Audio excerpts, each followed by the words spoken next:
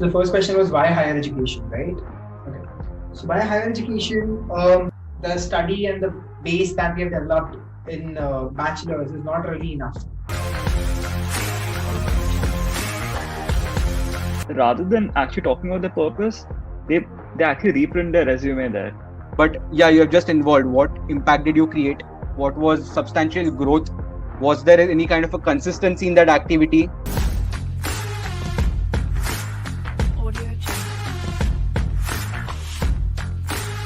Product manager needs to be relationship building and communication. And communication in terms of the fact that it has to be very clear what. So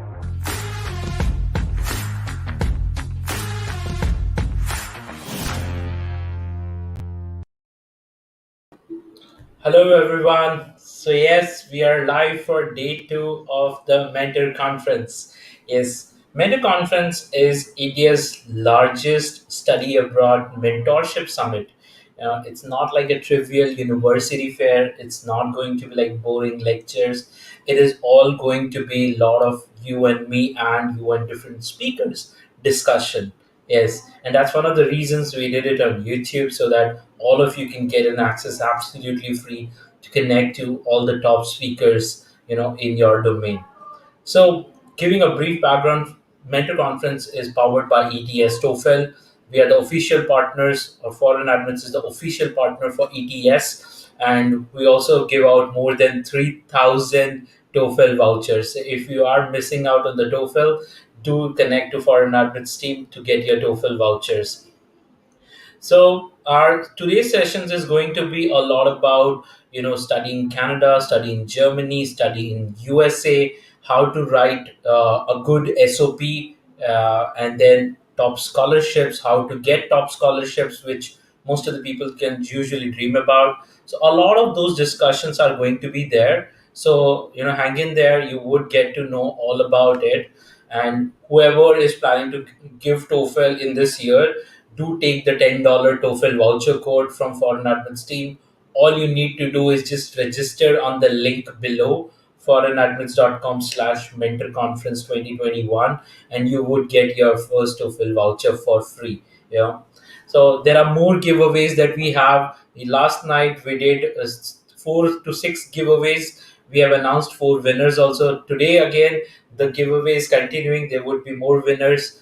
For today's giveaway, what essentially you need to do is whatever sessions that you are going to attend from 10, 11 to 5, take a screenshot of that session, share what you learned from that session, post it on your Instagram or LinkedIn, and tag foreign admits. Many of the people who are sharing it would get some of the shirt prizes, and one lucky winner would get a 5,000 rupees Amazon voucher. Yes, that's a very generous giveaway from our side. But yes, I will talk about a lot of things before the main session start about study abroad. I'll take up certain questions in the comment. I'm seeing Shubham Sagar has certain questions. Definitely, I'm going to take all of your questions. Who am I? Let me introduce myself. I'm Nikhil Jain. I'm the CEO and co-founder at ForeignAdmits. I was a full funded scholar, did my PhD from Nash in Australia. I had also multiple PhD offers from Canada and USA with full funding, and I was an IIT alumni. So I would definitely would want to help you out in your journey, and this is all about it. For the people who are joining this event first time, let me tell you what Mentor Conference is, so that you would be benefited. Mentor Conference is a 15-day event where we had multiple sessions starting from 11th July. We had sessions on product management, data science, software engineering, digital marketing, LinkedIn branding, personal branding, and whatnot, and also career counseling. And we had some university fair, not a trivial university fair. We got the top universities of Canada, USA, UK, and so many more coming and directly speaking to you. So this is the kind of quality you would get to see at Mentor Conference. So talking about studying abroad, I'm sure many of you have started preparing for TOEFL, GRE, GMAT, IELTS, and different kinds of tests. Okay, so if you have any specific query, you should put it in the comment. I'll start taking certain of those queries. Okay, so that we would try and help you out in your study abroad journey. Okay. So we have queries coming in from Kashish. So Kashish first query is, please tell about, does the class 12 board matters? Is PSEB considered low and visa chances are less in PSEB? Which board should I go for? Okay. Class 12th, which board you go for doesn't matter unless it's an open board. Okay, open board is not allowed in certain countries. Rest all the boards are same. IB to CBSE to state boards, doesn't matter. What matters is your test scores, your TOEFL scores, your IELTS scores, if at all you're giving any of those, your GRE score, or your, if you're going for a bachelor's, your SAT scores, if you're going for only USA, else your 12th percentage and the overall activities. So it would not matter whichever board you come from. Came from state board, never mattered. So another question by Shubham: should we apply for masters research based in Canada or do a masters from India and then apply for PhD? That's a very good question, Shubham. I would highly recommend doing the MASC program from Canada. It is fully funded also at most places, and if you get it, your next PhD could be in USA. I'll give you a very small example of one of our student and mentor. So one of our student got a MASC program in University of Calgary. It was also fully funded, and then he ended up doing his PhD from Stanford. So it is a level up, right? You would always want to level it up. And masters from India doesn't hold a lot of credibility in front of foreign universities, so they may not accept the credits for masters in India. So I would highly recommend to check this and before applying, directly for this. There's another question by Dhananjay. And guys, if you really like this event, which is going to be, do share it in your friends. I would definitely want more and more people to get help. And this mentor conference is absolutely free, as you can see, right? So there we have 50 plus SOPs right now waiting for all of you to grab it. We have assured scholarships under Dream Big Scholarship. Do you know what is the amount of Dream Big Scholarship that we could pledge this year? Any guesses? What is the amount of scholarship total that we have for all of you? Do put it in the comment. Do you know what is the amount of total scholarship ForeignAdmits going to provide all of you?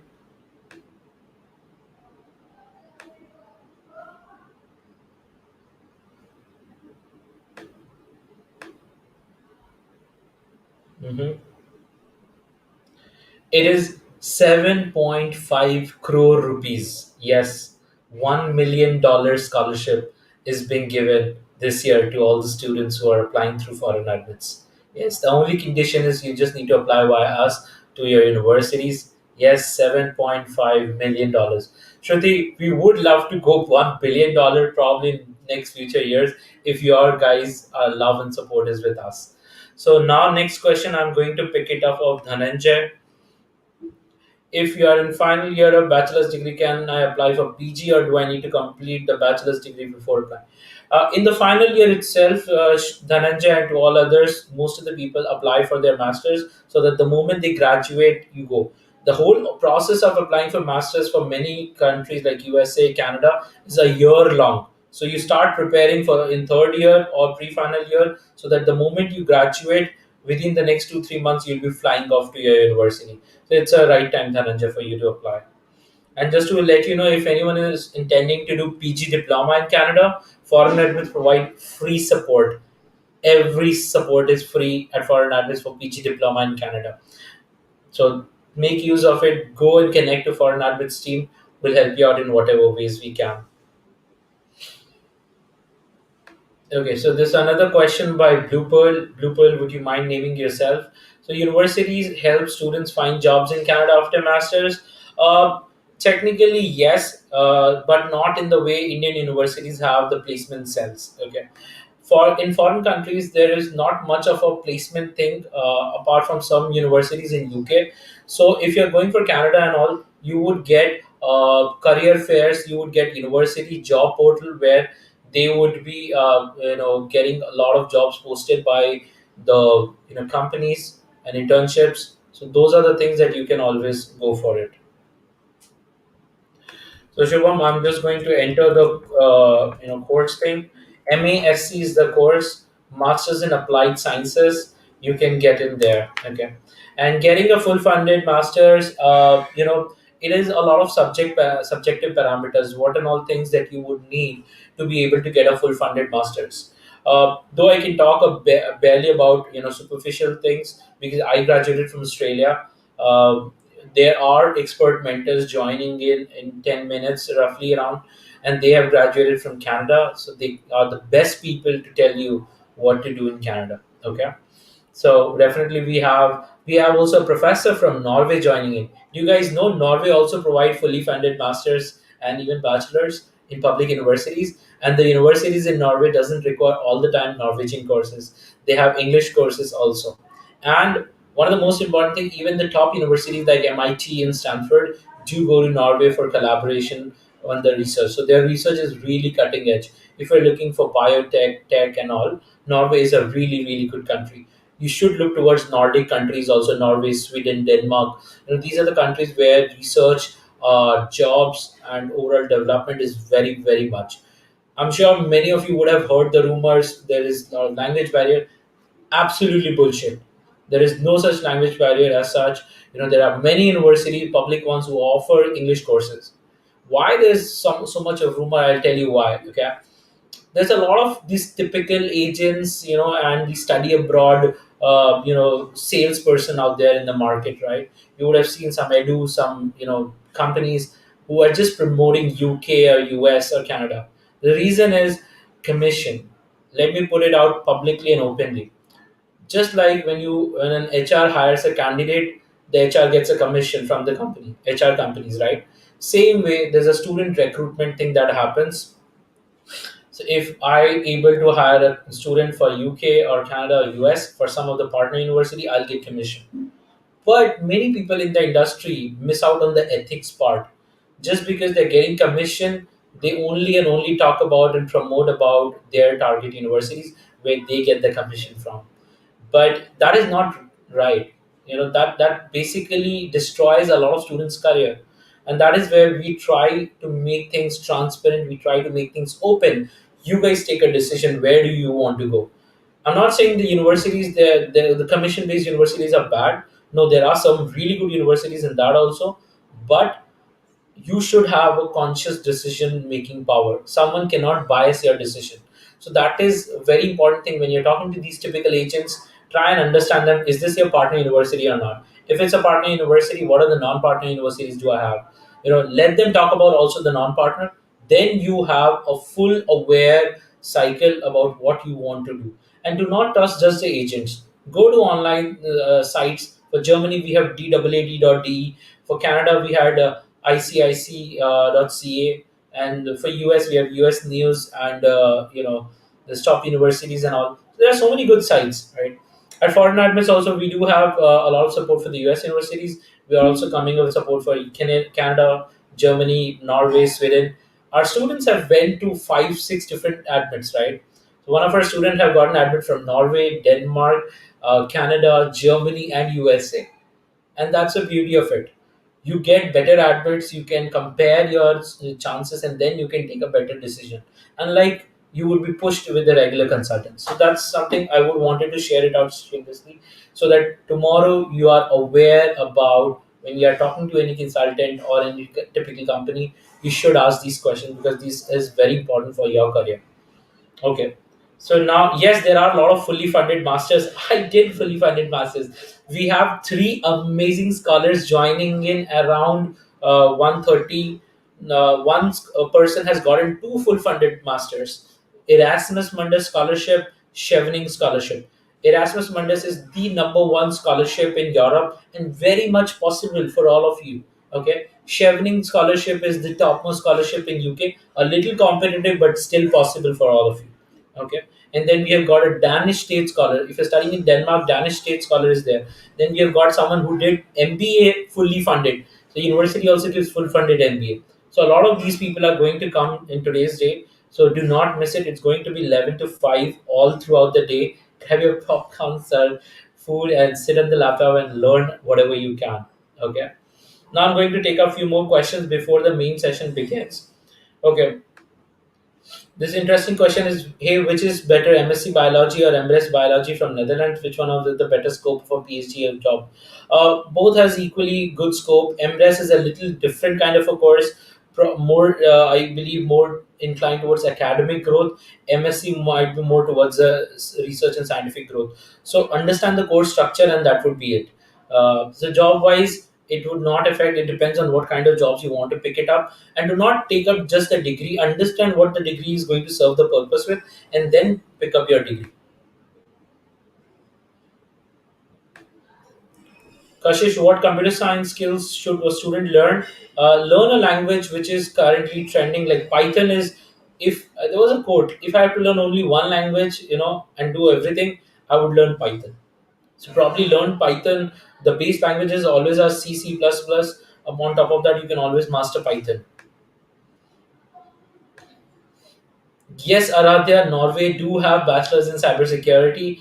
Go to study in Norway websites. You would be able to find out. Alto, others, there are so many other universities that you can always look at.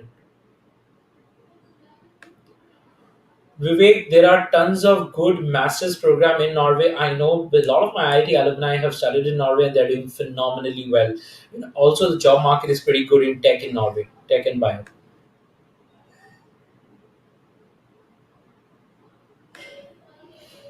Okay, Nick is asking, is doing MSc in IT major for 1 or 1.5 year in UK or Ireland compared to 2 years when it comes to work permit? Just look into the visa criteria. I'll not be answering this question very technically because I'm not the authorized attorney to guide you, and again, it's a legal thing. You might need to connect with our team at ForeignAdmits who can help you out with this. But there's UK and Ireland, most of the universities are our official partners, so we can help you out if you are taking your admissions. But it doesn't matter honestly. You need to check what is the course structure, and if the course structure is giving you better visa, take it up.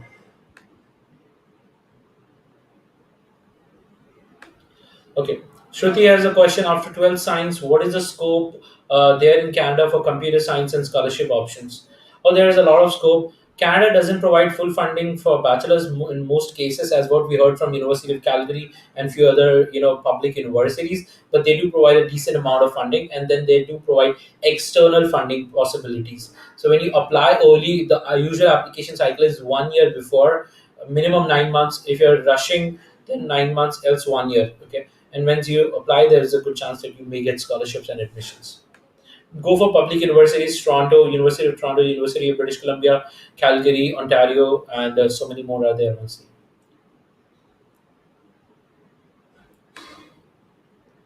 So could you give the idea of doing PhD in USA or Canada, like which is best for doing research in literature field? And am I currently doing PhD in literature? Look, I'm not an expert in literature, so I'm not going to guide you what is best in literature. The best way is to go to researchgate.com, which is the LinkedIn for researchers. Find your subject topics, see who are the professors who are getting more paper published, more citations, and a high citation index they have. If they have a high citation index, they are the professors, and see which university they are from. You will automatically get to know which countries would give you better sources. Ideally, US has Fulbright scholarship. We have one particular person who did MA in literature and with full funding in US as a Fulbright scholar, which is the most reputed scholarship in US, and she's coming today to guide you with the SOP writing. So do connect to her on in LinkedIn or during the session. She'll be the best person to guide you in the month. Her session starts somewhere around 12 to 2. Just check it out on ForeignAdmits website. You'll get to know.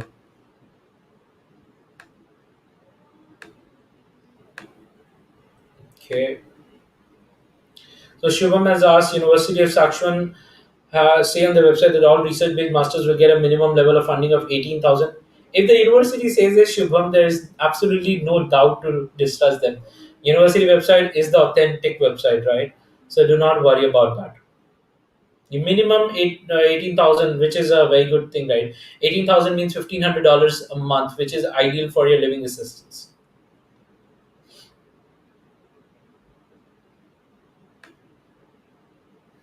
Suraj Shivakumar, which European universities or countries are best for MSc biology and the other opportunities for?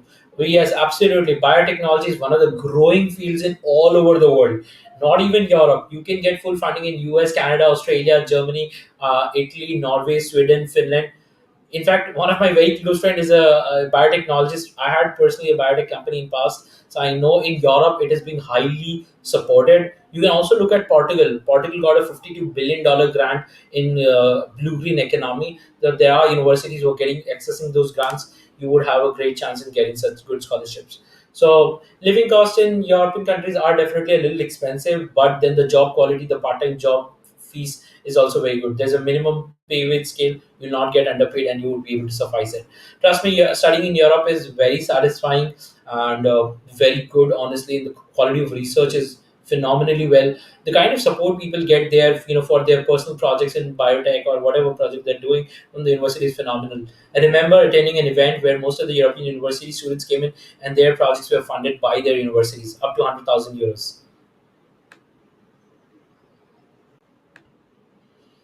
Okay, Nitiket, how to get full funded masters? Is there any criteria GRE score? This is something we are going to discuss in the scholarship session, which is just like 1.5 hours away. Once we have Canada session, and then we have another session on SOP, and then I think we have the scholarship session.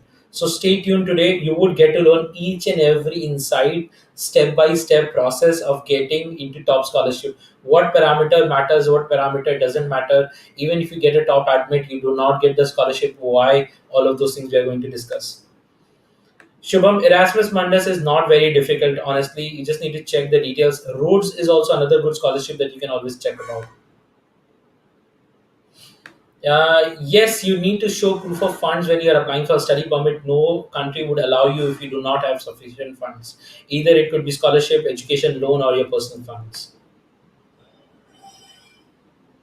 Hmm. Okay, Prem, currently doing PG. It's best to. Is it best to try my PG in Canada or do work 1 year and then pursue PG? I would recommend depends on your field and what kind of exposure you have. If in UG you have a decent kind of exposure, you can definitely go for PG directly in Canada. We can help you out. And again, Prem, for you, PG support from ForeignAdmits is absolutely free. Do connect to me on LinkedIn or WhatsApp, whatever, and we'll help you out for your PG diploma in Canada for free. Okay. Another question by Shubham. Okay, we have many extracurricular activities, planning to take a gap. Shubham, we got amazing mentors today. So definitely we're gonna take up all of these questions. Stay tuned. The mentors that just joined in will live stream them in a couple of minutes. So a lot of question, guys. It's just 2 minutes. All the mentors are joining in, and we will have a detailed discussion about studying Canada, different kinds of courses in Canada, PG diploma, masters by research, PhD, and so much more. So stay tuned. Do put in questions. We are going to have a lot of discussion. GIC, all of those things will also be discussed. So stay tuned with that.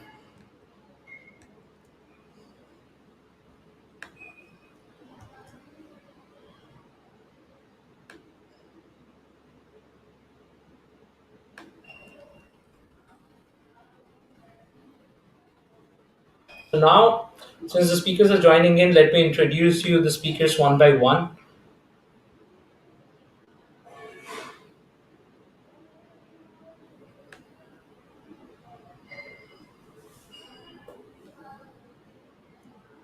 Yep.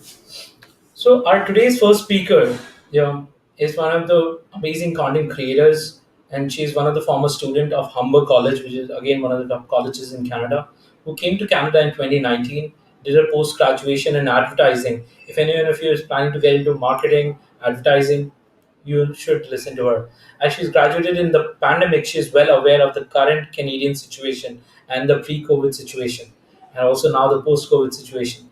Currently, she is working full-time at an advertising agency.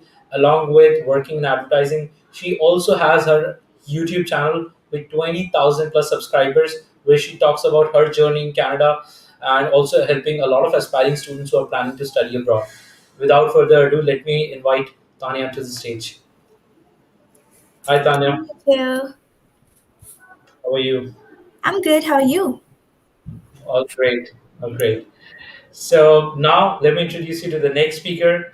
So our next speaker is Prashant Bhagga. Prashant is a passionate person about building teams and products, and that lives at the intersection of great design and helpful technology and strategic business. So product design, technology, business. You got all the four mixed together. He grew up in India and moved to Canada to study nanotechnology engineering at University of Waterloo. Waterloo is one of the great universities in Canada, one of the public universities. You should connect with him. And he has held 6 internships in the past where he worked in various roles, including research, design, product management. Most recently, Prashant is the experience of working in cross-functional team and launching products at Microsoft and Lifion. Hi, Prashant. Welcome to the show. Hello, hello. How are you? All good. So, where are you guys currently? So I'm in Toronto right now. I'm in Nice. Surat, Gujarat. Right after COVID, I was doing my internship in New York, and then because of COVID, I thought that hey, this is the best time to be with family, so I came back home. Nice. Oh, I got an update. Tania got 40,000 subscribers. Tania, by the time we just introduced you, your subscribers went up.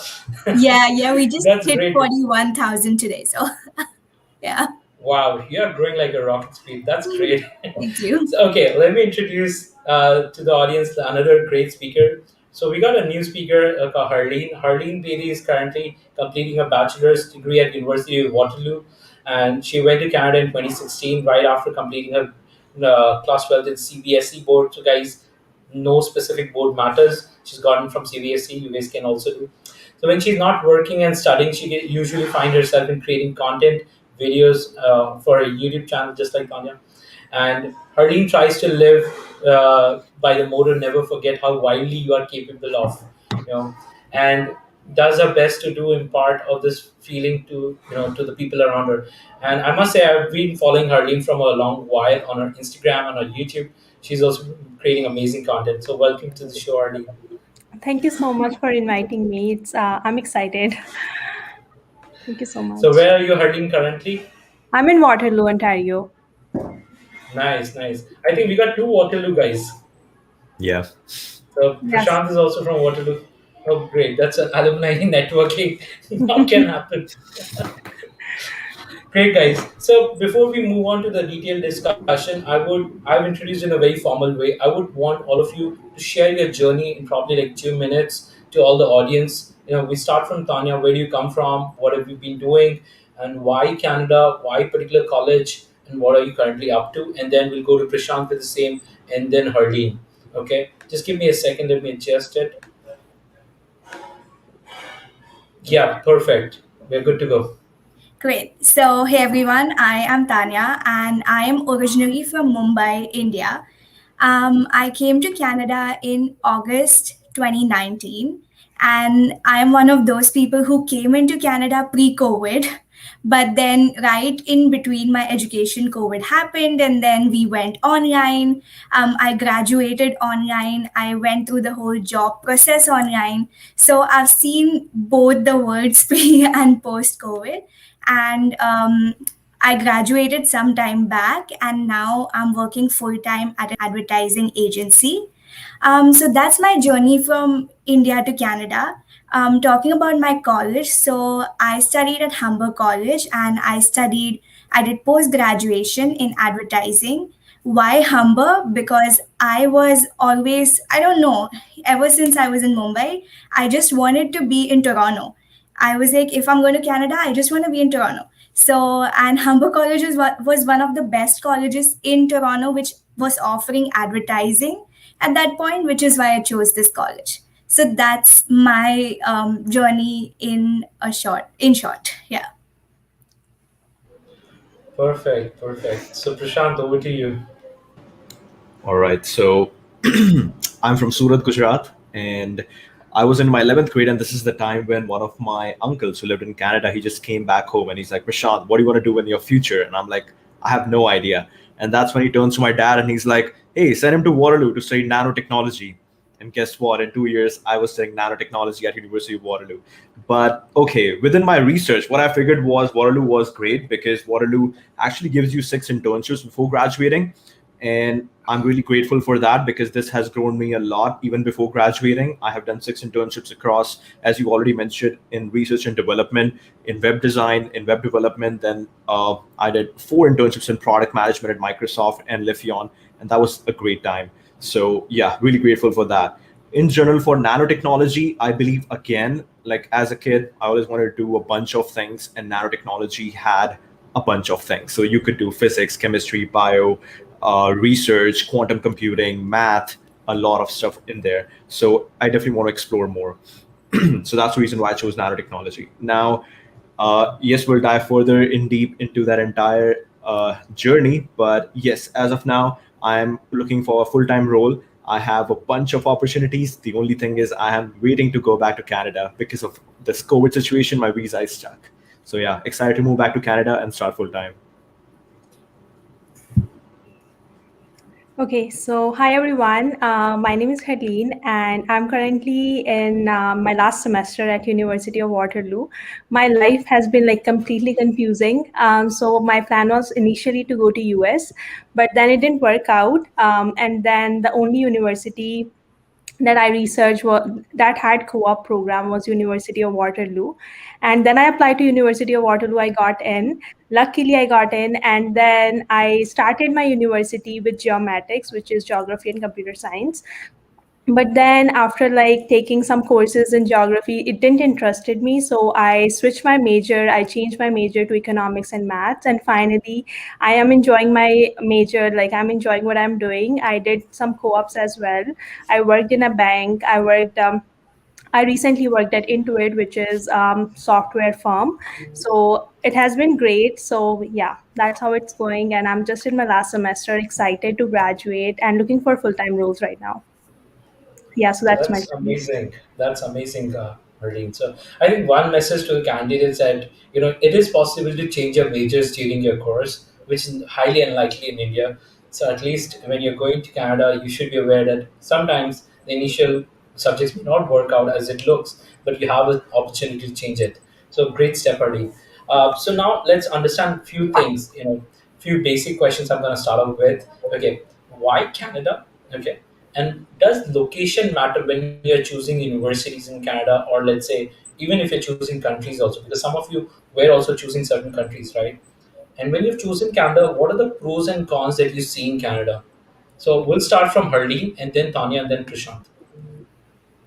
Okay, so for me, I think the only option, like I was confused between US and Canada, but the reason why I picked Canada because first of all, tuition fee is much lower, like not much lower, but it's lower than in US. Secondly, because of Canada's multiculturalism, I think it's easy for international students to adjust here compared to US. Um, Thirdly, obviously, getting PR here is much easier than in US. That were some of the reasons why I picked Canada over US. And then when I was choosing university, co-op was the main thing. Obviously, I wanted to graduate with some experience because that makes make getting full-time job like easier. So University Waterloo is one of the top ones in that. And for like for regions, like which province to choose, I think it doesn't really matter that much. There's some good universities all over Canada. Like you can go to Alberta as well. There are some really good universities there as well. I had some relatives in Ontario, so it just worked out, and I chose Ontario over other provinces. So yeah, that was my journey. Interesting. Yeah, Tanya. Great. So, why Canada? I agree with Hareen's point that first thing, it is cheaper compared to a lot of other countries, and another thing is that getting a PR in Canada is much more easier. It is probably one of the easiest. So, what I had in mind was that okay, I need to do a master's or I need to do a post graduation course anyway. And if I go to Canada, I at least know that if I like this country, I can settle over here. Unlike going to a country like UK, where I would not know if I'll be able to actually live in that country after I graduate. So that's one main reason why I chose Canada, because there were stay back options. And now location does matter in some ways. Each province over here is nice, and each province has great opportunities. There are pros and cons to all of them. All I would say is that um, I believe that if you're staying in an area which has more opportunities, it's just going to be easier for you to get part-time jobs. It's going to be easier for you to network and eventually get a full-time job. So that is what my opinion is. But honestly, if you have a good university, it's you will get chances, you will get opportunities wherever you are. Interesting. Prashant, talking about universities, Waterloo is definitely one of the good ones. What's your exposure? Yeah, definitely. I believe that Harleen and Tanya basically covered everything. Over here, I'll just mention that in terms of internship, one of my really good friends, he was from high school. He moved to US for university, and he was struggling initially to break that internship or crack that first internship. So I would just say that, like, I believe somewhere in Canada, and especially because of Waterloo, it's very easy to get that first chance. It's very easy for people to bet on you that, okay, yeah, you already from Waterloo, you already, like, doing some pretty good program over here, so why not take a chance on you? So I believe in Canada it's much easier to get that first internship, because once you get that first internship, after that, like, the ball is rolling easily. But just that first friction is really hard to crack. So in US, my friends were definitely struggling. So yeah, that's one thing that I could mention. Other than that, she covered everything. For me specifically, in terms of Canada, I pretty much had my focus that, okay, Waterloo, nanotechnology engineering, that's all I knew. So yeah, in general, like, overall Canada, Vancouver, that's a beautiful province or city. Vancouver, especially, the province is British Columbia, but Vancouver is pretty beautiful. It's like California. And Toronto, that's beautiful again. It's like New York City. So both has its own vibe. You can choose what you like. Do you like hills or do you like corporate buildings? So yeah, in general, for Waterloo, I believe, like, it's not, Waterloo is not the most exciting campus, but I believe the opportunities bring everyone over here. Absolutely, absolutely. So now let's talk about, since you're pretty much focused about nanotechnologies, when you went to Canada, what are the other fields that you found? Okay, these are the new trending fields in terms, because you had a diverse kind of roles in different companies, right? So what are the trending fields that you found out in Canada, which is growing in this current situation? And what could be the scope of different kind of industrial growth for students in Canada? I'm highly biased towards product management, and I can see product rising a lot right now. So in general, any product role. So it's product management, product design, and product marketing manager. These are the three roles that are popping up, high in demand. And the reason why it's happening is because, number one, when you think about software engineers are really trained to solve a problem, right? And product managers, they're really trained to understand what problem should be solved. So really prioritize what's important right now to the user, plus what's really important to the company, to the business, and what's really important, like, when you roadmap and look into the future of where you want to go. So definitely, with this perspective, product management is really popping up, and I would say that, yeah, give it a shot, try your hands. Even if you have a software engineering role, maybe reach out to your product manager and be like, hey, maybe I can help you with some product stuff. It's basic road mapping stuff, and, like, brainstorming and thinking about how do we build a better product, how do we build the next iteration. So yeah, in general, I believe product management is, yeah, it's something that you should focus on. Interesting. So, what about you, Harleen? You're going in bachelor's. What are the fields for the bachelor students have you seen? Which is being more in demand. I think I'm biased towards what I'm doing, more into analysis side, because doesn't matter which company you're working in. Like every company needs an analyst, business analyst, whether they are creating any software, whether they are doing just a bit regular operation stuff, they need an analyst. So something that gives you analytical skills. It could be math, it could be economics, it could be even finance. I think these fields are really into demand, and even like pay rate wise, it's really good. Doesn't matter which province you are in, and every company needs a analyst. That's great. So, product management analyst and into advertising and marketing. What do you think, Tanya? Yeah, advertising and marketing are one of the not so discovered fields, and a lot of people get really surprised that someone who is of the advertising background can also find a job and can also do something abroad. So yes, my only suggestion is that do what you like, and Canada is a country which has opportunities for everyone.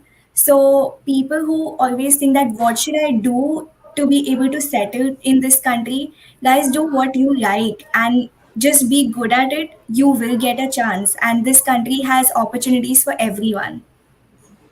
Interesting. Okay. So now let's a little bit talk about finances and management. Since you mentioned, all three of you might agree that Canada is a little bit more budget-friendly country. Okay, but it's still not as compared to when we talk about European countries like Germany and all. Okay, so what is your insights towards finances and scholarships in Canada? How do you guys manage funding in Canada? So personally, I went with a post graduation course, and post graduation courses are comparatively much cheaper, even from the master's courses in Canada. So post graduation is much cheaper. And talking about scholarships, you would maybe get a bursary to do a post graduation course, but you would never get a full fledged scholarship for it. So yeah, I didn't go for any scholarship. I just went ahead with my post graduation course. So, what is usually the cost of doing a post graduation, if you can mention, so that people can relate to it? Sure. So, for a 1 year course, specifically talking about the course I did from Humber College, my fees was 18,000 Canadian dollars. So that's around 10 lakh Indian rupees for my 1 year, and that was my whole course. So yeah, Wow, interesting. So, yeah. talking about college to universities, Prashant, what's your insight about the university fees and other scholarships in the fields the kind of fields that you are working in? Okay, so in terms of finances, let's talk about like per term basis. So per term, I would have my tuition of around 18 to $20,000, 20,000 Canadian dollars, and then if you keep on adding food and rent and all that stuff, it would go to around 20 to 23. So that's an average term fees or tuition that I would have. And in terms of scholarship, yes, you can always apply for bursary. That's the best way. Every year you can apply for bursary of up to $5,000. I did that, and that was amazing. Plus, if you just study good, if you just study hard, there are some scholarships that would just apply. You don't even have to. You don't have to apply for that. They would just, based on your marks, they would give you the scholarship. So in my second and third year, based on my rankings, I just like saw in my tuition that okay, I have some $3,000 to $4,000 in scholarship that has been attached because of the grades. So yeah, if you also keep your scores high, it's not important to keep your scores high if you're focused on jobs, good jobs.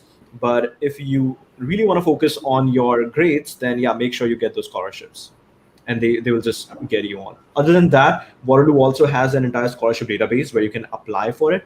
I I personally didn't find it very productive to actually go there and look for scholarships because they are very specific. That okay, you have to be women of color from this particular country. You should be doing this particular sport. Only then they will give you the scholarship. And yeah, these were really specific ones. So for that reason, I didn't apply for scholarships. I just worked with all the scholarships that I got. Absolutely, got it. So, Harleen, for bachelor's, what's the scholarship scenario?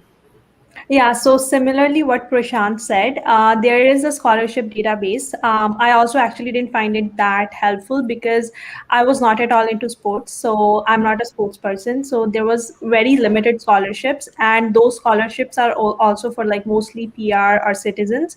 So I got a scholarship when I applied initially, depending on my grades in 12th. And after that I applied for bursaries. So bursary, yeah, you are eligible as an international student as well, and you can get up to $6,000. And my tuition fees is $16,000, almost $16,000 per semester.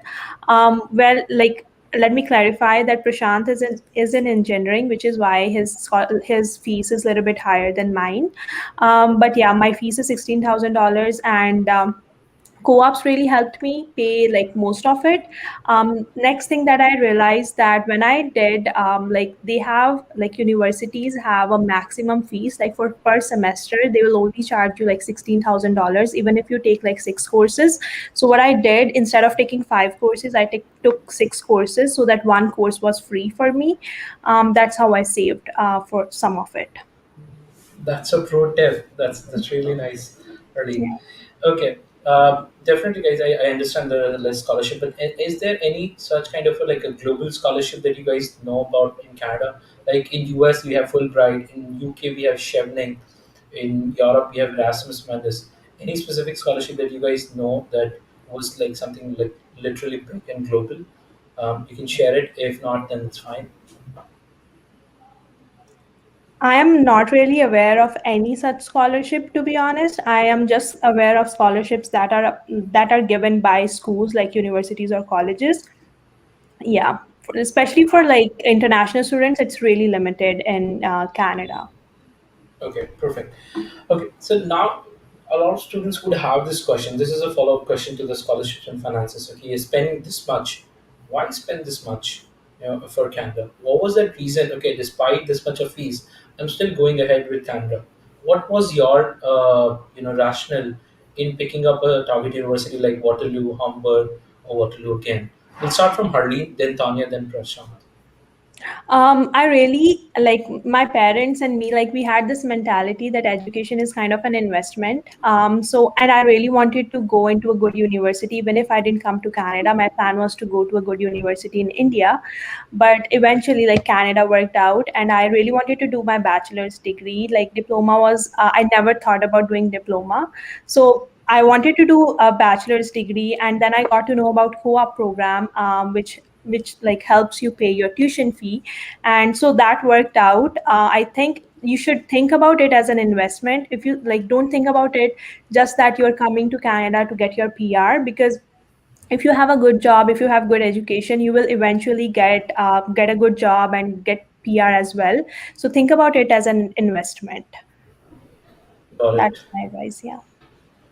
Tanya, what about you? Like picking up advertising and spending, like yours is still budget friendly, and I'm sure many of you might be surprised to find out Humber College fees is pretty much in comparison to the Indian colleges also, at a good university. So Yeah. still, why? Yeah, it was first of all budget friendly, yes, but the only reason for that is that so Harleen and Prashant did a bachelor's and a master's, whereas what I did was a post graduation course. So my course is a little different from what they did. Yeah, I'm pretty sure their courses were way more intense, and mine was like a 1 year course. So I graduated with my bachelor's in India, and then I worked there for a year. After that, I was like, now what? I want to study further, I want to do something. And by that point, I was very sure that I want to do something in advertising. Now, you wouldn't really find so many master's courses in core advertising. You would maybe find an MBA in marketing, but you wouldn't really find a master's in advertising. So I started doing my research, and I always wanted to have that global exposure. And my aim was always, I never thought of coming here and settling over here initially. It was just I want to get the global exposure, I want to get the experience, and then let's see how it goes. So I just looked up post graduation courses, and I found the course structure to be very nice. And I also read up about this course, and everyone said it's very practical. It prepares you for the industry, which was so true, because after doing the course, I could say that the course was not so theoretical. It prepared you for the industry, and it gave you the right skills that you need to do the job. So I would say again that yes, education is an investment, and um, which is why I decided to go ahead with it. Interesting. Now, Tanya, I have a follow-up question with you because a lot of students, find this. This is a problem with the rumors, right? A lot of someone said, "Oh, PG diploma is not a right degree for you. You should always go for like a MS program." What's your take on PG diploma in Canada? Because you've already done it, you're doing the job, so definitely I can at least relate to it that it's a great course to be in. But what's your take on PG diploma being valid or validity of PG diploma courses in Canada or outside? So I honestly had the same impression in my mind back in India, and I was not very inclined towards doing a PG diploma. I wanted to do a master's, but then after just reading all of the reviews, and I decided to go ahead with it. And guys, if you plan to stay in Canada, then doing a PG diploma will help you. Just make sure you do it from a decent college, from a well-known college, because every time I go, I speak to a professional from advertising, and I tell them that I did a course in Humber. They know it, and they really appreciate it. Or they're like, oh wow, you're from Humber, so you would know this, and they really value it. So nobody has ever told me this, that why like, oh, you just did a PG diploma, that doesn't matter. Nobody has ever told this to me. So Wow. yeah. And that's very reassuring to a lot of students, and students do understand this. When people go there, they would actually, discover more and more insightful things. Do not listen to rumors. Do your own research or speak to people who have already been there. So, Prashant, talking about a degree which is costing you $20,000 per term, right? Why particular choice like this? And again, not that the family thing, but then we could have gone to US also and other countries or Germany and all. Why such an investment? Yeah, definitely. I definitely believe that make the most out of all the opportunities you get, and yeah, just keep pushing for it. Like if an opportunity is easier, let's go for that. So Canada was much easier than US. In US, you are stuck on H-1B visa and all the weird stuff that's happening over there. But Canada, much safer, culture-wise, amazing. And yeah, throughout my experience, I cannot regret my decision because I tried everything. I cold emailed my way into startups, then got into startup incubator, then cracked Microsoft, then worked at New York City. It was amazing. Like this entire journey, I cannot regret it. I will never regret it. So yeah, I believe you just have to keep wishing for the right opportunities and keep working hard. And yep, you'll be presented with some good, nice results to enjoy. Okay, so again, a follow-up question to you, because a lot of Yeah. engineers are planning to study abroad that way, and in India we talk a lot about ROI, and we usually confuse ROI with the payback period. You know, Okay. because Yeah. ROI is something which is more than just a payback of your tuition fees, right? It is more about the holistic and overall growth, right? I'm sure some of you might agree to this also. So at least let's talk about a little of the payback period. What's the usual salary structures look like? How are the growth of salaries? Because again, we are a little obsessed with number. As we come from a country where most of the people are judged by their ranks. Again, we are trying to break that stigma that you are more than a Yeah. number, but still to give a comparison. Okay, this is how the number looks. Now let's get ahead from numbers. Okay. I love that. I love that they're getting into nitty gritty details. So here's the thing. I study nanotechnology engineering, right? Which means that the ideal job that you would take after nanotechnology was a very research oriented job, and research doesn't pay a lot. They would pay you, let's say, $20 per hour, 20 Canadian dollars per hour. I'll be talking in both Canadian and USD right now, so I'll specify that. 20 Canadian dollars or 25 or 30, something around that range, right? But on the other side, all my software engineering buddies, first, second internship, they do that in Canada. After that, they crack US. Now we already talked about this, that Canadian tuition is lower, but you can still work in US. You can still do your internship in US. There, you are getting paid 40 USD per hour, 50 USD per hour, 60 USD per hour for software engineering students, and that's crazy. Even for me, I cracked US in my fifth and sixth internship, and that's the time when I started earning in USD. If like I'm in nanotechnology, but if you talk about software engineering students, they crack that in second or third year, in the second and third internship. They can easily make up the entire, or they can easily pay for the entire tuition for their entire software engineering course if they keep working in US.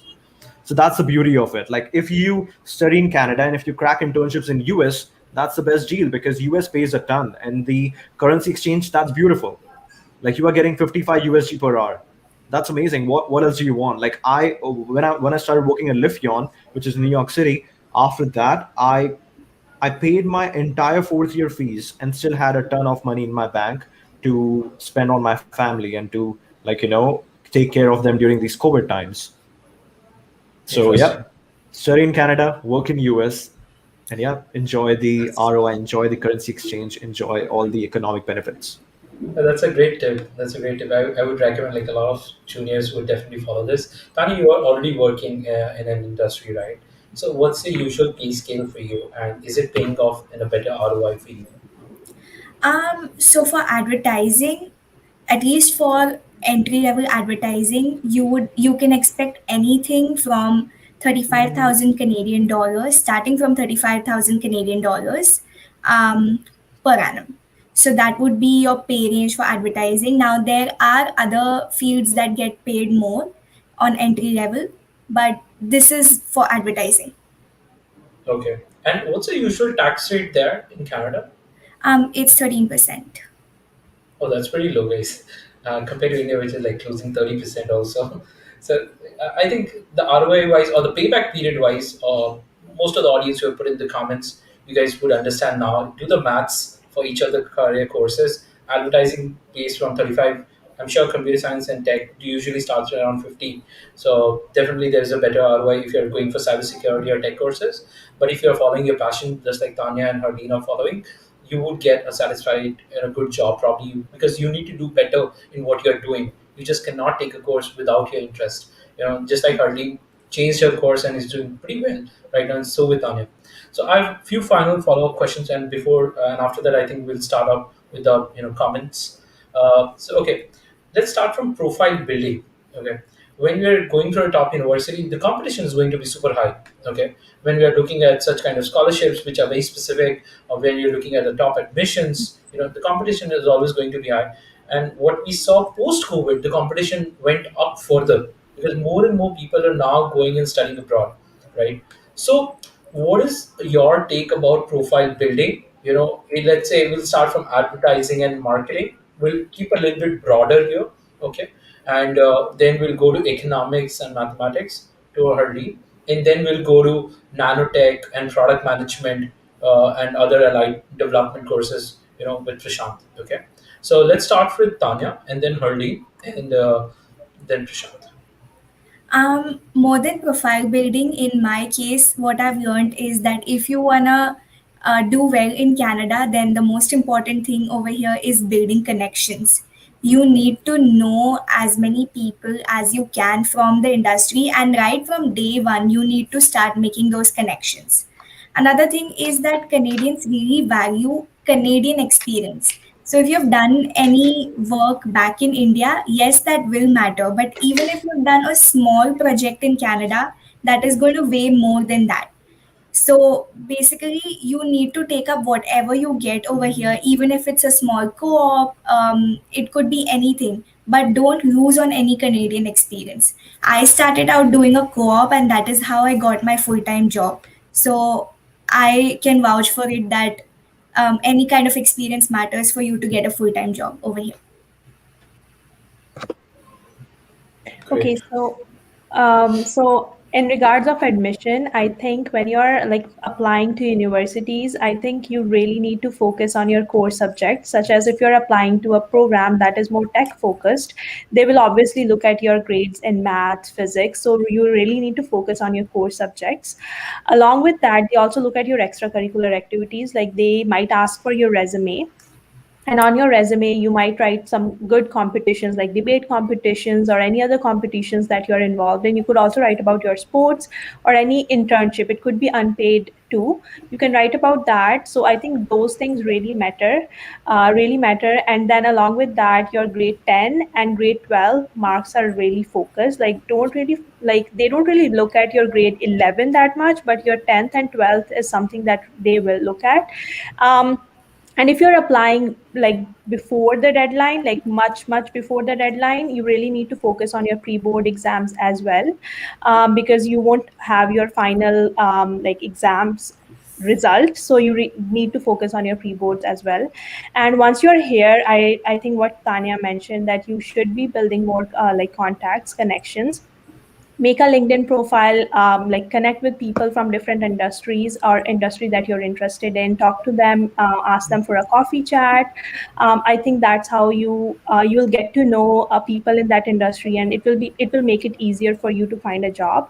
Second tip that I would say is, if you have your summer off, instead of working any part-time job, I would really recommend that you start applying for any internship like much before. Like if your summer break starts in May, start applying around January and February for like summer internship here in Canada, because that will really help you find a good full-time job. So these are my tips on building your profile. Got it. Prashant. Okay. So I believe in terms of nanotechnology, because it was a bachelor's degree, definitely they just look at your high school grades, and I believe there is Harleen, correct me if I'm wrong. Do we need to write an essay? I totally forgot about it. No, I didn't have to write that. Okay. So I believe there was some sort of form that we had to Yes. fill, which I forgot So admission. what's called. Yeah. Exactly. So there's one form that you have to fill out. That's it. So yeah, if your grades are good, if your form is good, that's when you get in. That's for nanotechnology. But again, I would say it's pretty easy if you are going for, if you're not going for the most competitive programs like software engineering, computer science, because this is where you need to really showcase that, okay, how you are different, why they should get you into this prestigious program. Other than that, I believe it's pretty much easy if your grades are good and if your form is good. In terms of product management, so how I got into product management was, again, once again, very unintentional. Uh, I was lying on my bed scrolling through Facebook, and this is when I realized that, okay, Microsoft is hosting a hackathon on campus, and the winner would get an opportunity to interview for an internship. So this is when I got excited. We gathered a team, we built a chatbot, we won the hackathon, I got the interview, and that's how I landed as a product manager at Microsoft. So very unintentional story. I had no idea what product was. On the job, I was learning what this new thing is. But yeah, still, soon I fell in love, and that's when I realized that, okay, now how do I build my profile in this? Once I'm a product manager, then. So I started posting a bunch on LinkedIn. Now you'll realize that product management is very, it's not a tangible skill. It's very intangible. You need to be good at communication. You need to be good at just all the visionary stuff, and you need to be good at, like, going deep into the roots where you are really prioritizing, making sure all your processes are efficient, making sure that software engineers get all the time they want to go and build what they are supposed to. So yeah, like, you need to showcase these skills, very intangible skills. So how do you do that? One way I do that is through blogging. I blog about new product news, product management fundamentals, how to improve processes and stuff like that. Number two is podcasting. This is where I actually build my network. You don't need to build any network. You need to build a highly specific network in terms of your job. I believe, like Tania and Harleen already mentioned, network. It's very important. This is how you eradicate the competition. Literally right now, how I'm getting a job is because one of the friends I randomly met at Goa, I shouldn't say friends, one of the person I randomly met in Goa while on a small trip, we just clicked together, we kept on chatting, and then one day she's like, hey, we are hiring a product manager, do you want to hop in? And I'm like, okay, let's do it. They didn't even post that job out there. So that's the beauty of network. Like, you need to have highly specific network and try to have a casual conversation with them, not just very professional that, hey, I'm Prashant, I'm this. No, try to meet them in casual settings. Like, ideally, I was in New York City and I was trying to meet people at bars and coffee shops and just, like, normal events, because that just removes all the selling stuff. You can actually connect as a human being rather than, like, always being in that sell mode. So yeah, try to find these good areas to actually meet up in casual settings. So yeah, this is what has worked for me. So yeah, highly specific network and meeting them in a casual setting and actually making a friend is more important. Interesting. Okay, so talking about this post-COVID scenario, a lot of things would have changed, right, in the post-COVID scenario. And what do you think, all three of you, in terms of the job prospects, um, research prospects, and even university application prospect? Whatever understanding you guys have, would you like to share about post-COVID scenario? Certain things like this would have changed. So if you are planning to come into Canada or study in Canada, that's where you need to focus on few of the things. So, all any tips for the incoming Canadian aspirants? So we can start with Tanya, Harleen, and Prashant.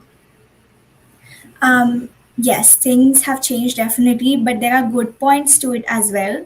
So, the good thing is one that while you're completely doing everything online, you have more opportunities and you have more time to build those networks, and you can start applying for these jobs way earlier, because you wouldn't actually have. I remember initially when I started, it was so overwhelming for me because I had to find a part-time job. Along with that, I had to attend college. I had to do those. I had to commute to college, attend lectures, come back, go for my part-time job. So you kind of eliminate that whole commute thing, and you wouldn't realize, but when you actually do the whole thing at home, you save up on a lot of energy.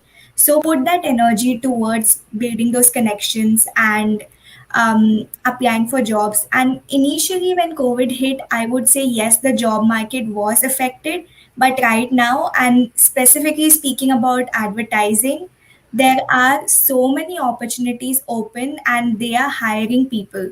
So I don't see COVID affecting the job opportunities at this point. Initially, yes, but right now everything seems to get back on track. Okay.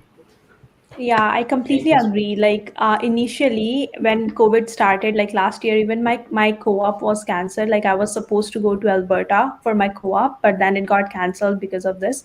But now things are definitely getting better. Like companies initially cut some budgets, but like I would say it's not like 100% back to normal. Like there is still like difficulties because right now I'm finding a full-time job. It's not that easy because there are people who have much experience than me and are looking for a job, and then that's me, like here me like competing with those people who are already experienced and I'm a new grad. So obviously it's a little bit difficult, but I'm pretty sure like next year it will get back to normal. So I would say like if you're planning to come to Canada, start like prepare your resume before you come to Canada, start making more connections and talk to people. Like ask your friends, they could refer you. Like if you're finding a part-time job, you can talk to your friends, they might refer you somewhere. So yeah, that's my tip. Yeah, Prashant. Prashant, you're on mute.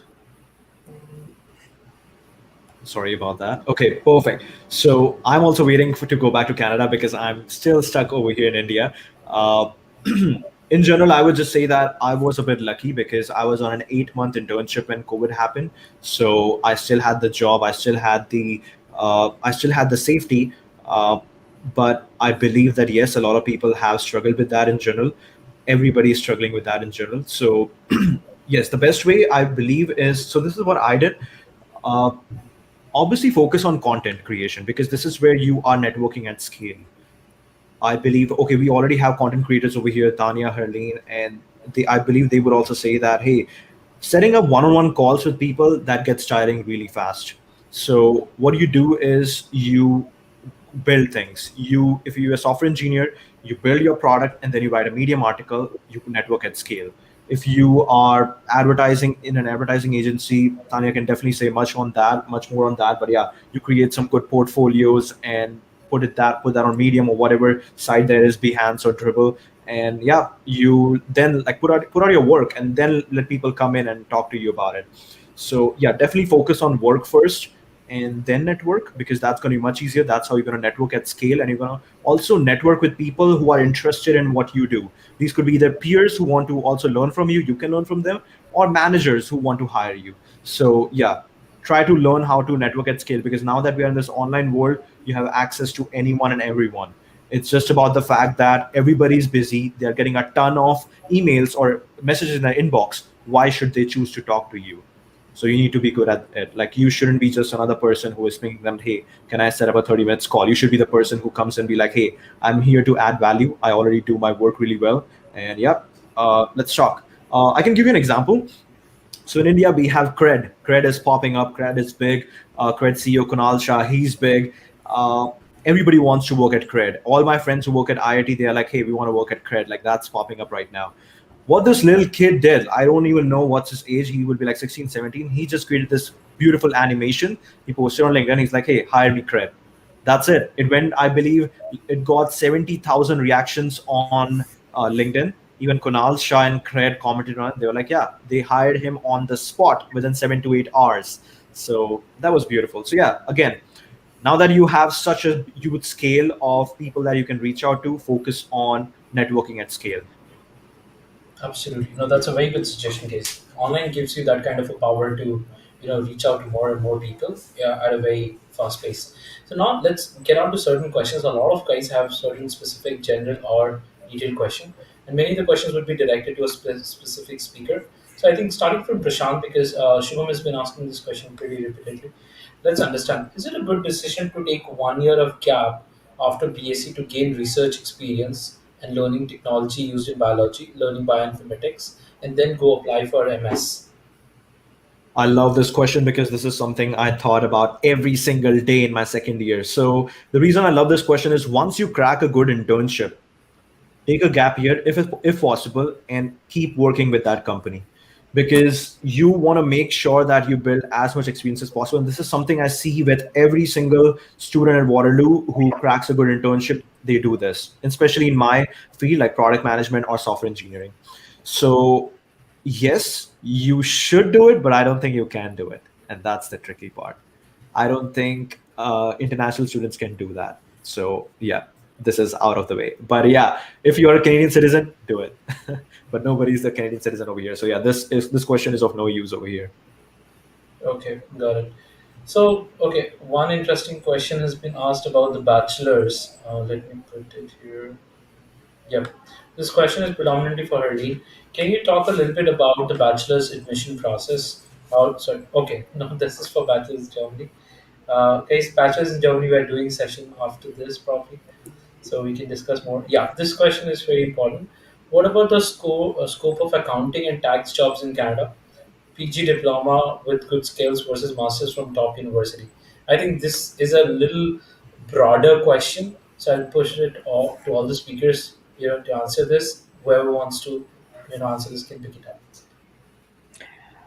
I think for accounting and tax jobs, you need to crack CFA or like CPA, Chartered Professional Accountancy. It's I think it's 3 exams to clear that. I think even if you do PG diploma, you could be eligible if you crack that exam. Like even if you do masters, you would have to do CFA to practice accounting in Canada. Yeah, but like University of Waterloo does have this program with co-op, which I think is really, really good program. Yep. Okay. I can add on to that. So one of my really good friends in first year, he was from Delhi, and he was an AFM program, accounting, finance, and math. And that's a program I believe Harleen is talking about. Definitely the scope is huge, because right in Toronto, you have all the major headquarters of the big fours, KPMG, Deloitte, EY, and what's the fourth one? I forgot. PwC. Yeah, PwC, right. So yes, there are a ton of opportunities. Like AFM program is big, and they are hiring a bunch of analysts and actuarial science students from Waterloo. Great.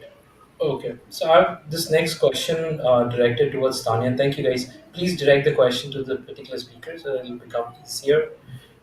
So this question is for Tanya about the media buyer role. Okay, so can you help us answer this question? Right. So, what was the reason for pursuing a 1 year program instead of 2? First thing is that most of the available programs are just for 1 year. So, if you're going to look for most of the programs which are very specific to one specialization, they're going to be 1 year. So, I honestly didn't have a choice. It was just a 1 year program for me. But you can always go for a 1+1. I didn't choose to do that, but if people want to, in order to get a longer work permit, you can always go for one program and then go for another. So 1+1, you can do that. Okay, which brings to a very interesting question about two interesting questions about the acceptance of a 15-year degree in Canada, because Canada has been always in this controversy, and because BAC, BCom, PPA, they most of them misses out on studying in Canada because of the 15 years of work ex. So, what's your take on this? Are there still any options for them to take up that 15 years to 16 years, or to still get? What's the solution around it? Because it sometimes feels like a dead end for a lot of students, because they are doing their bachelor's, they don't know, they might have to do MCom, which could be a 2 years, but they don't want to do the 2 years thing. So, what's your take on this? And this goes to all the speakers here. Right. This is actually a big problem for Indian students, because even I was in the same situation where I had a 3 years bachelor's, and I just most of the universities where I wanted to do a master's wouldn't accept me. But there are a few things that you can do in these situations. And I recently made a video on this, which is why I've done a little research. So let me share that. So one main thing, the easiest route is there are a few colleges which actually offer you a master's or an MBA without the 4 years of bachelor's. So they give you a master's with a 15 years education. That's one thing. Another thing is a lot of good universities also compensate for your 3 years bachelor's with some work experience. So if you have say 2 to 3 years of work experience, then you might actually be eligible to do a master's. That is another option. The other option is that you do a master's from India and then pursue your MBA or master's over here. So these are a few things that you can do. Does this go same for PG diploma also? No, for PG diploma, you can come in directly after your 15 years education. Getting admission in PG diploma is very easy comparative. You don't need a GMAT. You don't need to give any competitive exam. All you need to give is your IELTS, and you might need a cover letter or a few references depending on the college. But otherwise, it's pretty easy. Okay, so this brings to our next follow-up question, and thankfully it has been asked by one of the students itself. So, can we do a master's degree from another good university in Canada after we have done the PG diploma in Canada? And this is very tricky for me also to answer it. So, I'll Yes, redirect you it to all can. the speakers. Yes, you can. Okay, so guys, this could be one of the other pathways that you go for a 1 year PG diploma in Canada, and then you can always switch to a master's in a more specialized field in Canada. And maybe after 1 year, you would not want to do a master's, you already got a job. So, that could also be a possibility. Okay, so a couple of questions has been answered. Okay, so this is this is an engineering related question. I'll direct it to Prashant first.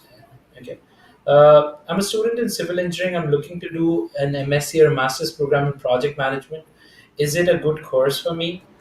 Uh, Prashant, any insights? Else, I'll take it up.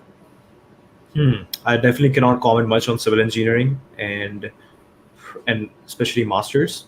So yeah, no insight over here. Definitely look into Waterloo. They have some pretty good courses.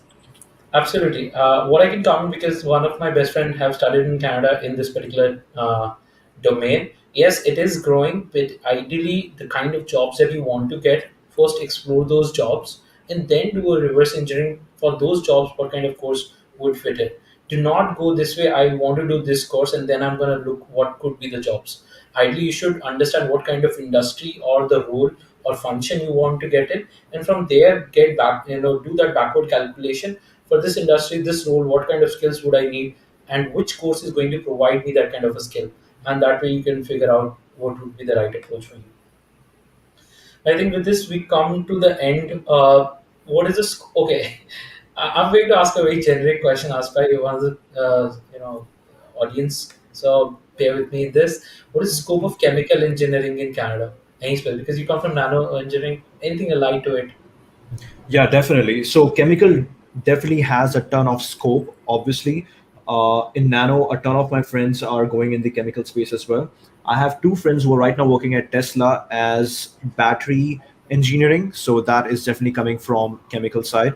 So yeah, scope is huge. Again, don't worry about scope in Canada. You just have to work, study in Canada. You can always get jobs in US on J1 visa or L1 visa or whatever there is. So yeah, especially for internships, you can explore the world. For full time, yes, that's when you're restricted to Canada. So if you're just looking for internship, look into US as well. There is one company called Syrian Energy that is hiring a ton from chemical engineering, from the chemical engineering program. They are again based in San Francisco. And there's Tesla. Obviously, Tesla is all out hiring chemical engineers because they want to build those batteries. And similarly, all the self-driving industries. So you can think about Zoox. Amazon acquired Zoox. They are hiring a ton. You can think about Aurora, which acquired Uber's self-driving division. So yeah, there are a ton of scope in chemical engineering, especially because of the boom in self-driving. Absolutely. And one thing that I can at least talk about is oil and gas sector, which is anyway a big sector. Despite the pandemic hit and all, if you're looking at sustainable energy developments, that's where again you can find internships in Shell or other specific companies in Canada. So one question which has been asked by Ankur and it's been repeatedly asked by other students also, what is the scope of 2 year supply chain? Or let's say talking about the supply chain industry in Canada. Any specific institute that you could think or heard about which could be good. Again, guys, these are very generic advices. You should always do your research. before confirming on anything, because these are not the specializations of the people that we are talking to. They would give an advice based on whatever they know or they've heard of. This is not the end, I would say, suggestion. So do not take this to heart that okay, someone has said it, I'm following it. Do your own research also. Yeah. I can quickly mention that I did a, what's the right word? I did a small course. What's the word for a course that is not that big? Elective. Elective. Yes, right. Audit Okay. course. Elective. Elective is basically a course that you take as a side course just to clear the requirements. It's not that difficult. So I did one on supply chain management. It was pretty easy and I loved it also because it explored a ton of cool companies. So yeah, there's a lot of scope in general because of PepsiCo. PepsiCo has a big office in Canada near Brampton, Mississauga. So they are hiring a bunch of supply chain people. A lot of my friends work over there, and plus Amazon in general. If you think of supply chain, think about Amazon. Amazon has their warehouses everywhere. So yeah, they are hiring a ton as well. Absolutely. And I think post COVID, the supply chain industry would have also gone certain transformation. So there is Yeah. definitely a need of good people out there. Okay. So this is a pretty much geography oriented question, probably going to be the final two questions. Uh, is Alberta a good place to live versus Ontario, as it has higher wages and lower taxes? I can go ahead with that. Alberta is a beautiful place, like really, really pretty compared to Ontario. But like wages wise, I would say like if you're more focused in tech, Ontario is better. But because Alberta is mainly like there are mainly oil industries. So if you are someone who could like have opportunities in oil industry, that's a good place for you. The only reason why I got like chose co-op in Alberta because I wanted to explore Alberta. That's the only reason why I chose. Otherwise, because my program is also more focused in tech, so I would say Ontario is better in that case. But taxes, yeah, obviously Alberta has lower taxes, but it also has really bad cold weather. So yeah, you have to choose which one is better for you depending on your program. Okay. So we have final question about GIC. So is GIC required for research-based masters, or for what and all courses are GIC required, or is it global for every course? I'm not so I believe sure it's about that. global. Yeah, I think it is for everyone. If So you are all coming three to of you come Canada, from three different courses. So bachelor's, yeah, master's, PG diploma. All three of you would have used GIC. Yes. Yeah. GIC is just a safety Okay. net that, hey, if you're coming to Canada, you should have some money at least so that you can support yourself. Yeah. I think it's more of a visa requirement than a course requirement. Mm-hmm. Interesting. Okay. And just last closing comment in this COVID situation, how the country that you felt has helped you on a personal level. Okay, Canada has been very supportive, or what are the kind of support the Canadian government has given to the international students? Can you talk a little bit about that? I didn't get any help from government. To be honest, like I was paying the same tuition fee.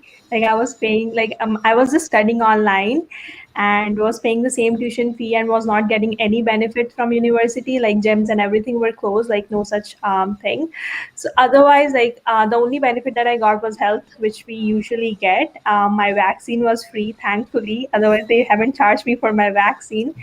But it's yeah, nothing has changed. It was almost the same. Yeah, no benefit from the government for international students. I think the government was pretty supportive, but talking about the colleges, completely agree. They did not lower the fees, and although most of their services were shut down, we had to pay the same thing. But the government was actually very supportive. Hmm. So there was a fund called as the SERB, which was given to part-time workers who lost their jobs. So basically, everyone and a lot of my friends who were not in essential services lost their jobs, and they got funding from the government for them to help them sustain. And the best part is that in these situations, the Canadian government did not actually differentiate between you are an international student, you are an immigrant, and you are a permanent person. So they never did that. And even in case of vaccines, They never did this, that okay, so the permanent residents would get their vaccine first, or the citizens would get their vaccine first, and then the international students would. So I think the government has been very, very nice, but the colleges could have done something better. Mhm. So yeah, that's my take on Absolutely. it. Okay, Yeah. perfect.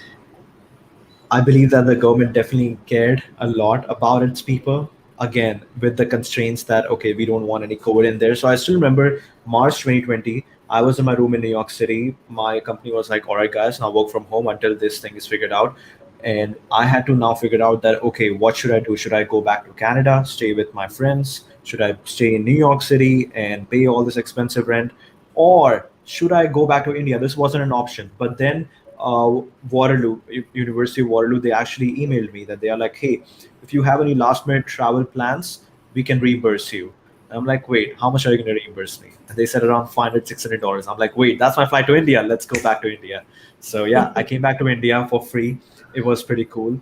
Uh, but after that, something weird happened. Like, it's basically the fact that, okay, I'm doing at Waterloo, we do 4.5 years of a program just because of it includes some internships.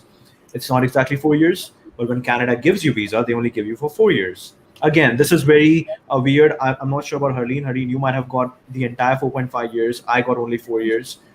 Yeah. So I got only 4 years, and the 4 years was supposed to expire in September 2020. I was in India by March 2020, which means after it's expired, now I have to reapply for a totally new visa, and that's what I'm doing right now. So I'm applying for a totally new visa just to get in, and it's taking too long. It's almost a year now. So yeah, somewhere I'm not really happy with what they are doing, but yeah, overall, there are some nice people. You cannot complain. COVID is a big thing. People are trying to figure things out. Absolutely, absolutely. No, thank you guys. Thank you for joining in. And I think this 1 hour session has given a lot of insights. So a lot of people would start preparing in a more conscious way. And you guys have been amazing speaker, and I'm sure our audience would have loved it also. So, audience, one thing that we discussed before the session, if you really liked it, probably take a screenshot of the session. Do share what you've learned on Instagram or on LinkedIn. Do tag us so that we also know if we could have added any value to your study abroad journey. And thank you, Prashant. Thank you, Tanya. Thank you, Harleen, for joining in. It was amazing hosting you today at the Mentor Conference. Thank you for Thank having you. us. Thank you for having us. Yeah.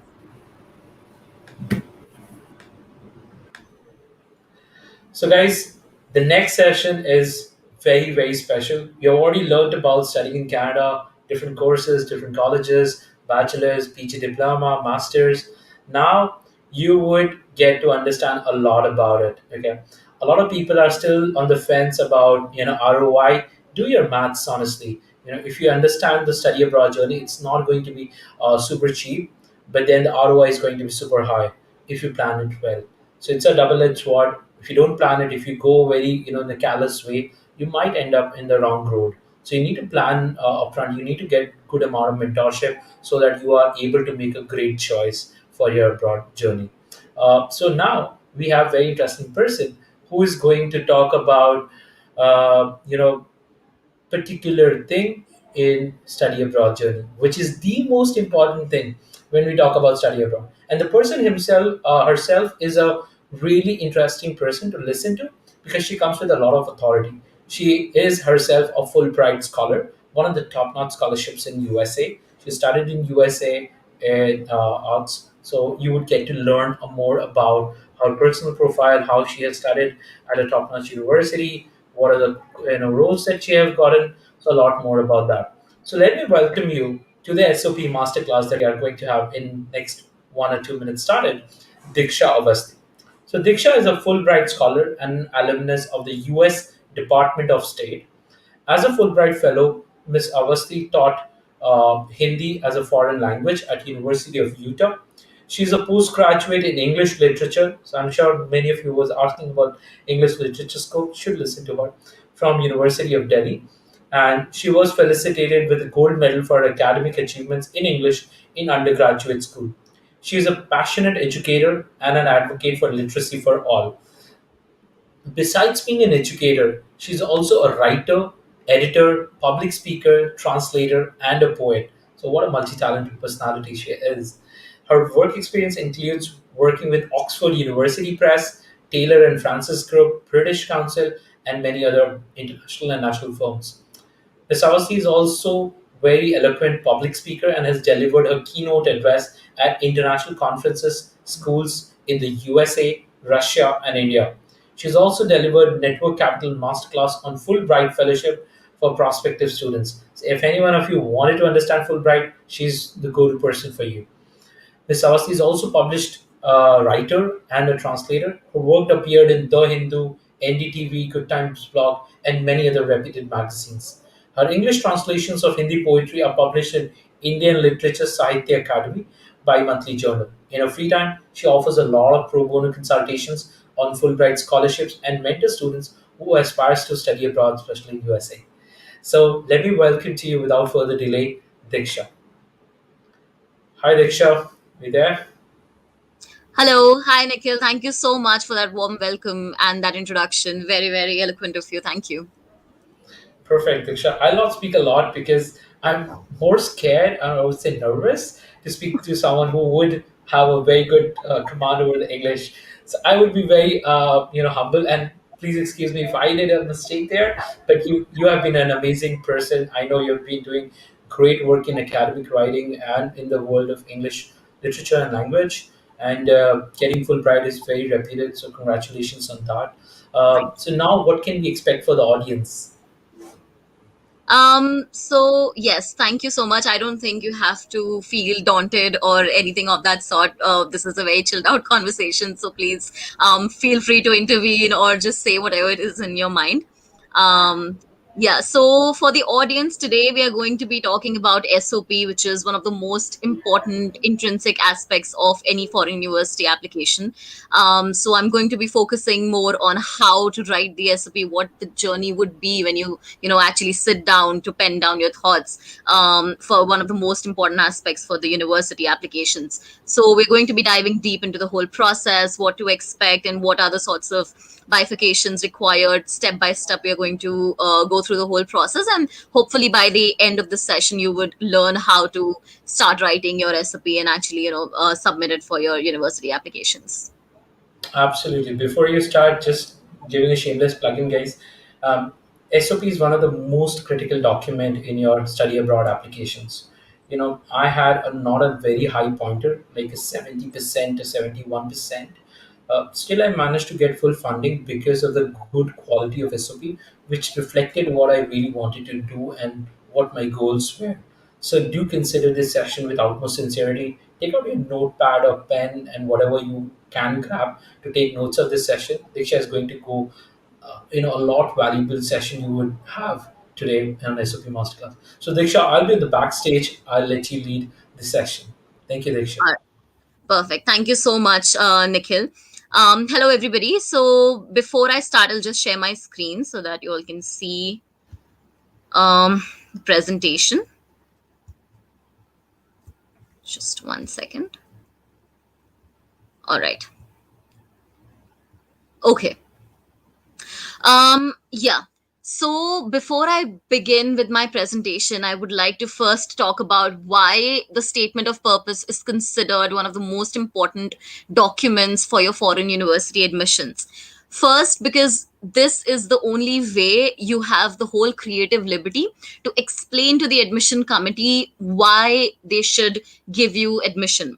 Because other things, all the other application packets that you have, be it your resume, be it your scores, every other thing is very statistical in nature. It's written in stone. You cannot change it, right? So the SOP is the only thing that you can literally pour your heart out and explain to the admission committee, pursue them, compel them to understand your personality, to understand what kind of a person you are, what have you done in the past that makes you so unique so as to fetch you a seat in maybe Ivy Leagues or Oxford, Cambridge, and top-notch universities as such.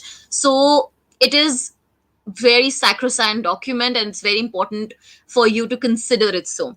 All right, so we will first begin with a very basic question for you to understand what exactly is a statement of purpose. So a statement of purpose should convince readers, here readers being the admissions committee, the faculty on the selection committee, that you have a solid achievement behind you that shows promise for your success in graduate study. So here we are focusing more on grad school applications, because if you're applying for undergrad program, you have your common application, you have a set of other essays, but the importance of SOP really, really stands out when you're applying for grad studies. Or MBA. Again, MBA has a whole plethora of essays and video essays for you to deal with. But here we are just focusing on the statement of purpose. Another question before we begin deeply into what SOP comprises of is for me to clarify the difference between a statement of purpose and a personal statement. Now, some people think that both of them are quite similar, but even though the contents in both personal statement and SOP overlap, they have their vital differences.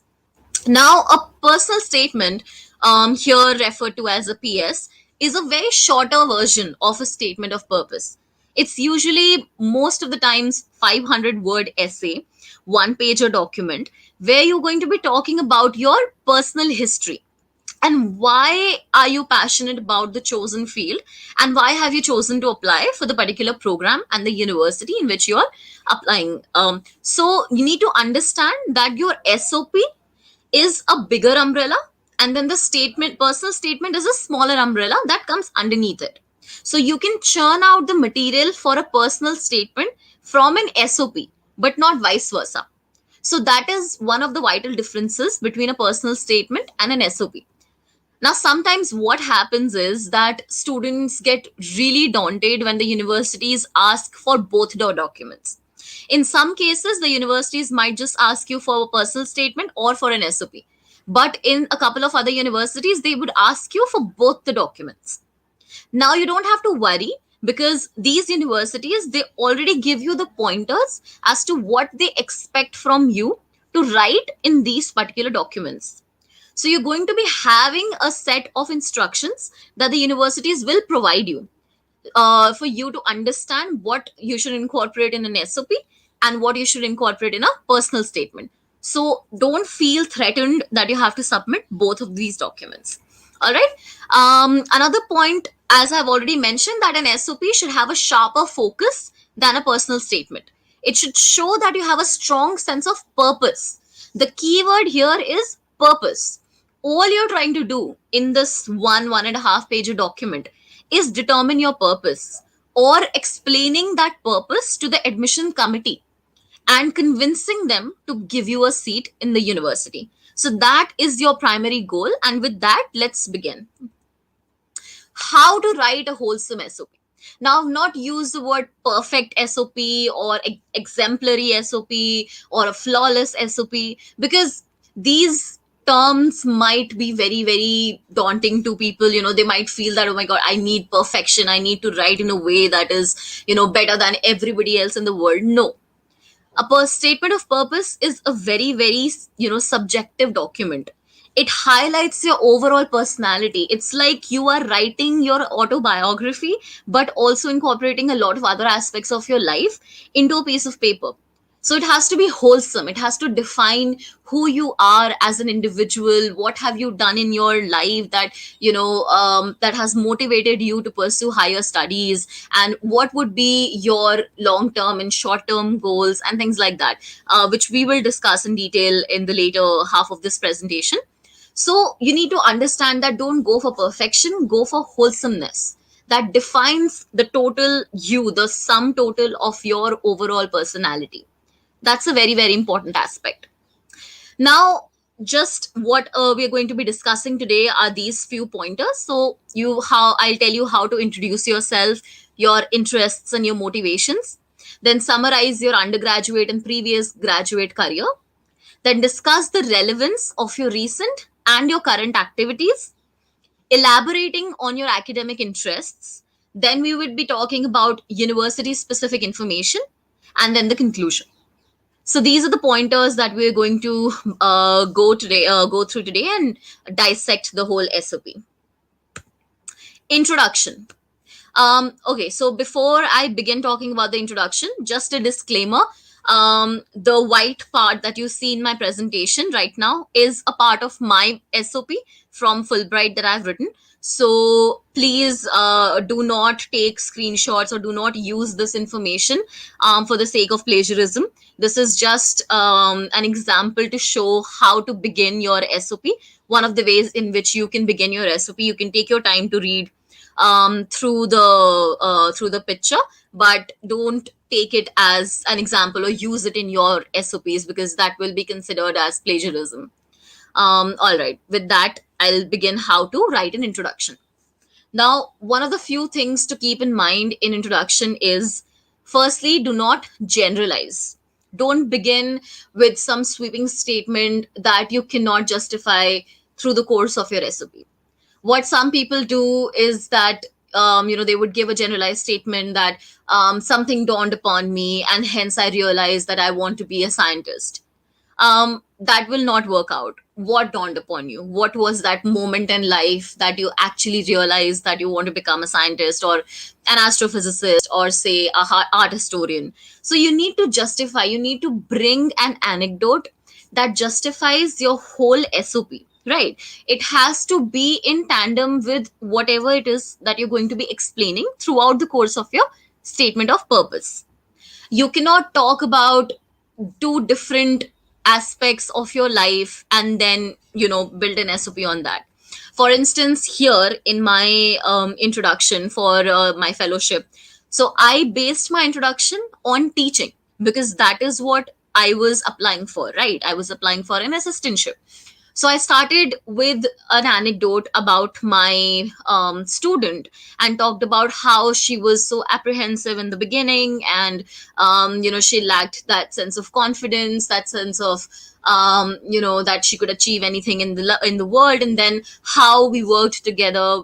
I worked with her, and how my whole experience with Teach India and Your Foundation inspired me to apply for this assistantship.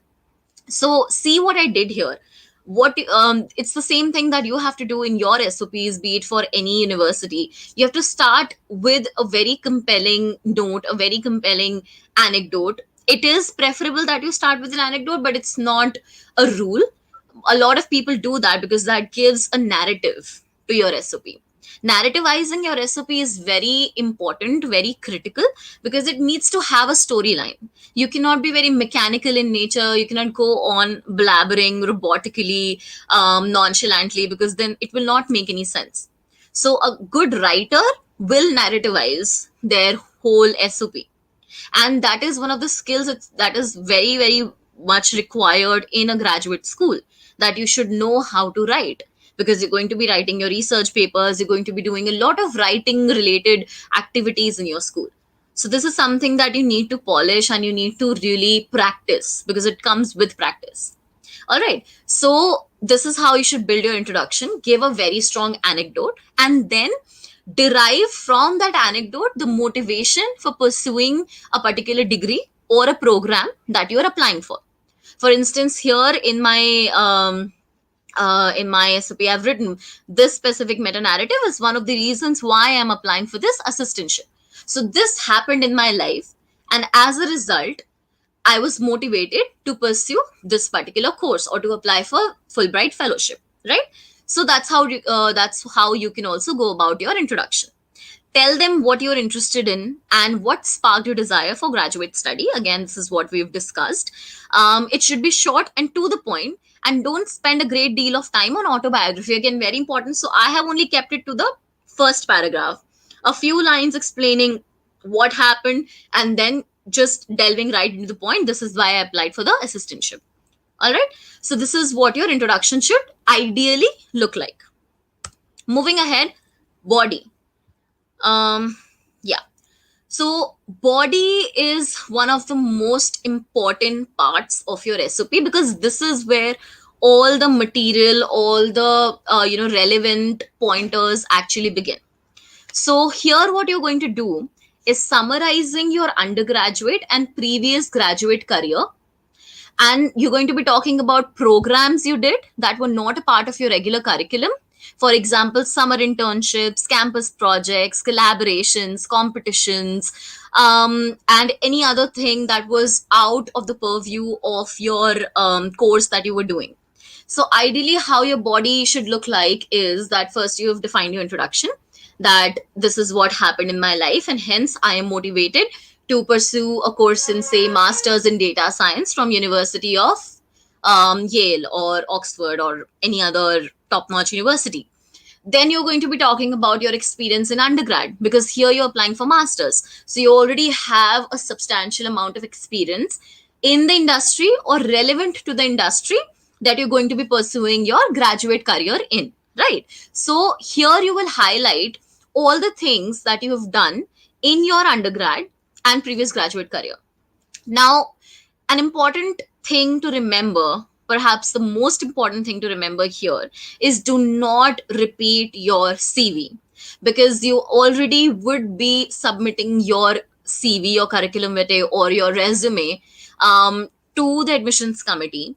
One page or document to the admissions committee. Ideally, it should be just one page resume if you have more than 6 or 7 years of previous experience. If you're applying for an MBA, then you can submit a 2-pager. But ideally, it has to be one page, Darden format, unless specified otherwise.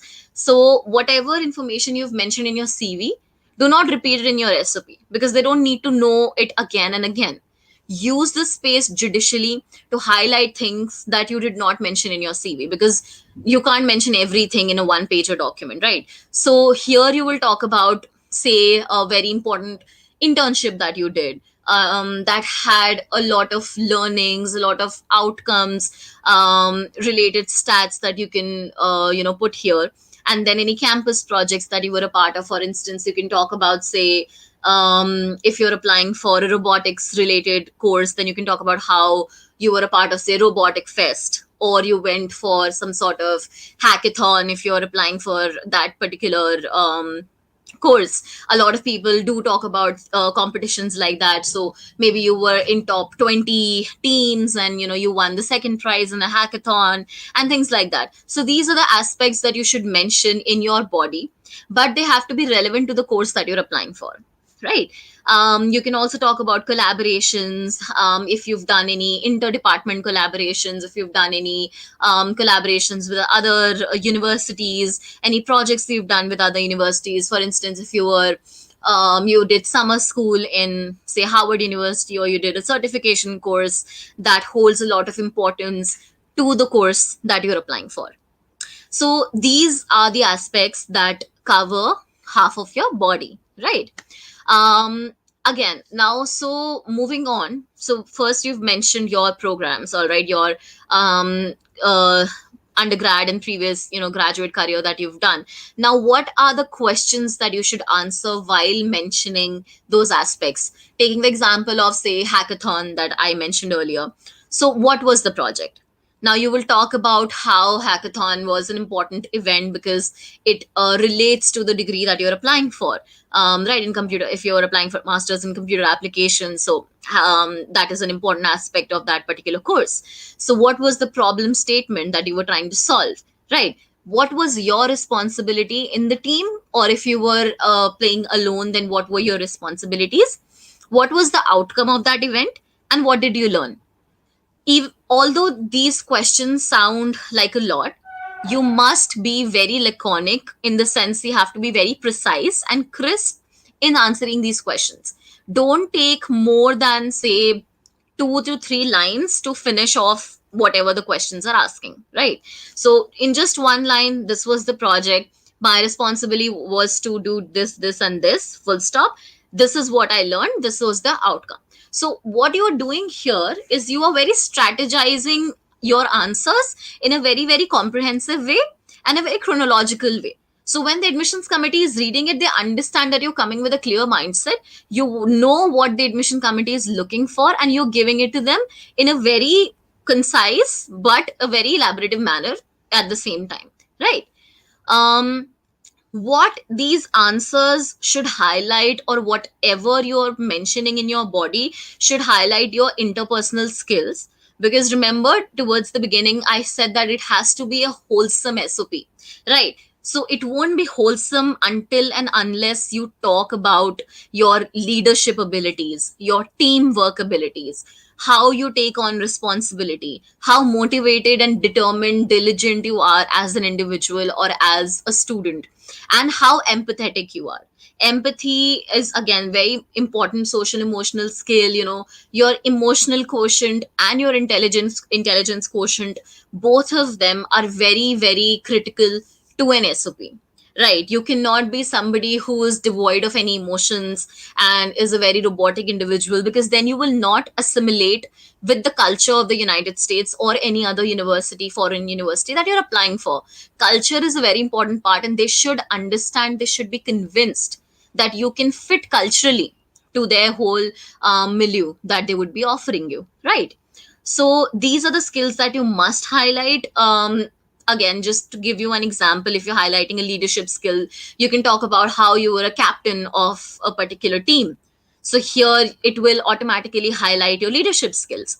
And then if you want to highlight your teamwork, you can say that I was a part of a 6 people team, and then we did so and so. Again, very important to use we in your SOPs. Don't make it all about I, me, and myself. Avoid using the personal pronoun I as much as possible. Write in active voice, not in passive voice. These are some grammatical things that we would be covering towards the end. But just very very important, don't make it all about yourself. You don't want to sound very verbose and very boastful. You have to be very humble and very mature academic in your approach, right?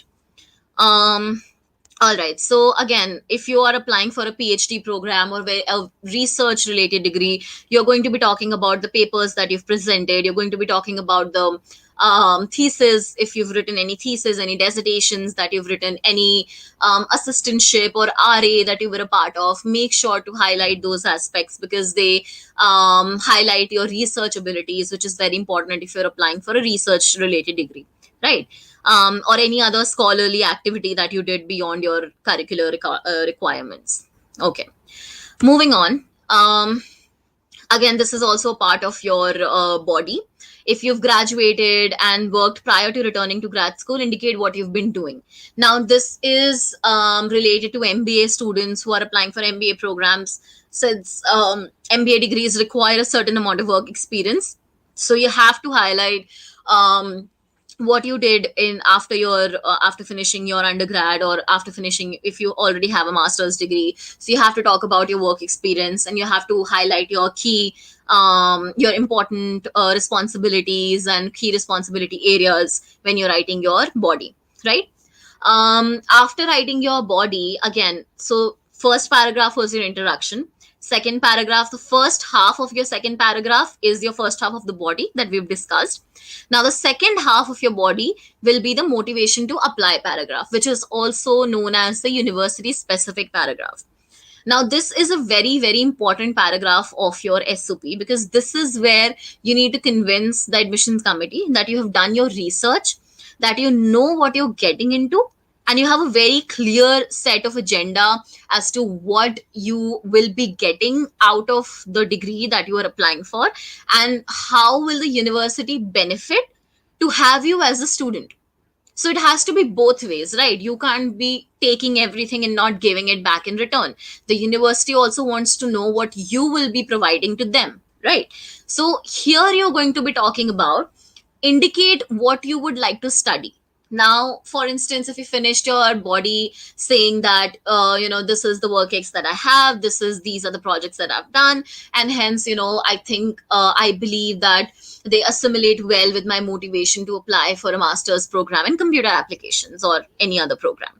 Then you will move on. The curriculum provided at the university, at the Harvard University, is exemplary, and then you're going to highlight what are the modules that you would be willing to study.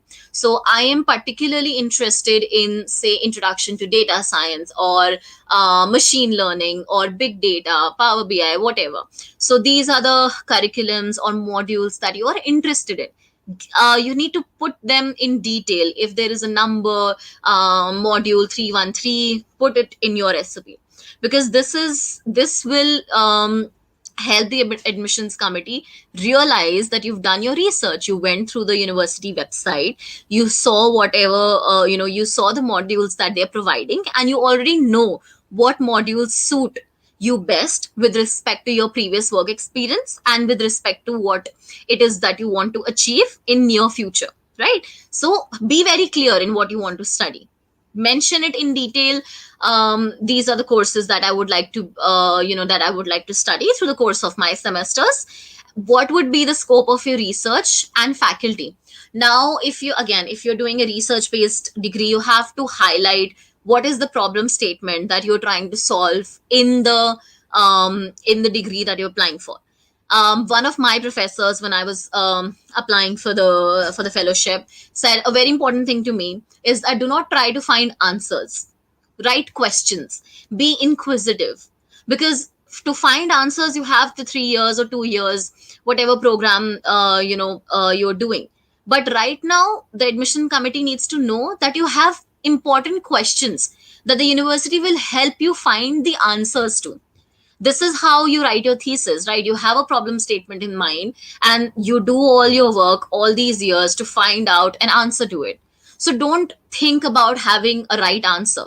Think about having a right problem statement, a right question to address.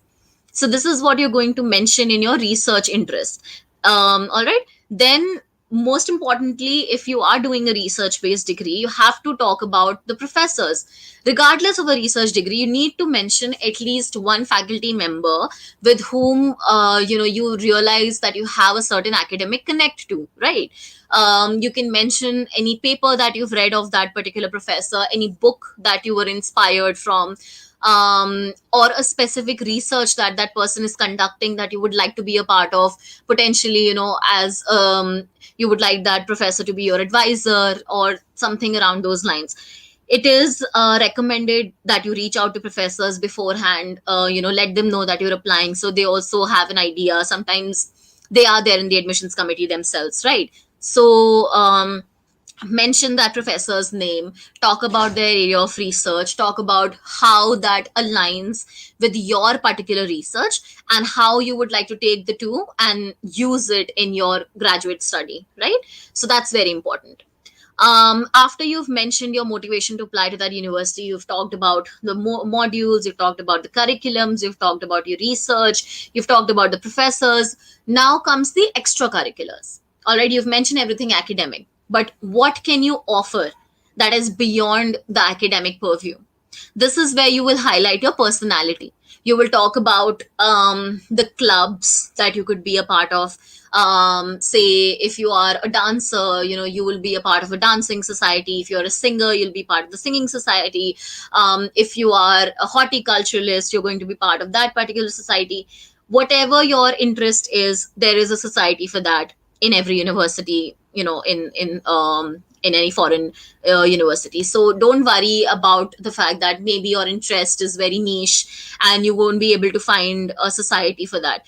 Do your research, look up the name of that particular society for which you are for which you are interested, and talk about it. Talk about how you will contribute to that society and how the university will contribute to having you as a student, right? So mention 1 or 2 lines about that, and then after that talk about the networking and the alumni groups, right, which is again very important.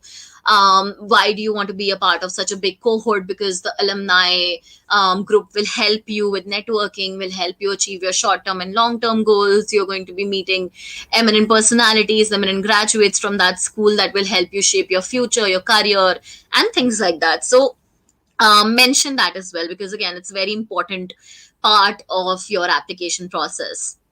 Right. So this will be the last paragraph of your motivation to apply paragraph. Then you will highlight. So this comes now. This is your fourth paragraph, right? First 3 paragraphs we've discussed. This is your fourth paragraph where you're going to be highlighting your short-term and long-term goals post completion of the program. So after completing my say MBA, I would like to work in more say JP Morgan and Associates as an whatever analyst or a business analyst. This is your short-term goal, right? And in the long term goal, you want to establish your own venture, you want to start your own startup, you want to set up your own company or work in your parents business, or want to do so many things out there that you can do with your degree. So this is what you have to justify, that you're very clear in your agenda that this is your short term goal and this is your long term goal, right? Why is it important? Because again, if you're applying for a particular degree, you're going to be devoting 3 years of your life or 2 years of your life. You need to know what you are going to be doing later on, and the university also needs to know. Another important thing here is, do not mention that you want to stay in that particular country where you're going to study, right? So it does not come across as a good idea to say that I want to stay in the US after I complete my degree, I want to work here.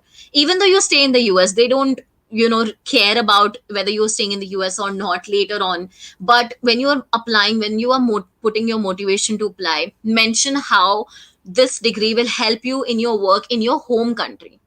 These universities, they have a very high degree of understanding when you're working for your own country, right? So you're going to be studying in the US, and then how you will utilize your study, you will utilize the skills you have honed, burgeoned all through these years in your home country. So mention how that work, how that degree will affect you, bring a positive change in India or whichever country you're originally from. Don't make a mistake of saying that, oh, after completing my masters from Harvard, I want to keep working in the US. You work in the US, you don't work in the US, that's something you can figure out after completing your masters when you are actually in the United States. But here, just talk about how you will come back to your country and you will continue the good work that you were doing before, and create an impact in the society.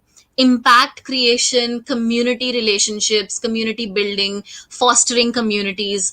These keywords and these skills are very important that the admission committee is looking for in your application, in your SOPs, right? So make sure you give that information to them. Moving ahead, concluding paragraph. And now, always end your statement in a positive way. There is no way that you are going to be ending your statement in a negative or an ambiguous way. Don't end it in an open-ended sentence, right? Close it, give it a very crisp conclusion. Summarize all the information and indicate your readiness to join the university, right? So whatever you've mentioned from the introduction to the body to your motivation to apply, give it a nice circular summary, and then towards the end indicate your final motivation, your final call to action that you want to apply to this university because of all the aforementioned details that you've provided to the admissions committee, right? Do not go beyond 1000 words for your SOP unless specified. An ideal length of an SOP, if it is not given by the university, should be a page and a half, max to max, right? Single spaced. Sometimes the university wants double space. So again, that is the requirement that the university will specifically let you know. If not, just have it single spaced, 1 to 1.5 pages, 12-point font in Times New Roman. This is the most professional you can get. And always justify your alignment because it looks pretty and it looks really good and professional to go, right? So this is the typesetting that you're going to be doing for your SOP when you apply. This blurb that I have here is my conclusion, just my last couple of lines that I had written. So see how I have sort of joined together my introduction where I was talking about teaching, right, to the conclusion again here that teaching is not a profession, it's a way of life, and this is why I want to apply. After I receive my master's degree next year, I not intended to be my last accomplishment, but a fresh commencement. And then how Fulbright program will grant me a path to put all the years of experience out in the open and make use of each of them feels like a habit. So this is how you can conclude your SOP in a very concise manner, just telling them that this is what I've given you, these are my motivations, and hence this degree will help me achieve my goals, will help me further my knowledge in this particular industry and help me get to my future goals and my short term and long term goals. And I look forward to hearing from the committee and any other like final generic concluding line that you can mention. So this is how you will structure your conclusion, right? This is the last slide, and then we'll have some time for the Q&A. Important tips to remember. Again, just reiterating what I said in the beginning, that your SOP is not an extended version of your CV. Always remember that. Please don't mention in listicles, I have done this, and this. Show, don't tell. Very important hobby that you should have, even as a as an individual. Don't show, don't tell them what you've done. Show it to them, give them examples, right? Every skill that you mention in your recipe should be accompanied by an example to for them to understand that yes, you do have that skill. And you don't need to necessarily highlight, okay, this example highlights my leadership skills. You write in a way that it is implied that you're talking about your leadership skills, like the example that I gave you initially, that you were a captain of your team, right? So by way of being a captain of your team, obviously you have leadership skills, and that is why you've become the captain of the team, right? So this is something that you have to do. Do not exaggerate, do not be verbose. Verbosity basically means using a lot of flamboyant vocabulary, a lot of words, and nothing with substance. Use simple English that people speak every day. You don't have to be very extraordinary in your vocabulary, because again, it will show that you're trying too hard, right? Everybody kind of feels that way. Even in the admissions committee, they'd be like, okay, this person is really trying too hard, and there's absolutely zero originality. So you have to focus on originality. You have to focus on bringing your voice out, right? Be well researched. Very important. Do not have factual inconsistencies in your answers.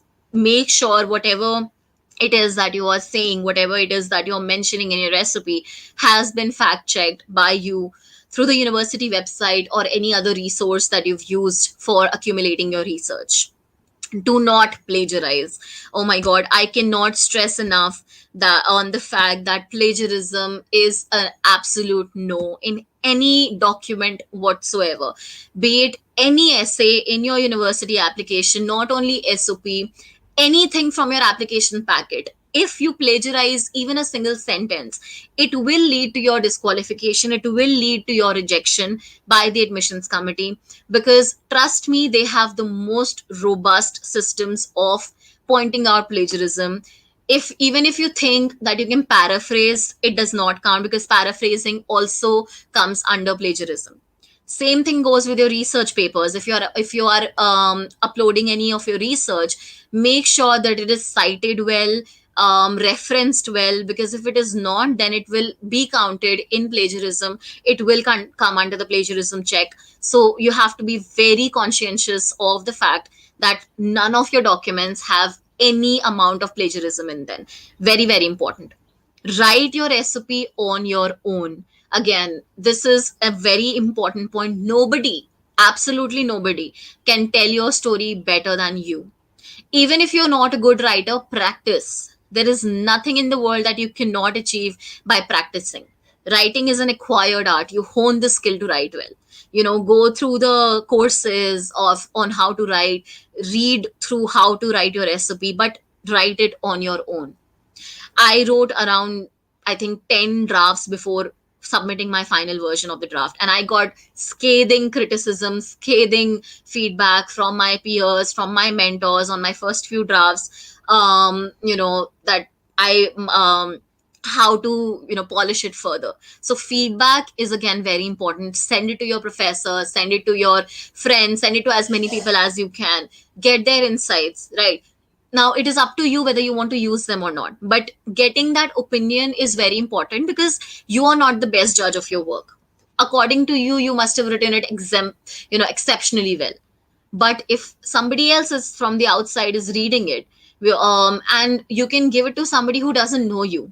So that way they can actually, you can actually assess how somebody from, from the admissions committee will read your application. Somebody who has absolutely no idea who you are, they don't know your face, they don't know where you come from. So getting that type of assessment is very helpful, right? So giving it to somebody who doesn't know you much and asking them, like, what did you make of me as an individual when you read my SOP?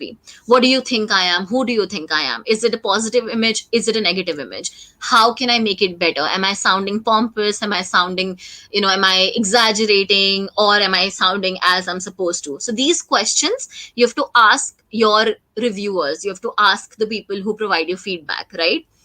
Now another thing, when you should start writing your recipe. Now, you cannot sit a night before submitting your application and drafting your recipe, right? That is a no.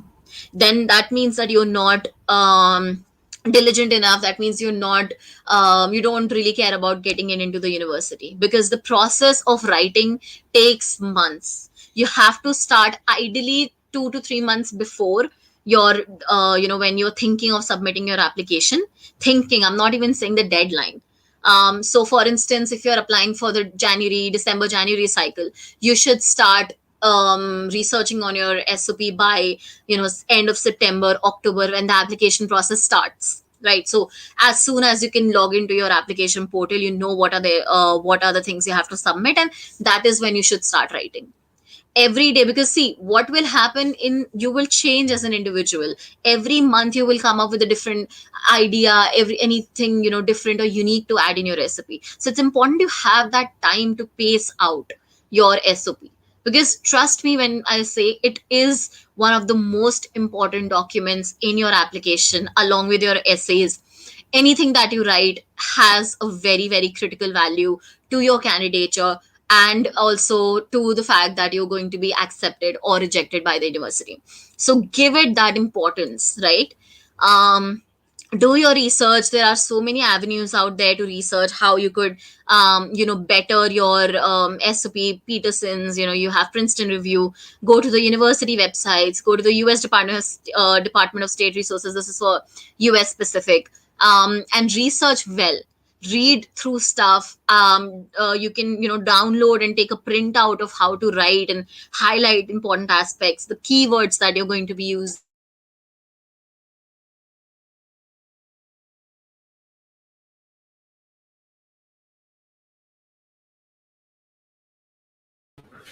Guys, I think there is a power cut. We'll just wait for Diksha to join in. Okay. I hope you guys are understanding why SOP is important. What are the factors that you would need in getting a good SOP? Do not generalize. Diksha has said it. She has gotten full funded masters in US. I got a full funded PhD in 3 different countries. We cannot stress more. The means there is no absolute alternative to this. You need to write it. If you're facing problem, you can take help of maybe foreign admits or your seniors or whoever you want to, but you need to write a very genuine SOP, because it is the document which shows the originality and authenticity of yours. Okay. Any specific question that you have regarding SOP, I'll be very happy to answer, because I personally wrote more than 300 SOPs for a lot of my friends and even my students. By writing, I mean I didn't write it from scratch. We interview the students, we understand what are the questions. Because not a lot of students are very well proficient in writing, then we help them discover that. Okay, so we have Diksha back. Diksha is Hello. joining. Hi, Diksha.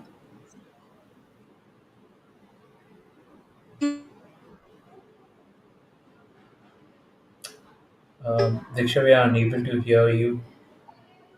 Can you hear me now? Hello. Yeah, perfect. I can hear you. Yeah. There's a power outage, so that is why the connection got interrupted. Sure. So I'm just going to be keeping my camera off so that we have the bandwidth to continue.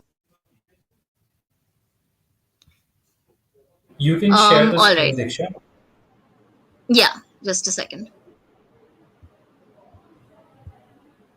And All let's right. try once with camera so that people can see you while you're talking. Let's Yeah. try it. If it doesn't work out, then we'll again switch it off. Okay. All right. Is it work?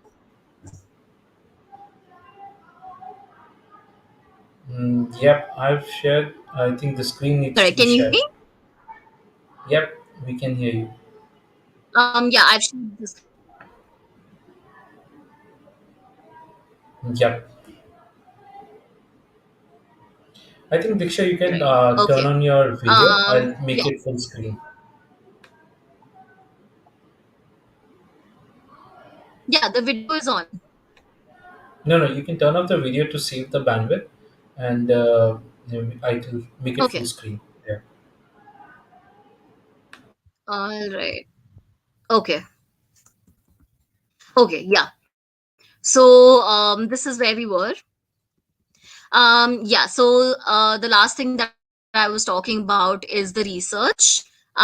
You can go through Peterson's, Princeton Review, university websites to do your research with respect to what it is that you're going to be talking about. Right. And yeah, so these are the critical points that you must remember when you are writing your essay, and any other aspect of your writing process should be incorporated within ones that you have substantial amount of time to write your essay, have substantial amount of time to get it proofread.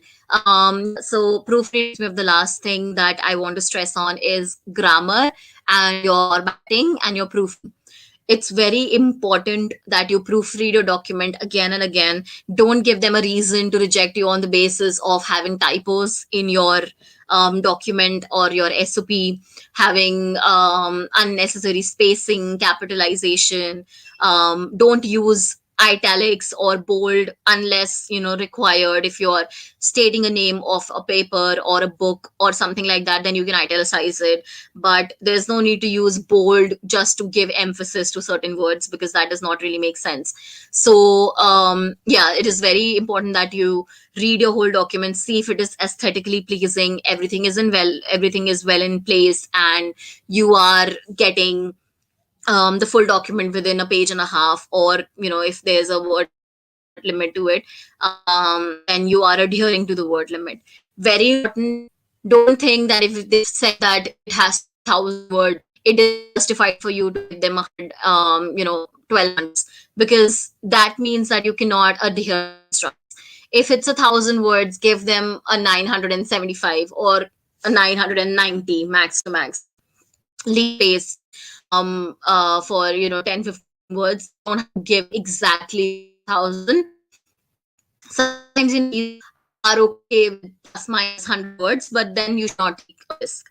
So just give them exactly what the word limit that they asked for, and adhere to the instructions very critically, as they mentioned in the document. Some universities, they give the instructions of how to go about writing your recipe. So please do adhere to that.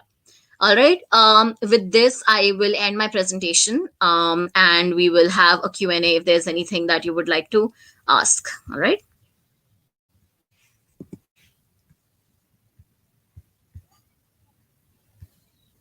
Okay.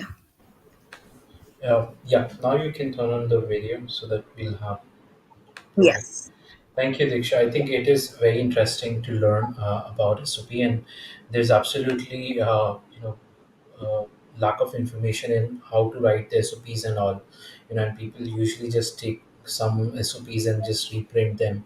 So, guys, do not do that reprinting part. Plagiarism is not considered good. It is unethical, and landing with a good SOP may take time, but it will help you get a really good admit. So that will be the basic thing. Now, I have certain specific questions asked by some students. Anvisha is one of a community member. Can I talk about my experience in masters while I'm applying for another masters abroad, or should I only highlight about my bachelor's in the SOP? Right. Thank you for your question, Vesha. Yes, you have to highlight your experiences in your masters. In fact, start with your masters and then go to your bachelor's in chronological order. So so that you can talk about your most recent experience to the last one that makes sense with respect to the degree or program that you're applying for. So, as I've mentioned in my presentation as well, that it's important to talk about your previous graduate or your undergraduate experience that will help you and that is relevant to the master's program that you're applying for abroad. So make sure that relevancy factor is there, right? And then, Okay. or should I mostly highlight my bachelor's? Just the last point. Yes, you can highlight your bachelor's as well towards the end. Talk about important achievements that you've done in your bachelor's. And because since you already have a master's, you will not have a lot of space in your recipe to talk extensively about both. So focus on the most recent one more, and then mention some aspects from your bachelor's as well that are important to your candidature. Okay. I have a couple of interesting questions from Manish. Should we include backlogs in SOP? No, I will not recommend doing that because see if it has had an impact on you, again, this is on how you build your story. If your story is based on backlogs, like how you had a couple of backlogs in your semesters, and then how it sort of shaped you as an individual that you are, or motivated you in any way to pursue the degree, then you can talk about it. Then you can take it as a base of your story. But if you just want to mention it without it having any relevance to your whole narrative, then I will not recommend that you do that, because you have other positive things to talk about that will help you shape your recipe and will help you get admission. Okay, so one interesting question has been asked: is generalizing university information compulsory in SOP? Okay, this is I think it's a self-contradictory statement, because generalizing and university specific information is completely different thing. You are not generalizing when you're writing university specific information, and it is important. I wouldn't say compulsory, because there is no set of rules, but every university has their own set of pointers and prompts that you should follow while writing an SOP. But university specific information is important, and you should not generalize it. You should make it relevant to your candidature, to your course that you're applying for, which means highlighting specific modules that you would be willing to study, specific research areas that you are interested in, and the professors that you want to work with, or the courses and the extracurriculars that you're interested in. So you are making it very specific to your candidature, and it is highly recommended that you do that. The last second to last paragraph is usually reserved for that kind of information. So yeah, it is very much recommended that you do write university specific information, but not generalize it. Make it specific to your needs and requirements. Okay, so if someone has education gap, how do they describe such kind of an education gap? Any specific pointers on this?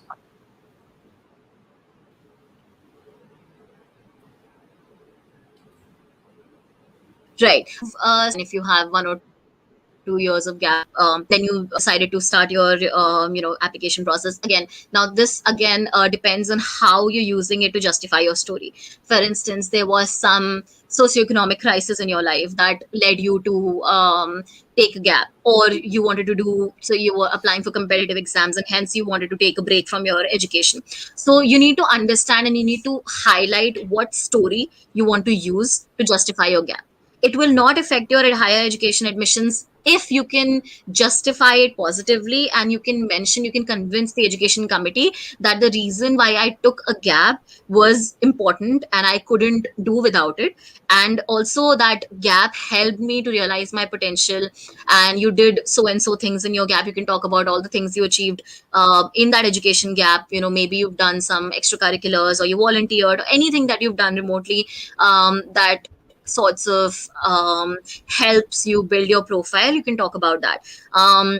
If you are mentioning your education gap in a negative way, then certainly it will affect your higher admissions. But it's just how you project it, how you narrativize it for the admissions committee to see, to view, and then your admission will not be affected if you're using it in the right way. So yeah. Okay, so this is a very interesting question asked by Minakshi. Suppose I mention a faculty that I want to work with in my SOP, but I don't end up being able to work with them. won't that statement of purpose be pointless? Or how do I approach when I'm okay, I want to work with the X faculty, but if not, then Y could be a backup, right? Right. So there are two things that you have to do here. First thing is that you reach out to the faculty before mentioning their name in your SOP, right? So you let them know that you're applying for so and so program, you're interested to work with them. They show interest, you have mutual interest that they also want to have you as their student, or most of the times the faculty will let you know, okay, yeah, I have space for a particular student, and this is what I do, and you have created a rapport with that particular mentor or particular faculty, then you can go ahead and mention their name, right? Another thing, if you've not been able to get in touch with the faculty, what you can do is talk about 3 4 professors, just give them names of these are the few professors that work in my industry, and I would like to work with any of them. Now what you're doing here is that not all the professors in your department will be working on that specific area of research that you're applying for, right? So there will be only say 2 to 3 professors who have expertise in say data science or any other course that you're applying for. So you have to point out those faculty people and then mention their names. This is important because then the admissions committee know that the student has an idea of what faculty members work in that area of interest or area of research, and the student knows that these are the people that I want to work with. So no, it will not be pointless, because you're going to be telling them that I know the people that I'm going to be working with and I have done my research. Okay. So one last question before we end this. So this is a very interesting question asked by Anish. But if we want to apply to multiple universities, how many SOP should we be drafting? And is there a small organized process to write multiple SOPs to multiple universities? Any framework to this? Right. Okay. So there's something called a generic SOP, and then there's something called a university specific SOP. So if you're applying for multiple universities, what you need to do is first create a generic SOP, which can be around a page or 2 pages, where you're just going to be mentioning the details that are going to be similar in every university, right? And then there will be a university specific paragraph that you can change as per the requirements of the universities that you're applying for. So this is how you can process your multiple university approach. Interesting. So thank you, Diksha. Thank you for sharing. I think this was a very interesting session with you, and you have been like absolutely going all in into this, and it is really great to learn from you about SOP and even academic writing. So guys, if you have any more questions or learnings, you can connect to Diksha probably on LinkedIn. To send a note to her when you're connecting with her on LinkedIn. She's pretty active there, and she do help and guide and mentor students as a freelance. So definitely you can take her help also. If you have any more SOP doubts, you can always reach out to ForeignAdmits. We'll be very happy to help you out. But yes, so this marks to the end of the SOP Masterclass. Thank you, Diksha, for sharing it was really lovely having you at this session. Thank you so much, Nikhil, for inviting me. It's been a pleasure. And good luck to everybody who's looking forward to applying. I wish you best, and I hope you get into your chosen university. Thank you. Thanks, Diksha. So, guys, now we have learned about studying in Canada, writing an SOP. Now, one of the most important thing that a lot of you are waiting eagerly for is scholarships. Yes, scholarships is possible for anyone and everyone. There is a way and there's a workaround about it. You need to understand how to get that scholarship. What is the process? What is the intensity of your application? What is the intensity of your effort? How do you plan for that scholarship? All of those things needs to be known, because without that you might be cluelessly applying to it, and many of you would not even know that there are some really amazing big scholarship that exist, and it is possible for all of you or any one of you to crack it, provided you have a right measure to it. And to be able to discuss that, I have brought along 3 really amazing speakers who have cracked one of the very inspirational, like totally amazing scholarship that many of you, including me, could just dream about. So definitely, and these guys come from a different kind of background, so you would get a very insightful thing. We have someone from engineering background, someone from healthcare background, someone from MBA background. So you would get to know that scholarships do exist, how, what, where, when, all of those questions which you have, put that in the comment section. We will take this up during the sessions also.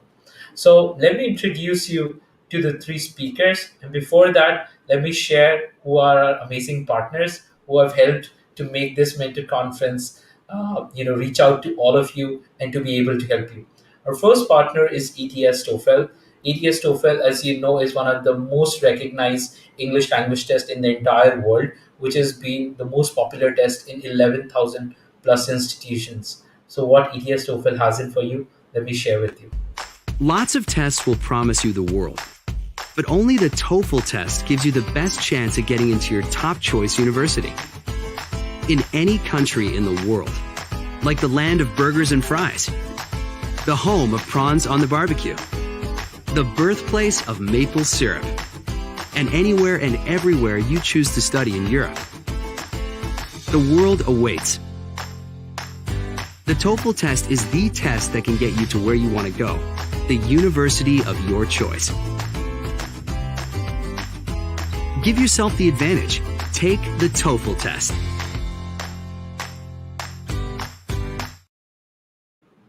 Yep. So this is ETS TOEFL. Now let me share with you the next two partners, which are the loan partners and our Forex partners for ForeignAdmits. If you're planning for education loan, you should connect to them.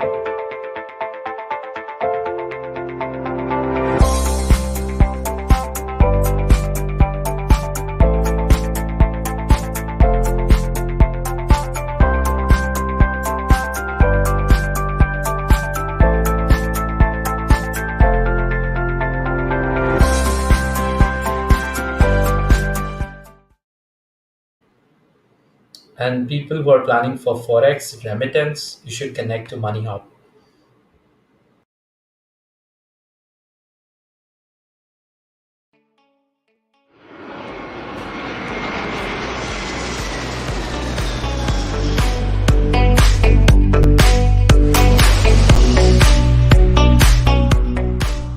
Visit us today. Perfect. So now we are live back again. So without further delay, let me introduce you to the first speaker. So the first speaker is a very amazing person into healthcare, and she is a cross-disciplinary researcher involved in biomedical engineering, public health, informatics, and health policies. Anyone who are planning to get into healthcare, because it's a very booming field nowadays, you should listen to her. She's a recipient of the most prestigious Chevening Scholarship from UK and Erasmus Mundus Scholarship from Europe. She graduated from University of Oxford with a Masters of Science in International Health and Tropical Medicine. She is currently pursuing her MSc thesis research work in developing a SARS-CoV in a host model to understand the dynamics of viral infections and immune responses to guide the diagnostics. So let me welcome Rutuja Chajir on the panel. Hi Rutuja, are you there? Yeah, hi Nikhil. Thank you for that lovely Hi. introduction, and it's great to see you this morning. Glad to see you, Rutuja. So now we have another special speaker. I've met him again multiple times on different forums. So the next speaker is a recipient of a Danish state scholarship. He completed his master's from Aarhus University, and he has his extensive experience in various aspects of international education and internship. Currently, he's working as a software developer at Alexandra Institute, and he would talk a lot about the Nordic and the European scholarships that you would love to know about. Let's welcome Harshit Mahapatra on the panel. Hi, Harshit. How are you? Hi, Nikhil. Thank you for the introduction. I'm fine. I'm looking forward to sharing whatever I know. Glad to see you, Harshit. So the third speaker that we have, I've known her again personally from a while, and she's been an amazing person. So the third speaker is a fully funded MBA scholar. So guys, MBA with full funded scholarship do exist. It's not a myth. And she is focused on discovering new product and market innovation path and understanding the consumer behavior in emerging technology trends. She has done her MBA from, she's currently an MBA student from Kelly School of Business, Indiana University. And she has worked in top companies like Adobe, Google, Accenture, and Philips. So let's welcome Arunima Chaudhary on the panel. Welcome to this session, Arunima. Hey Nikhil, thanks for the lovely introduction. Really happy to be here. Guys, it's an amazing thing to host all of you here. And before we get on to the detailed discussion, I would want each one of you to share your story. Who are you as a person? Where do you come from? Where did you do your undergrad? What was your undergrad subject? And then how did you plan to study abroad? Which country did you pick it up? Why? And how was the scholarship experience? I know it's a long journey, so you have 2 minutes at least to share about your journey so that people can learn that yes, the scholarship exists, the choices exist, and what is the reasoning behind the choices would also be there. So we'll start from Rutuja here because I know her journey personally.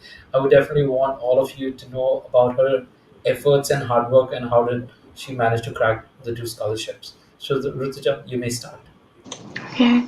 Hi everyone. So I and Nikhil basically studied in the same college for our undergrad. So I was pursuing biomedical engineering at IIT BHU Varanasi. And again, as everybody, I was lost, but going with the flow, trying on 100 different things in college and not sure of what and where I'll land after that. So immediately after college, like during college, actually, I was because I just didn't want to leave out any field. I tried on doing 100 internships. I mean, not really 100, but grabbing onto any opportunity that would present in front of me, which included 2 internships in Japan, few in New Delhi, and across. And I explored multiple topics from core neuroscience to like proper technical biomedical engineering related and other leadership related roles as well. Post my degree, I landed up as a business analyst at Novartis, which is a pharmaceutical company, and worked there for a year. And this is where I actually got introduced to the US healthcare policies and how their system works. Even during my degree, I was involved with the Students' Parliament and I helped drafting of several policies for the students. And so there was this thing going on in the back of my head that policy making, this field really seemed very intriguing to me.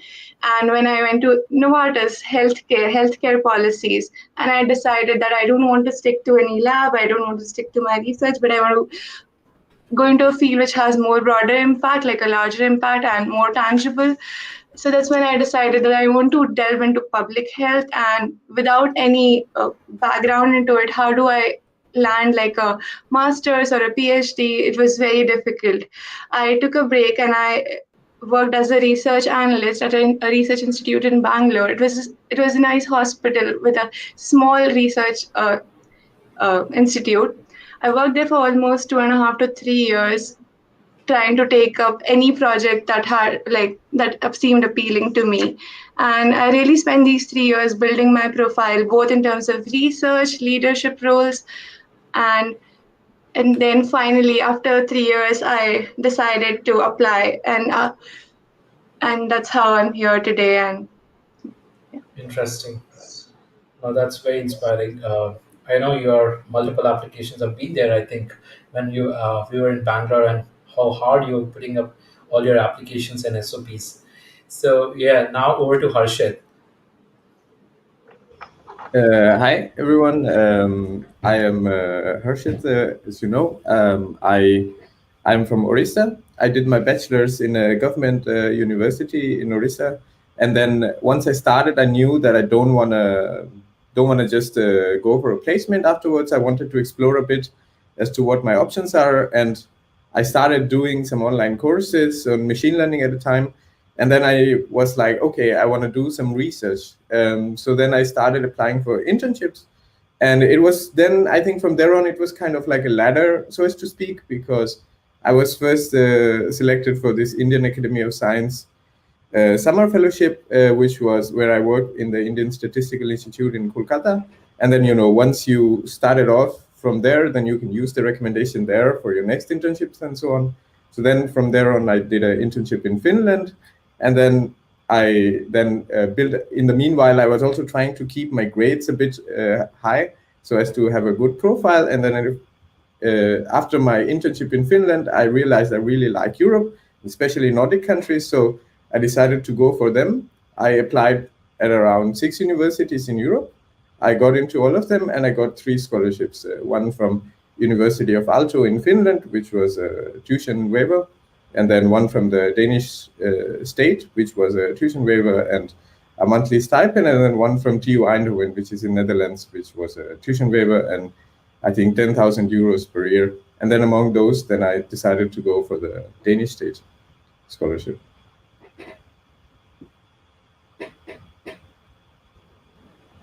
Nice. No, I think that's very interesting. We definitely gonna learn more about, study in particular Nordic country from you, and that's going to be one of the discussion for today's topic. So, Arunima, a lot of people, look towards MBA, after graduation or maybe after work experience, but then MBA is very costly, right? So, we definitely want to know more about your journey. Where did you come from? Why did you land up in an MBA, and how this scholarship happened? Sure, yeah.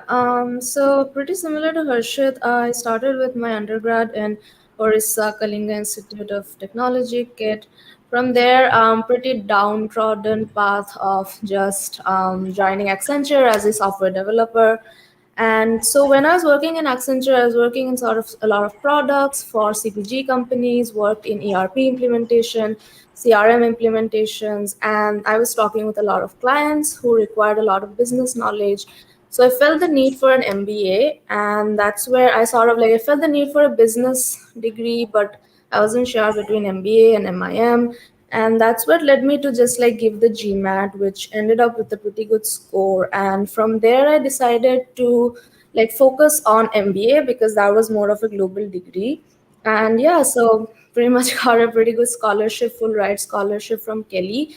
It was actually one of the only B schools that I had applied for at that time. But since I got the Fulbright scholarship, I decided to join Kelly, and that's where it led me to good opportunities during my internship, where I interned in Google and currently working in Adobe. Okay, perfect. Okay, so now we'll start something very basic, and then most of we get into each of the scholarship aspects and how one of them gotten a particular scholarship. What are the criteria to it? Okay, so let's understand something from planning for a scholarship, because scholarships, the kind of scholarship that you guys have gotten is not easy. It is fairly competitive. So what should or when should someone plan for such kind of scholarship? Before the admissions or after the admissions, or when they are planning out? What is the usual timeline for planning these scholarships? So we'll start with, let's say, Harshit, then Arunima, and then Rutuja. Yeah, so I mean, I wanted to apply with the best profile I could have. It was not specifically targeting towards a scholarship per se, but what I think was my advantage was that I started a bit early. So I started around in the second year of my BTech, right? So then I had 3 years to build my profile, and then I looked up, and it's the usual stuff, right? So you need to have a good SOP, you need to have some good recommendation letters from people who are known. And I mean, they don't have to be known around the world, but they should be published authors, they should be PhDs, and so on. And then you also, research matters. Like if you have some research experience, and it shouldn't be that you just write research when you're not interested in it. You should try to put a bit of it, and then then you should apply basically. And something that matters is that you should try to look up which universities do offer scholarships. For example, a lot of people didn't know about some of the scholarships that I mentioned about. So you can try looking it up, and then you can try your shot. And of course, the selection criteria is different. For example, of course, I had pretty good grades. I had a gold medal in my bachelor's, so that helped with the Danish state scholarship. But for example, with the Eindhoven scholarship, they looked at my SOP. They did a few interview rounds. I had to answer a few questionnaires, and then you get selected. But overall, I think just try to get a good profile, and then that's your best shot. Yeah. Interesting. So Arunima, MBA scholarship, what was your take on this?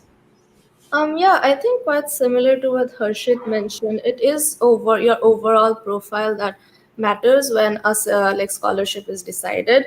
And also, I really feel like understanding which colleges give out most of the scholarships matter a lot, because in the US you have public and private universities. Public universities give out more scholarships, and also you need to understand what the history has been. So one of the things that I used to do before joining Kelly was I looked through previous batch of students who had like possibly Indian and having the similar background as yours, so you can like gauge where you stand in terms of all the candidates that are coming. So doing a little bit of research in terms of the previous candidates, and also if you're seeing a university from the Ivy League like Harvard, Stanford, who don't usually hand out Fulbright scholarships to like Indian students, or maybe it's much more rarer, so then you get that good idea that perhaps this is not the place who will be giving a scholarship. So then you focus on the balance between money as well as prestige. But then mostly you just need to look into the background, the past, as well as region is a major factor. Like I know the European schools do give out lot of students, like I think 50% of the students get some form of scholarship or another. That's not very common in the US. So first narrow down your geography, understand what matters more to you in terms of a scholarship, and then once you're decided, that's where your entire package of not just grades but then your SOP, your strengths. And I know it's very cliched, but if there is any way that you can distinguish yourself, because we're all unique in a different way, might not feel like that we are unique, but if you can just highlight what your strengths are, that really plays a lot of a role into ending up with a scholarship in MBA. Absolutely. I think that personalization and your leadership, your quality of standing out would definitely make a lot of sense. Great point there, Nima. So Rutuja, you managed to get to very interesting scholarships, right? And I know it definitely came with a lot of hard work. But then, what is your story around scholarships? How do someone plan for it? When did you plan for these? What's the usual process looks like? Right. So the first reason I chose to study in the UK was because I knew that there were many seniors of mine or people I knew who had been studying there with full funding, unlike studying in the US, which like I actually secured few master's offers in the United States in the prior years, but I couldn't secure funding, and that was the sole reason that was stopping me. So next this time I was very strategic that I'll target those areas where I have opportunities for funding. And the scholarship process, I would say, would begin much earlier than my application started, actually. So it's not that you secure your master's and then you apply for funding. No, this was the mistake I committed in the prior years to like this. This time I looked for the two types of scholarships actually. One was like more general, which covers like a broad variety of courses, like the one I've gotten, the Shevening Scholarship, which is by the UK FCDO. And there are several like these, like Commonwealth shared scholarships. So these are these are general scholarships that can fund any, like most of the programs that take place in the United Kingdom. And then the second, there are very specific scholarships, like specific to a department, specific to say health degrees, specific to engineering degrees. So I first started with the general scholarships just to have that safe criteria. So even before I got my admit to Oxford, I had Shevening in the second round, which just gave me more confidence during the interview for Oxford. And again, even for Oxford, the selection criteria, they do see if you have funding already backed up. And if you do, that just increases your odds of getting into the college. So and that was for me. And but after coming here, I just realized that there were so many hidden scholarships which I could have applied to. Like Shevening was a really tough one to crack. Like there were just 38 students, and I saw many deserving candidates who couldn't make it. And so I wouldn't say that just apply to these major big names, but the specific scholarships. So, for example, my department, the Nuffield Department of Medicine at Oxford, has about 8 to 9 scholarships, which are really not even published. These are internal scholarships. For example, Johnson and Johnson funds two students from developing countries every year. I did not know about these. So I think so. One tip to the aspirants would be if you have narrowed down to a program that you want to apply to, make sure you reach out to any student, or any current student or alumni, or maybe the finance office, or maybe the course administrator, and nudge them. tell them like they might know about more funding opportunities which might not be published openly. So do that. I mean, that would really help. Yeah. Absolutely. No, you made a very valid point because a lot of information that is not available, publicly. What essentially people do is just Google certain things, whichever site which comes because of the SEO part. You get to see those limited information, and you misses out on a lot of these opportunities. So, guys, open recommendation is take mentorship from international students, graduates, alumni, or probably connect to the university officers. They're the right people that will help you to get more authentic information, which is currently in state. What we call it like an insider's insights. So you would definitely get to know more about that. Okay, let's talk something more about the shortlisting universities and countries for higher education, because definitely there is one way that I see that most people would list on the scholarships and then they're gonna shortlist the university based on that, which are very aggressive towards it, because then for people from that segment do not want to go abroad if they cannot afford to fund it, right? So what are the criterias on which we shortlist the universities and the countries for higher education? What could be those parameters, and then how do you find a balance with scholarships and the universities? I would want something very candid here so that students can relate to it, and that would give them more insights. So let's start from Arunima, then Rutuja, and then Harshit here. Just give me a second. Yeah. Great question, Nikhil. So I feel that's like one of the most primary decisions we have to take once we are thinking of applying abroad. And I'm just gonna talk about sort of my approach and give a very general overview of how like these schools operate across the world. So when you're like starting off for searching for a B school, what I did was I sort of looked through a couple of ranking in terms of FT ranking, which are the top colleges and where most of the colleges are.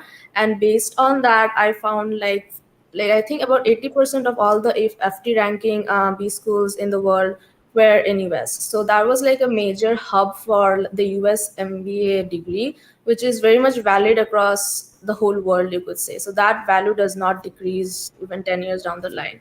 So that was one of my criteria for selecting for going for a B school in the US. I also did consider applying for B schools in Canada as well as Europe. However, Europe did have a stringent requirement of much more work experience, with around 5 years being the lowest work experience, which I did not really have at that time. So that was pretty much the sort of, as I mentioned, I didn't really apply initially a lot because I was thinking of doing that more from the second year itself.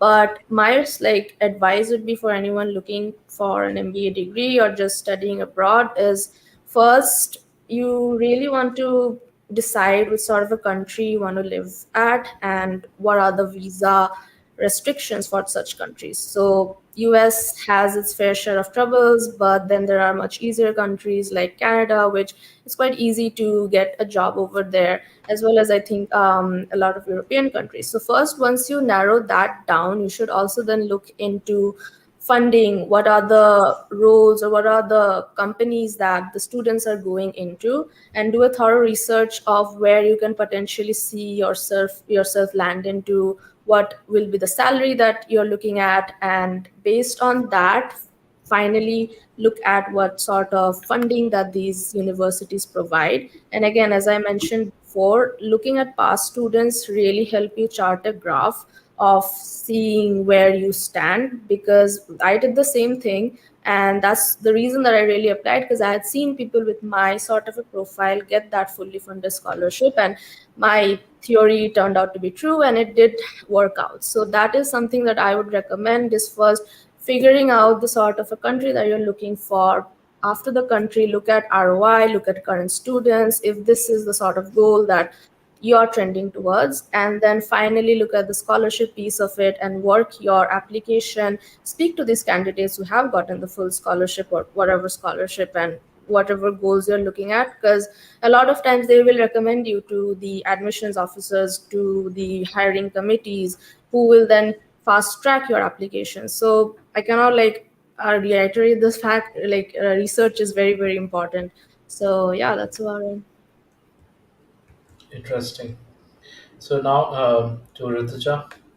Yeah, I guess Arunama has covered all the major points, and again, stressing on what Arunama said, like checking out the profiles of past recipients of scholarship is very important to see what their paths were like, and then tailor or tweak your path accordingly. In my case, like it was very straightforward given I researched. So depending on my area of specialization, because I was interested in medicine and policy, and where were the like I just wanted to go to a place where this field is booming or where this discipline is really good.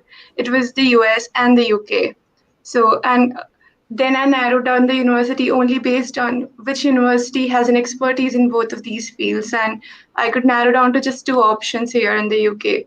So that was my process of narrowing down, and fortunately, for the scholarships as well, like Chevening, Commonwealth, they do have a major emphasis on leadership, and they do fund a lot of people who want to go into policy related fields. So that was another motivation for me to select these scholarships. Otherwise, if I was pursuing an engineering field, maybe I wouldn't have thought of applying to Chevening or Commonwealth. But I'm not saying that people in engineering and other disciplines should not apply to these. They must. And leadership is what these scholarships look for. These general scholarships like Commonwealth Shared, Chevening, Rhodes is some a scholarship which nobody had, like, I don't know, when I was under 25, nobody mentioned it to me, but it's an amazing scholarship that funds like 2 years of your two masters at Oxford University. So I guess there's very less awareness about certain group of scholarships.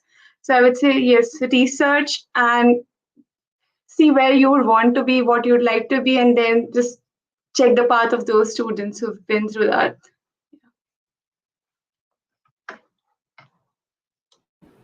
Absolutely, absolutely.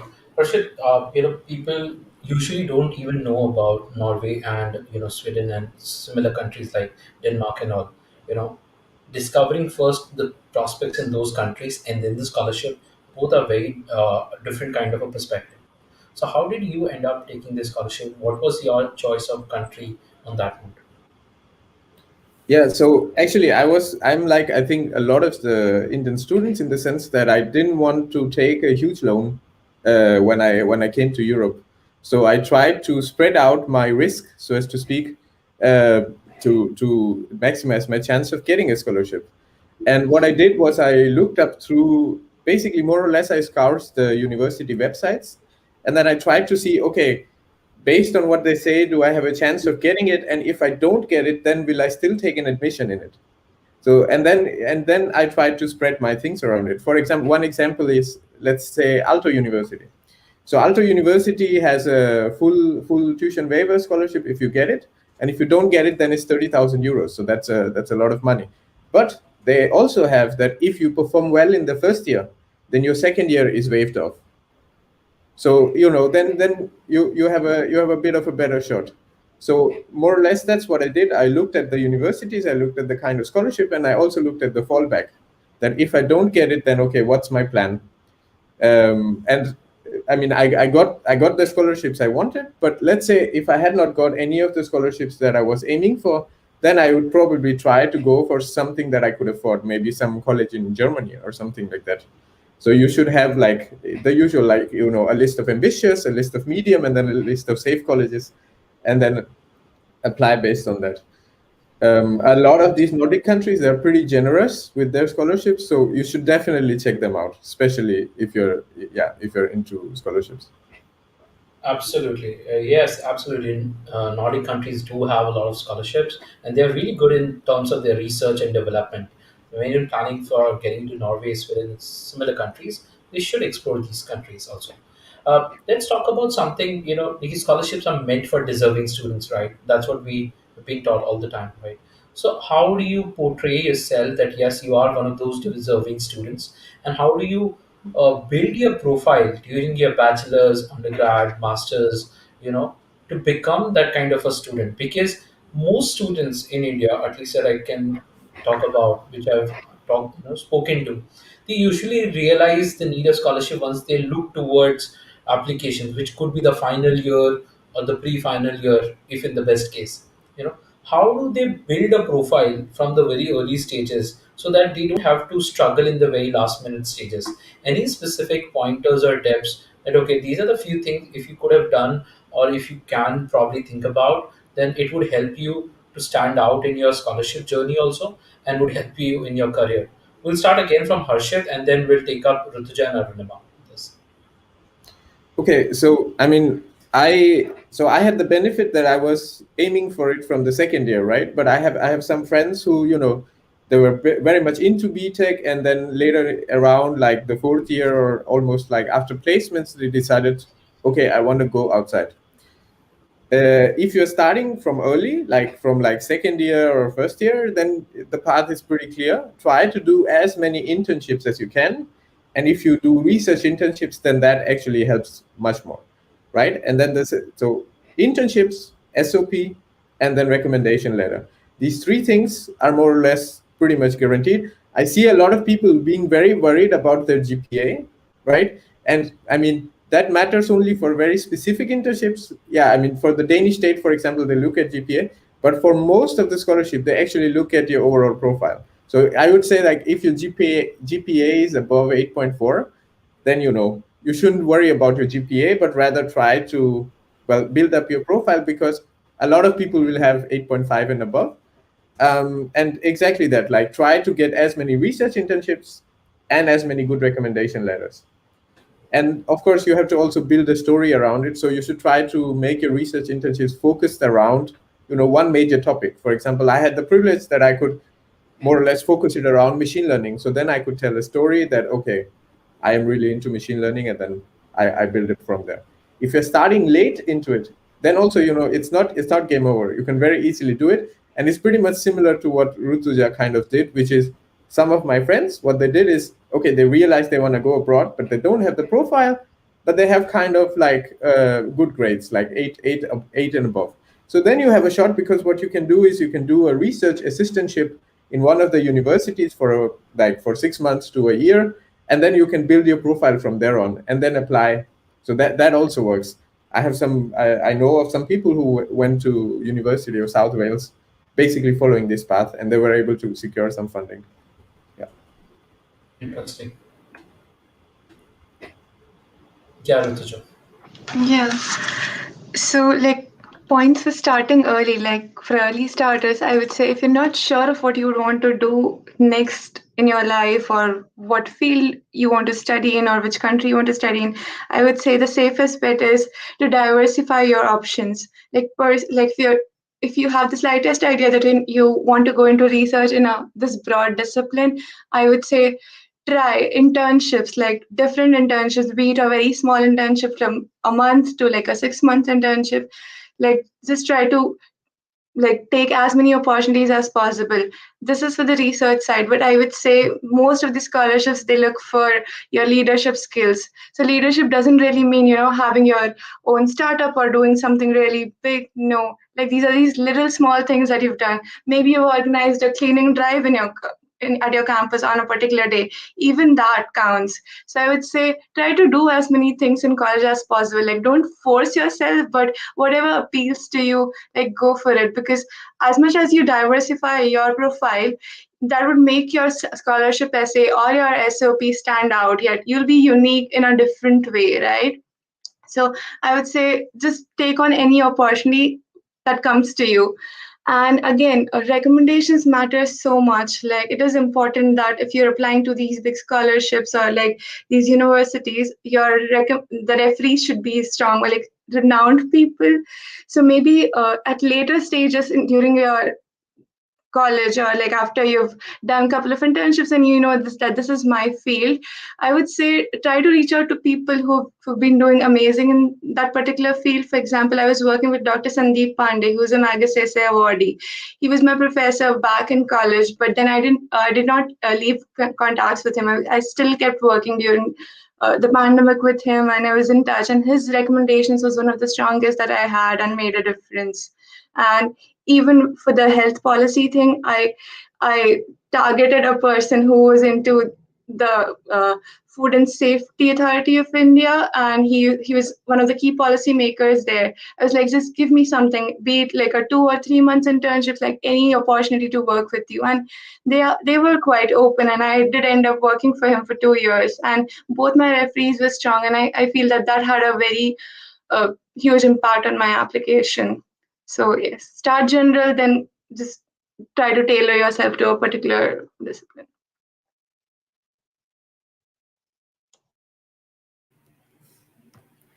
Right. So echoing what Rituja and Harshit mentioned, it's really pretty similar for MBA. If you're interested in pursuing that, and you are in an early stage of your career, is to like diversify your entire resume as well as the work that you have done, and also focus a lot on your overall profile.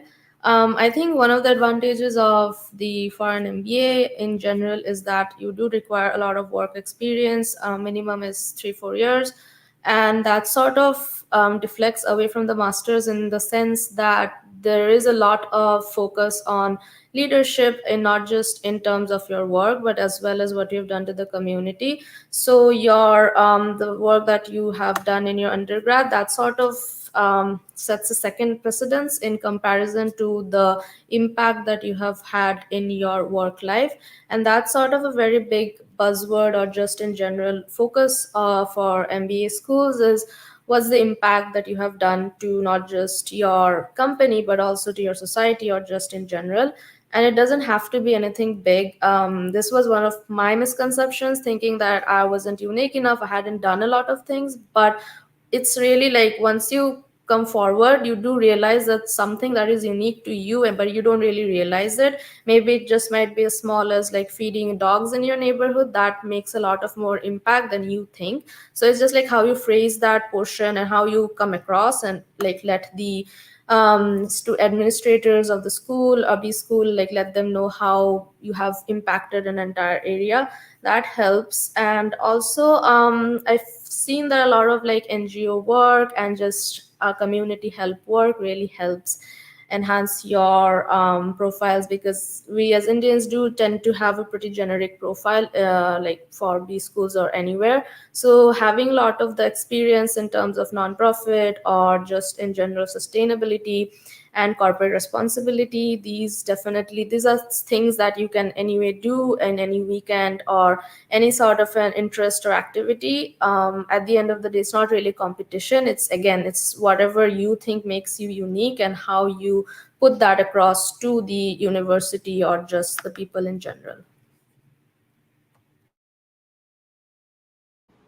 No, absolutely. It makes a lot of sense. Just talking about my little bit of the journey, because a lot of students are going for PhD also. When you're going for PhD or a research-based courses, whatever you have done academically would matter. Probably publishing a paper is the best shot. If you can, do try that. Your bachelor's project, your master's thesis could become a paper. You need to do some authentic research work or probably experimentation, and you can easily publish them. And doing RA-ship, doing TA-ship would help. If you're not able to get right after your bachelor's, probably doing a 6 months or a year-long RA-ship would be really helpful for you. So based on these things, you can definitely go. Yes, GPA do matter, but it is not the only thing that will decide, because a lot of people, stress upon, just 9 pointer. Yes, 9 pointer is a great thing, but even if you have a couple of good research papers, a little bit lower pointers would also not make you not get selected or not get scholarship. If you are aspiring something like a top 10 university, then definitely the competition is going to be really critical. You need to balance out somewhere with your current profile to the current set of universities where you would get good scholarships, if scholarship is something that would augment your masters or MBA or PhD, because I think that's very critical. Okay, so now we have few questions from the students. Mm, okay, this is a little specific question. I'm not sure how much we can answer this, but let's take a attempt at this. So Mudrika has a question: how can we get scholarships in UK for masters in physiotherapy? I'll generalize this. How can we get a scholarship masters in UK? What's the approach someone should take? Yeah, I guess first, you can just simply start with a broad Google search. You'll have the bigger names that would show up. Go into each of it, see what's the criteria for a particular scholarship. But the second step now is if you finalized a university, as I've previously stated you need to reach out to the finance department of your course, or maybe connect to some prior students or the course administrator. Ask them if there are particular scholarships for that. This was the approach basically that I took. UK has amazing scholarships. I would say reach out to British Council. Just write them, shoot them an email. They keep having these random scholarships. So, like 2 years back, they celebrated 100 years of women's education, and they sponsored 77 women to study any master's course of their choice in the United Kingdom. So that was amazing. Like they didn't do it this year. This was just 1 year, but they keep having rotating certain types of scholarships that are very unique to that particular time. So I would say maybe write to the British Council of India, ask them, I've gotten admitted to so and so course, or I am applying to so and so course. Can you suggest me what are the opportunities? So there's this Goa Trust scholarship for Indian students to study in any UK university of choice. There are many more. Like if you reach out to me on LinkedIn, or I can help you there. But yeah, just shoot emails. Don't hesitate. Yes. Absolutely. So this next question is directed to Arunima about leadership. Yep. So does leadership can become, can be like becoming leads or secretary or any college clubs? Does that also reflect leadership? Yeah, definitely. And it's not that you just have to go and become the president of a club or anything, but if you have that, that's definitely really awesome and great. But even if you, as an individual contributor, are able to show that you have made an impact, even if it's something that you are working on the ground and bringing in people, so you can show the impact of your event. If you were helping with some event in which you were able to gather a lot of viewers or people from 100 or 200 to attend your event, that's a major win, and that's something that shows like leadership. To be able to generate that much traffic, it's definitely something. It's not that you need to be the president for that, but if you have, that's definitely great. But yeah, it's mostly about showing the impact of your work, more than anything that shows your leadership as well. Absolutely. So we have one interesting question asked by Saksham, and this is, I think, one of the common questions that people have. Does ranking really matter when you're going for any masters or MBA or any specific course? Though he's asked for masters in engineering management, but let's generalize it and answer for all the students.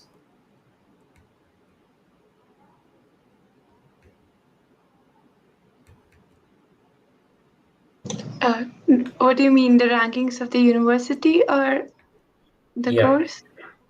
Yeah, Okay. rankings of the universities, because most of the students would do the Google search top 10, top 20. Does ranking have a real impact on your careers or lives, or the kind of profession that you go in? So, and how does one look towards the college beyond the rankings, let's say, if possible? Yeah, I would disagree with this thing. I mean, first of all, the university ranking might be totally different from how your department performs. It might be a very good university that you would hear its name often, but the department, for example, say Department of Medicine in that university, would not be that great. Or maybe it's a very low ranked university, but the particular interest of the department of your interest might be really good in what it does. So I would say, I know it takes a bit much of effort because ranking is just a quantitative number you see. Is like, okay, this is top 10, let me apply. But actually, like going for a really nice department, it takes a bit of research. If there's a nice faculty in that particular department who's publishing like high impact like research papers, or is having a really like profound impact on the research in that field, definitely that department stands out even if the ranking is, because the whole methodology behind ranking, it's another discussion. But I would say no, ranking does not matter that much. It's an easy way for you to say this is better than this, but departmental ranking are not I couldn't easily access them. So I would say look at the profiles of like professors there, and also what the students who've studied in the department have done after they've graduated. Did they have decent research opportunities or job opportunities, or have they struggled? So again, cannot emphasize the importance of research into, because it's a big decision of your life. You're spending 2 years or maybe 3 years in doing your degree. So Perfect. So, guys, more questions you can definitely put it in. We have a Telegram and Discord community. Do register on ForeignAdmits. You will get to access all these questions, answers there. Just a last question to Arunama, and then we'll wrap this up. Uh, so, is dual specialization MBA valuable? So, a lot of MBA have multiple specializations in particular. Do you mean dual as in terms of your major, like marketing, supply chain, finance, or do you mean dual as in terms of a lot of people are nowadays doing dual MBA plus MSIS or MBA plus MSCS? I think it would be predominantly towards MS and MBA. That's what I'm assuming from this candidate's experience. Yeah, definitely. I feel like that's very specific, and we've had a lot of our people from the batch who have done MBA plus MSIS. If you see that being relevant to your field, I would say that does hold a lot of value. For example, if you are interested to go into product management and you do not very much have a very technical background or a sort of software engineering background like that, then at adding that, like having the MSCS to your MBA, like exponentially increases your chances of perhaps getting calls from major companies like Google, Amazon for their product management technical sort of roles. However, if it's something not really aligned with your goal, I wouldn't like, it wouldn't make much sense of it. Of course, if you do want to travel or move to a different role in the future, that's always valid and you can definitely use it. But what I've mostly seen is people use it to enhance their skills that they're getting from the MBA and also compensate for some of the skills that they're lacking to go into a role that is that they don't really have the experience for. Interesting.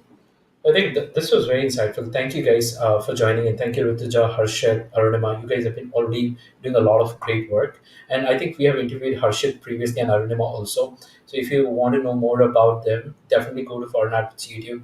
Their exclusive video is there, and the next interview is definitely going to be of Rituja about her chefing journey. So thank you all of you for joining in and sharing a lot of your insights. I would just wish you great luck and great career for you all of you. Thank you for having us.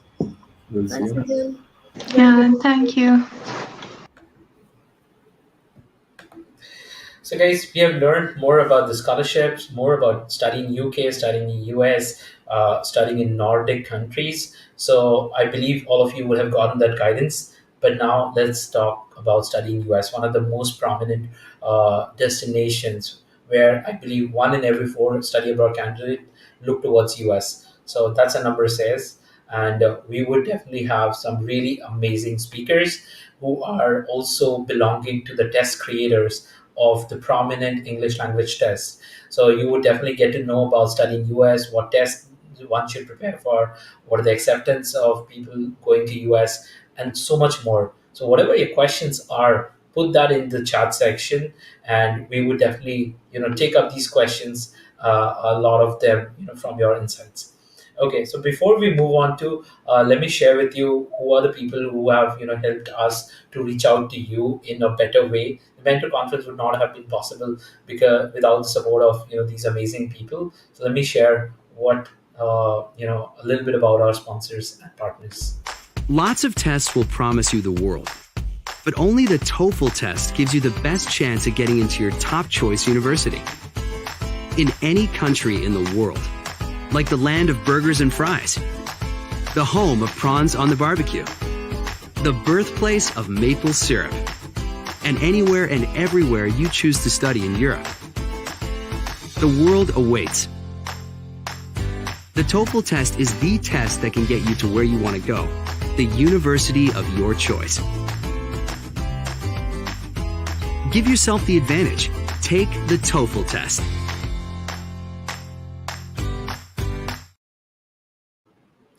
So, guys, we thank EDS TOEFL for being helping us to reach out to more of you, and it's been one of the most prominent, tests taken by millions of students. It's accepted over, I think, 11,000 plus universities all across the world. So you should definitely, look towards TOEFL if you're planning to study anywhere in the world. But now let's come back to the speakers, right? So you got three amazing speakers. Someone who would be definitely helpful for you when you're planning to study abroad. You can always discuss about tests. You can discuss about studying USA and different other aspects. So without further ado, let me introduce you to the first speaker. The first speaker started her journey as a study abroad career trainer and was training students for SAT, GMAT, GRE, TOEFL, and other English language tests. And she had also been associated with Pearson as a master's trainer for PTE since the inception of PTE in 2009. She's experienced and dynamic trainer specializing in different verticals such as training, growth, and development of education, professional grooming, effective communication. So anything that you want to talk about communication and English language tests, she's the right person. Over the past 15 years, she has broadly catered to two verticals, study abroad and training and development for high stakes tests like EDS TOEFL. So let's welcome Priyank Chabra on the stage. Hi Priyank, how are you? Hi, Nikhil. Hi, I'm very well. Thank you. Thank you for asking. And I am so glad to be here in this session. And let's see, I'm sure we have so much to talk about. And this is definitely going to Absolutely. help our participants. Absolutely. Absolutely. Looking forward. Adding to Thank you. that, the next speaker is another person whom I personally look forward to discuss about studying USA. She is one of the senior education USA advisor and the center manager for Indo-American Education Society at Ahmedabad. She is a double graduate degree holder in commerce and education and has a master's in management. She brings with her a rich experience in advising event organization, center development, and team building, and she has been associated with overseas education for more than 15 years by now. She advises students on their higher education and and it gives her an utmost satisfaction because it's a very noble profession to guide students.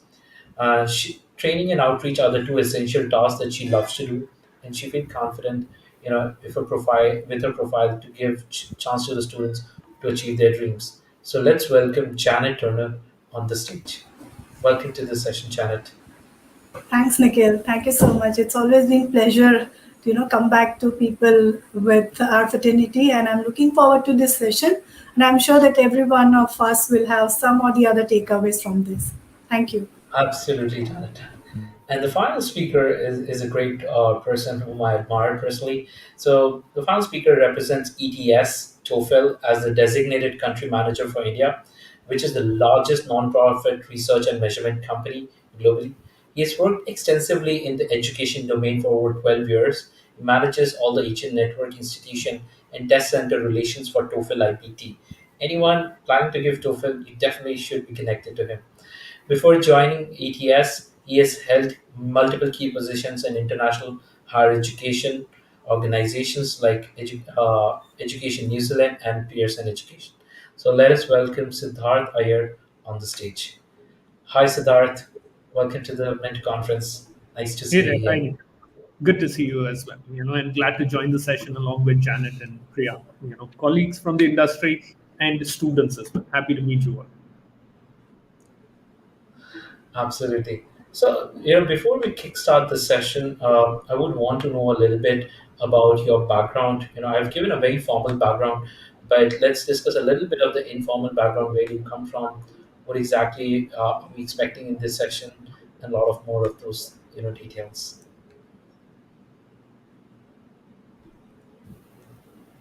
So, starting with Priyank, and then Janet, and then Siddharth.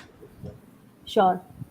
So what we're going to do is I've actually come across a lot of questions from our participants, and they are quite inquisitive, and they have some questions related to definitely the US education and what the scene is like, and certain apprehensions that they have. So I have some questions and I've noted down, and I wanted to first of all have those apprehensions cleared for our participants before we go ahead and learn more about TOEFL and other tests as well.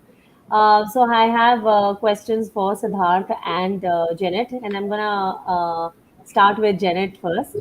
Janet, the first question that I have, and this is coming from our participant, and students are really interested in knowing as to is the US still considered a safe study option for Indian students during the COVID-19 crisis?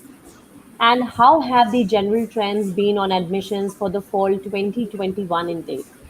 What is your take on this? Right. Thanks, Priyan, for the question. And let's split it up because there are two questions in one. So let me answer the first one. That is it still considered to be the safe place?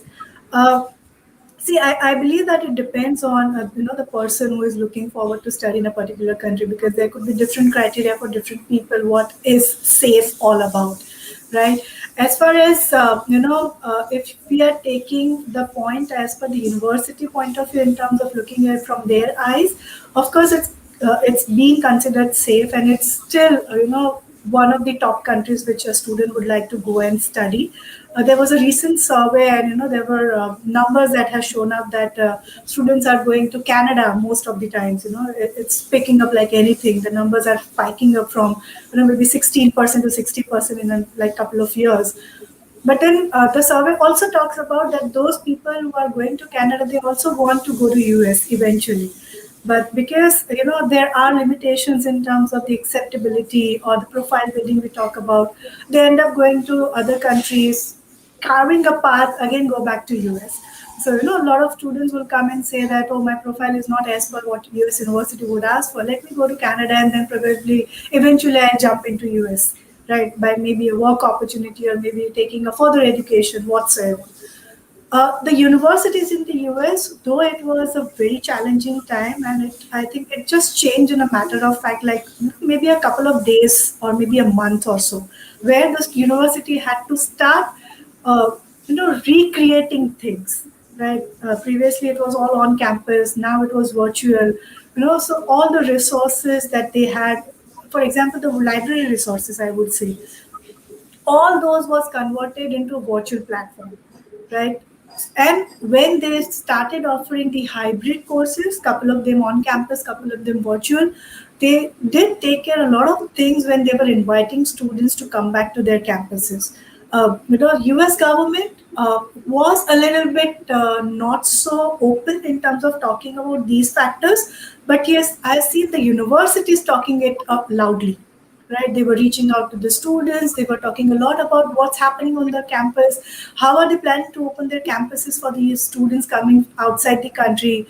What are the things that they are going to take care, right? What are the quarantine rules, and how are they managing the students to get quarantined? They have hired hotels, huge hotels, and they were planning to put up those students in those particular hotels for the quarantine period, so that the cost will not come on the student. So those many things also has been done by the US universities. So I think yes, US is still considered to be the safest place. They are planning to go no mask kind of thing, where they are saying that if you have taken 2 doses of your vaccine, and if you are just walking around and there is no one around you, you can take off your mask. So they are planning to go to that state. So I think yes, they are doing enough to be considered as one of the safest countries to go for. The second portion was that, I'm sorry, can you repeat the second question? Sure. So I also wanted to know how have the general trends been on admissions for the fall 2021 intake? Right.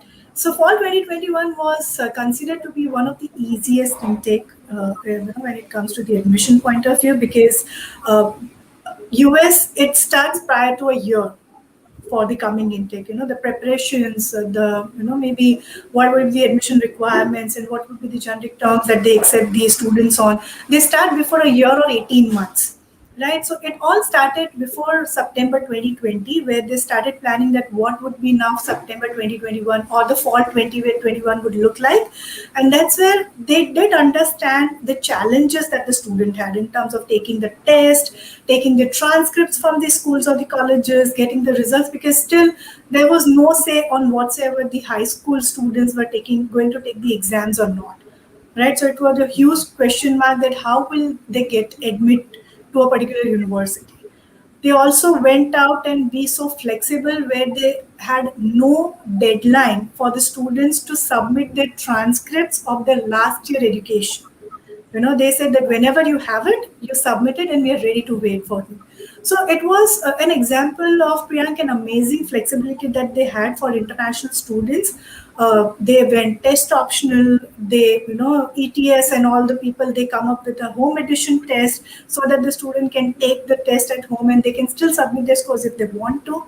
Many of the universities, they actually had another clause added to their admission requirement that they previously did not have, which was, if you have studied from an English medium, show us a proof or a certificate from your school or a college that you are an English medium student and we are ready to waive off your TOEFL and IELTS requirement for this particular moment of time. Because we do understand that you might not have the test dates in place and you don't have the test results to submit well on time, but you still want to start your semester right on time. So I think the fall 2021 has been a very flexible and very, I would say, a kind of positive intake for the international students. And I'm not sure about the coming January 2022. They are still planning to stretch it up because still there are ambiguity going on in terms of whether their students will be able to fly on time or how will the third wave take place in future. Yeah, I hope that absolutely answers the question, Priya. Absolutely, it does. And I think you've really given us insights on this in detail. And it's so good to know that, the kind of, I think it's absolutely in favor of the students, with so much flexibility in terms of taking the tests and submitting transcripts and, all those things that you mentioned. That was nice. Thank you, Janet. My next question is for you, Siddharth.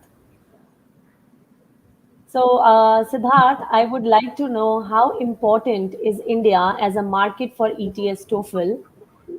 And do you foresee more test takers for standardized tests in India, given that many US institutions are making tests optional? Sure. Thanks for those questions. I think it's a very pertinent question to ask given the times that we are in. But also just to acknowledge, happy to share the stage with both you, Nikhil, and Janet as well. Looking forward to the conversations that we have today. To just give you some background, certainly the Indian student population have been coming to the US for a very long time, as long as the test has been around since 1964. So the experience and the exposure to the TOEFL test is very strong here in India. And in fact, there are generations of Indian families who've taken our test and have studied abroad. A couple of days back, I was seeing a movie clip of Saif studying an MBA in the New York, or his daughter Sarah actually having studied at an Ivy League. I just assumed that they must have taken the TOEFL test at some point in time. In the US, if you look at it, at least 9 out of 10 US universities prefer the TOEFL test. And India is very important to us as a market because a large percentage of the test taking population that we have around the world, whether they are studying in the US or elsewhere, our tests are accepted everywhere. Not just that, even at the time when families across India were devastated due to the COVID-19 pandemic, with the losses that they've experienced, many of them had postponed or deferred their studies in the last year. And we at ETS TOEFL, completely realized that, and we were standing by the students to, in fact, even support them during these difficult times. So the answer, to a second part of your question is currently, yes, we have seen a significant growth of overall number of test takers coming from India because, as Janet was saying, that we had created a home edition version of our TOEFL and the GRE test, where the students will be able to, continue taking their assessments from the safety and security of their home. And nothing basically changes in the overall application process. And in fact, we were also very pleased that so many institutions around the world have understood our mission in trying to make this happen and to realize that the test that we were offering at home is the exact same test, that we were offering at the test center as well, be it both for the GRE and for the TOEFL test. In current circumstances, where many US universities have made the GRE general test optional, which is generally the way it has been, they may make it a requirement once again in the next year. However, we feel that if a candidate certainly wants to strengthen their overall application to a US institution, so it is best that they can take the score and submit a good score that they get to a university of their choice that will help make their application stand out. If that's their intent, we would recommend them to take it. And likewise, the vision even for the TOEFL test was to certainly ensure that the preparation of the test will enable a student to actually learn critical English language skills which are so required in a university setting. That will certainly help make the students even globally mobile. And that is the thinking and the reasoning behind so many different versions of the TOEFL test that we have created. And that includes our upcoming TOEFL Essentials test, which is launching towards the end of the year. So yes, to give you an overall perspective, we are certainly positive and upbeat about India as a market for us as well. So I hope that answers your question, Priya.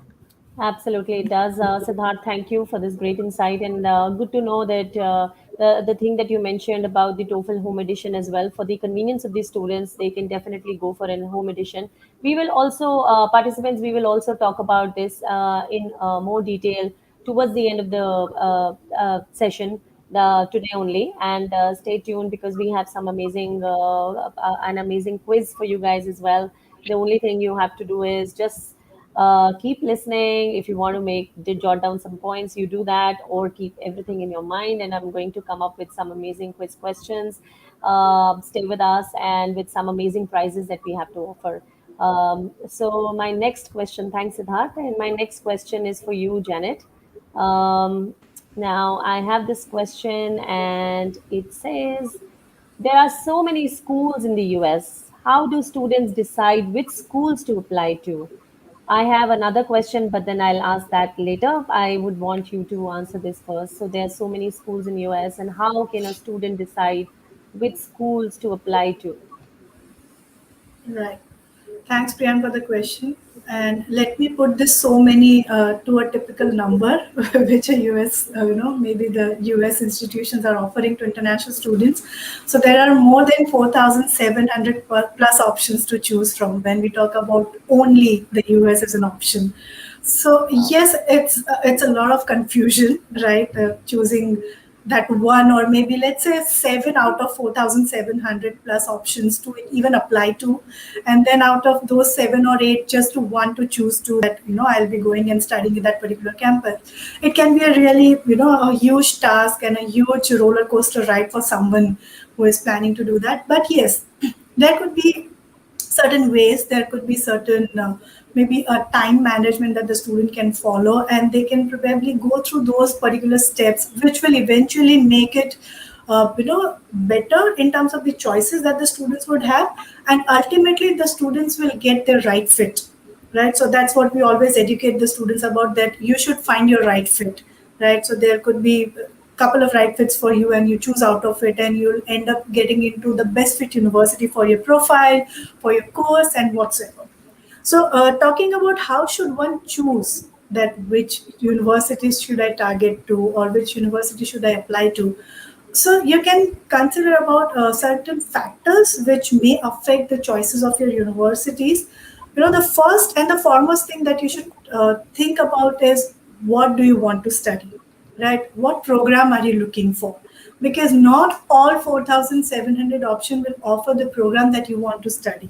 Not all of them will offer the level of program that you want to study. Is it a bachelor's, it is a master's, or a postdoc, or a PhD? What do you want to study? So that should be the most important thing that one should think of, that what level of program and what exact program I want to study. Giving you a simple example, master's in computer science is different, and master's in software engineering or master's in data science could be different. Now there could be master's in computer science having a specialization in data science, or having a specialization in artificial intelligence. That's also possible. There is a completely different degree which is called master's in data science. That's also possible. Where do you want to go, right? What's your ultimate goal? What have you thought of in terms of the career path that you're looking for? Eventually, that will help you in segregating a good number of universities which are offering those maybe generic programs or those very niche programs that you want to study. So that should be the first point that you should consider in terms of taking your choice of university. Then the major factor comes is the funding. Everybody knows that US education is expensive. We can't deny that. It's one of the most expensive country that one can go and study. But yes, there are ways to cut off your expenses.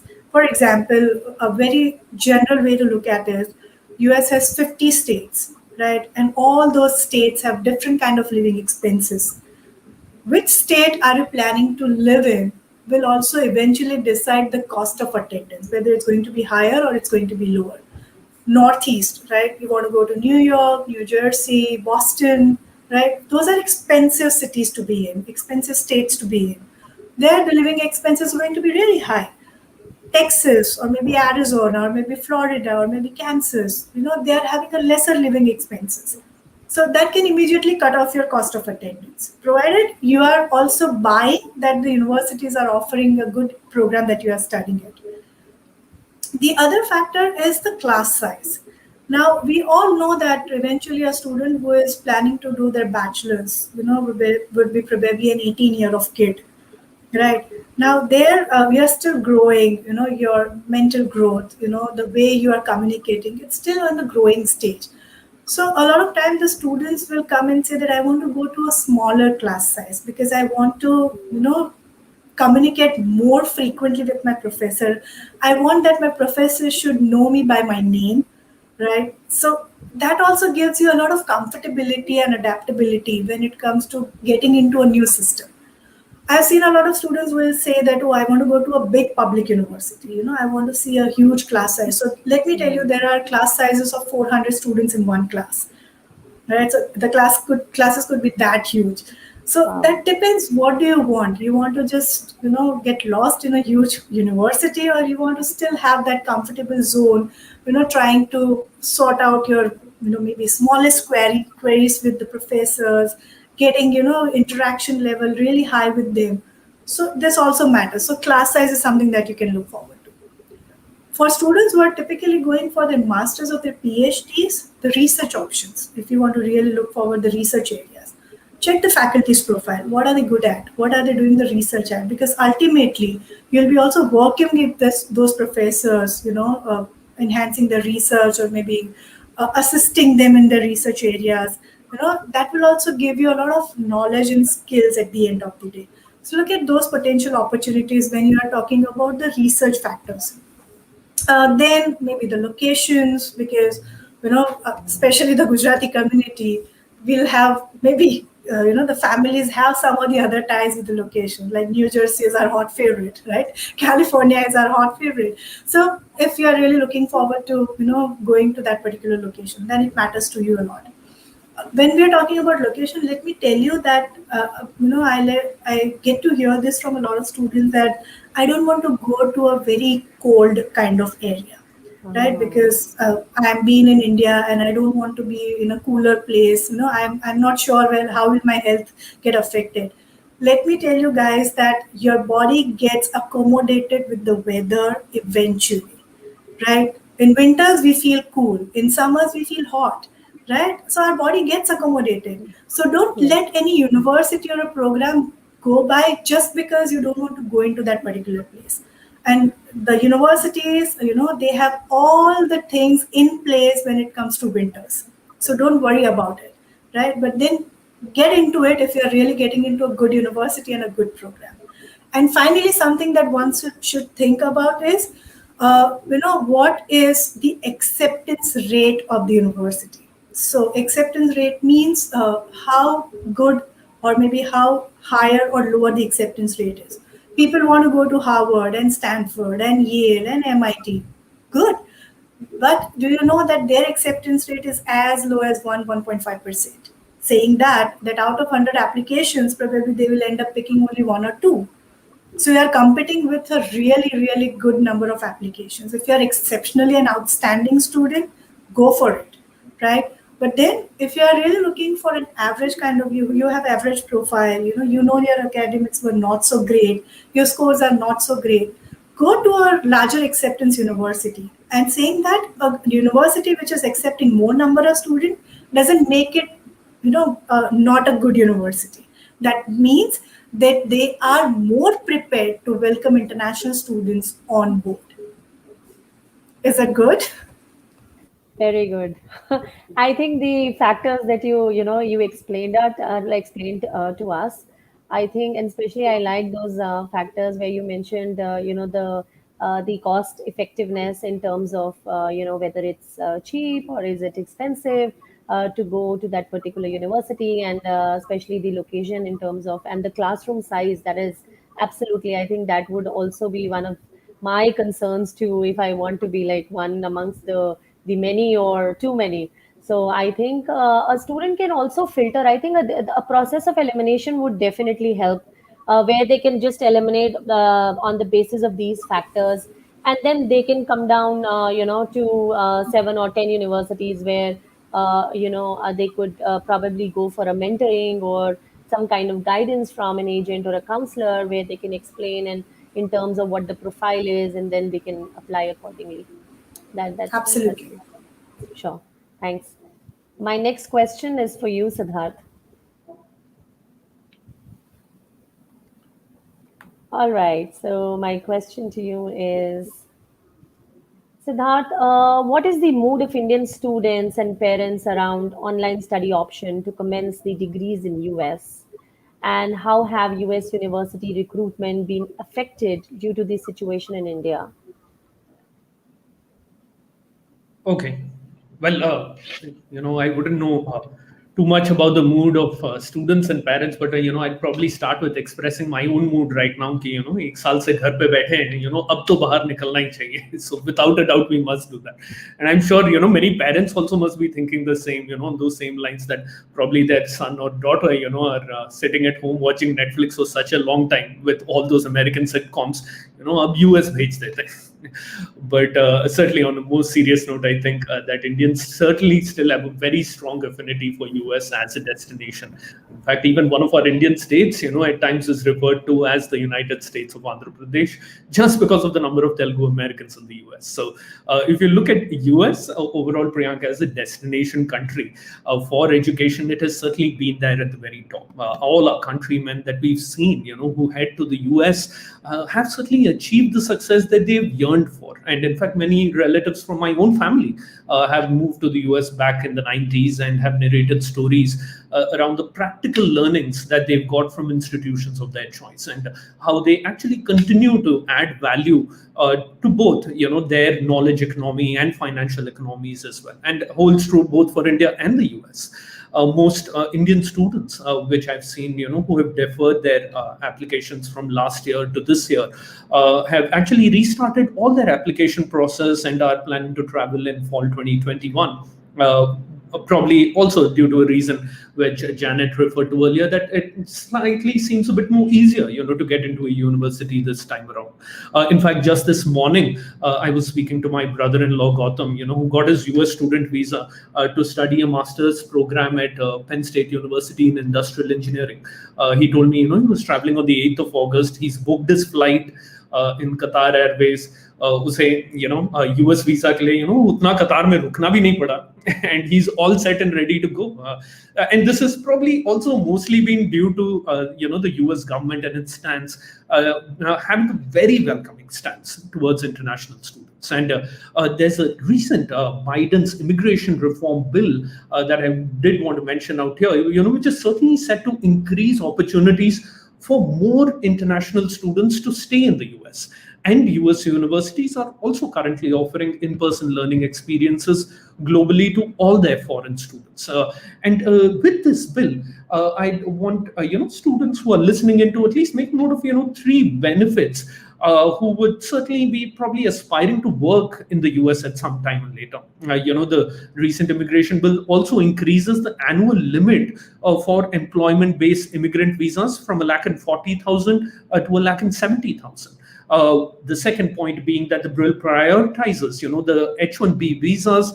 I'm sure it will bring a sparkle in the eye of employees in the Indian IT industry, and also potentially other non-immigrant work visas, based on the wages offered by their employers. the immigration bill also, kind of makes provisions to eliminate per country caps which were earlier kept, for employment-based immigrants, and certainly does offer more opportunities to applicants from countries coming like India and China. So if you take a more deeper look at it, Priyank, the Indian students in the year 2019 and 20 have actually contributed close to around $7.6 billion to the US economy. And this is, in fact, even though there was around a 4 to 4.4% drop in the overall number of Indian students heading to the US, and I think it had largely to do because of restrictions in international mobility. And according to recent research, in a report which was actually released by the US Department State Bureau of Education Affairs along with the IIE, it's the 5th consecutive year, in the United States actually hosted more than 1 million international students in the academic year. So I think that should give students and parents, the confidence of choosing US as a preferred destination. So if you look at it from a distance and, go back, so US recruitment and university recruitment hasn't really been affected very much. I feel, probably the pandemic has been a minor blip, in the overall growth trajectory. But I'm certain that, it's going to bounce back with all the recent changes that we've made. Yes, it will bounce back for sure. Thanks, Siddharth. Absolutely. Yeah. All right. My next question is for you, Janet. So, Janet, what do you feel? What are the resources that are provided by Education USA to help guide students on their career path? And where can these students find accredited universities in the US? Right. Thanks, Priyank, for the question. So before I talk about what are the resources available at any education center, let me talk about what is an Education USA Center all about. Right. So Education USA centers are, they are funded and they are the US State Department's own advising centers across the world, having advisors in their centers who are there to provide the, very accurate, comprehensive, current, and most importantly, what I believe is the unbiased information to the students when they are looking forward to study in the United States. We are neither an agent nor a counselor, right? We call ourselves advisors. We are not an agent model where we have monetary benefits out of the universities. We are there to advocate all the 4,700 plus accredited institutions. So it's all about, as I earlier said, also it's all about finding the right fit for the right student. So we help the student to look at the profile, the course that he wants to study, what are his funding requirements, probably what are his test scores, and the other factors that he is considering. Out of those, considering all those factors will help them to jot down certain options. We don't decide for the student that you should apply to these universities. We help them that this could be the best fit for you. Go with the curriculum, check out the courses that they offer, and then you let us know how do you find it and which are the universities that you would like to apply. And then we help them in their admission process in terms of the application process. We do not spoon feed the students. We help them to actually prepare for the system. So when they are going to the US, they will not sit in, a team and do a project, right? That's again a good example of plagiarism. So they are not going to do that. So they have to do everything on their own. So writing the statement of purpose, probably preparing the resumes, letter of recommendations, filling out the applications. All these we help the student. We do not do that for student, right? In terms of the agents have a different model altogether where they do things for the students. I think that way, the students are actually not preparing themselves for the US system, because that will have a challenge, later on when they end up going to a US campus. The resources, we provide all the resources for free of cost. So we have a computer lab which a student can come in and use it during the office hours. We have the American Corner as a library resource where we have test materials, in terms of books or in terms of the CDs, and the online resources also. The student can walk into the library and they can sit there and they can have a reading time also. We also have the advising resources in terms of the advisors. They can come and meet the advisors. There are no appointment-based system usually that we, maybe force the student for. But yes, if they take it, they will probably have a good time to talk to the advisor. Currently, all our centers are working virtually. So if anyone wants to reach out to their nearest advising center, probably they can reach out virtually. They can have a Zoom call or maybe Google Meet, a phone call or a WhatsApp call, whatsoever they find it comfortable. Right. So these are the preferable resources that an EduAccess center will provide to any of the students. How can they find an accredited institution? There are two official websites that you should refer to. One is the US Department of State Education website, where they list out all the accredited institutions. It's the government website, so you can look at that. The other website that you can refer is CHEA, which spells that CHEA, CHEA.org. That's one of the websites which has listed all the accreditations which a university will have. So you can you can search as per the university name. You can also search as the program name. They will also have the professional accreditation listed. The other useful resource that you can always refer is the university website, right? The university will have all the accreditation updated on their website, no matter their professional accreditation, national accreditation, regional, or the program accreditation. All of that, they have to keep it listed and updated on their website, because all these universities, they go through an audit process every year, each year, right? So they have to maintain all of this information very transparently on their website. And let's say you tried all these resources and you could not get the right kind of information. Simpler, shoot an email to the university, right? That's the best thing that you can do. That's where you can also open up a communication channel with the university. And believe me, they are really quick in terms of replying to your emails, and they will come out with the best of the possible, help that you are looking for. So these are a couple of things that you should keep in mind when you're starting with your research portion of your US higher education process. This is really helpful, Janet. I'm sure the participants have this knowledge now, where to go and where to search for, how to go about it. So this is quite helpful. Thanks. My next question is for you, Siddharth. Siddharth, do you think the US will remain the top destination for STEM graduates from India? For STEM graduates, as I was just speaking previously, about the recent bill which was introduced in the US, it actually exempts PhD graduates who are working in the STEM fields of that's science, technology, engineering, and maths from the green card quota, and in fact that facilitates the process for such students to actually even obtain a green card. So yes, in that answer, US will remain a very attractive destination for STEM graduates from India. We'll continue to see a growth, and even under the current circumstances, if you look at it, US universities are also utilizing all resources at their disposal, that is to provide access to international students with a better college experience.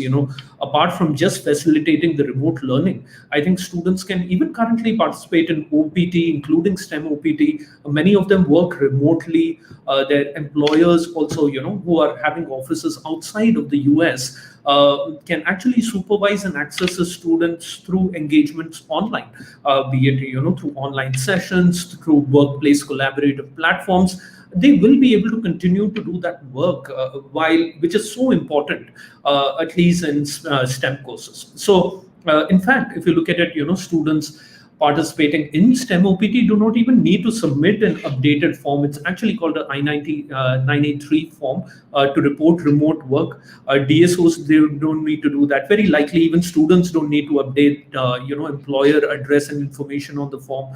The US government, however, I think is still working on whether or not student may apply for OPT or optional practical training from outside of the US. But I think the government is evaluating whether or not to actually have some specific exemptions around this. I think the current regulatory remit for students who can stay unemployed is up to a duration of about 90 days. They're considering whether or not to extend it to about 150 days. And the same set of students and graduate opting for an OPT are also allowed to now work lesser number of hours. It's reduced to about, I think, 20 hours each week for the duration of the COVID-19 emergency. And I think US universities have a brilliant support system which they have set up for international students. And we know, a sizable population of STEM aspirants from India opt for US universities. The same set of students can benefit from health insurance plans, can also benefit from vaccines which are being provided there. Students are allowed to convene in smaller groups, at least in certain states and universities, which have now opened up, which are allowing practical training which is happening at the school premises as well. And they are providing a lot of counseling support as well to students who are undergoing a lot of mental health issues or stress issues or loneliness caused by the time that many of them have been probably, say, away from their families also for long. And as Janet was also mentioning earlier, so many of those universities have extended their deadlines for application and form submissions. I've noted, at least over 300 universities who have even extended the admission deadlines for them. So such an exhaustive support system, can certainly only be built in by US universities for international students, because they realize the value of what STEM graduates from India bring, to the country as well. So yeah, that's to answer your question. Yeah, so we're getting great support from the US universities for sure. Without That's amazing. Yes. Thanks, Siddharth. My next question is for you, Janet. So, Janet, what do you think? How have the virtual hybrid classrooms been received by Indian students in the US? And are there any special scholarships or grants offered by the US state government that students should be aware of? Right. So let me answer your first question, Priyank. So I would say it was very well received when it comes to online or hybrid classes, typically by the Indian students, because we deal with a lot of Indian students, being in this country. There was, when it began, in terms of, I'm talking about maybe April 2020 or May 2020, when the universities were planning to go for online classes for starting with the fall semester for 2020. There was kind of ambiguity in the students that how should they react to it, because anyone talking about somebody who is planning to go to US or maybe any other country, they are going to that particular country to have an experience of being on campus, right? We cannot deny it, and that's an outstanding thing that one can look for. When the universities declared that now the fall 2020 term would be online, it was a shock for the students who were actually imagining themselves to be on campuses in that particular term. And it took a time for them to actually digest that will not be going to US this year for this term and will be taking our classes online. So out of maybe 100, for example, there were 75 students who opted for online classes because they were happy with their admits. They didn't want to lose that opportunity. They wanted to start with, they did not want to have a gap in the education that they begin with. So they opted for 75% students, they opted with the online classes. There were 25% students, almost I would say, who actually took a drop or who did not join the online classes because they were very clear that they will study only and only once they will go on campus. And they were ready to wait for it, right? So they opted out and they started working, or they took an internship which can add a value to their profile. But they did something, they did not waste that particular time. They also went on and, they wrote back to the universities deferring their admission to the next possible intake. So they did that. So they did not leave out the universities. The only thing is that they started late, a semester late. That was one thing. As far as, why the online classes were so welcoming, Reason is, one, the university was very clear what they were going to offer. The faculties were all set to teach online, to offer their resources online. And third and most important point is the students were also offered the internship opportunities online. So they were not left out with those particular opportunities that they were actually planning to explore when they will go on campus. So they offered internship. For example, there were social media internships that the student was offered. There were research opportunities in terms of doing a survey for a particular field of research that the student was offered.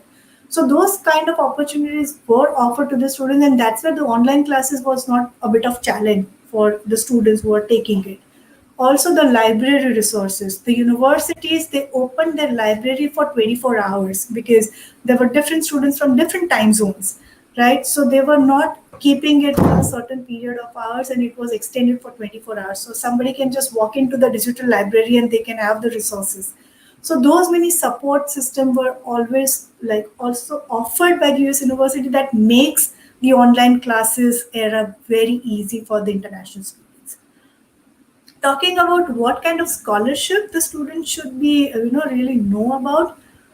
So there are a couple of scholarships that I would talk about.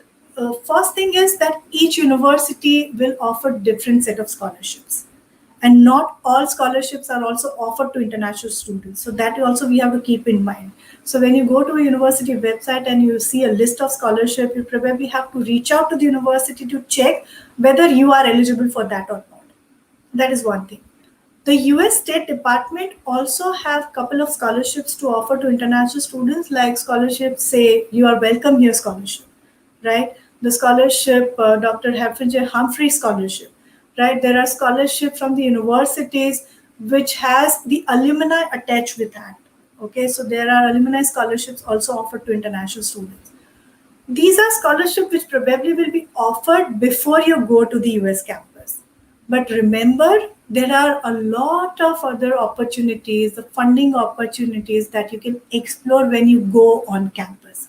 So never stop yourself just because you don't get a scholarship when you get admitted. You don't do that I don't have a scholarship, I don't want to go. Right? When you go to a US campus, there are certain scholarship or maybe funding opportunities that the university would not even list out on their website because those are very, person oriented. For example, there are funding opportunities offered by a resident of that particular state, which says that I'll pick up a student and I'll completely, sponsor his entire education. Now that they cannot go and talk about it on the website because that is very specifically a person oriented. But there are a lot of opportunities: the research assistant opportunities, the teaching assistant, the graduate assistant. There are assistant opportunities, there is an event going on and you are doing that event management, and you'll be paid for it. That's called an assistantship or a GA, graduate assistantship. So there are a lot of opportunities that you can explore which can take out your funding, which can actually lesser down your cost of attendance. But yeah, these are some of the scholarships that you can think about. The Fulbright scholarship is also there, but that is also meant for probably people who are working professionals and who are going for a maybe more masters and above level. So you can check out. But remember, any scholarship, it comes with a strict deadline and certain requirements. So you have to see that how well you're matching with those requirements and are you acting quick enough before the deadline passes by. So we have to keep again certain criteria in mind and then you start applying to these scholarships.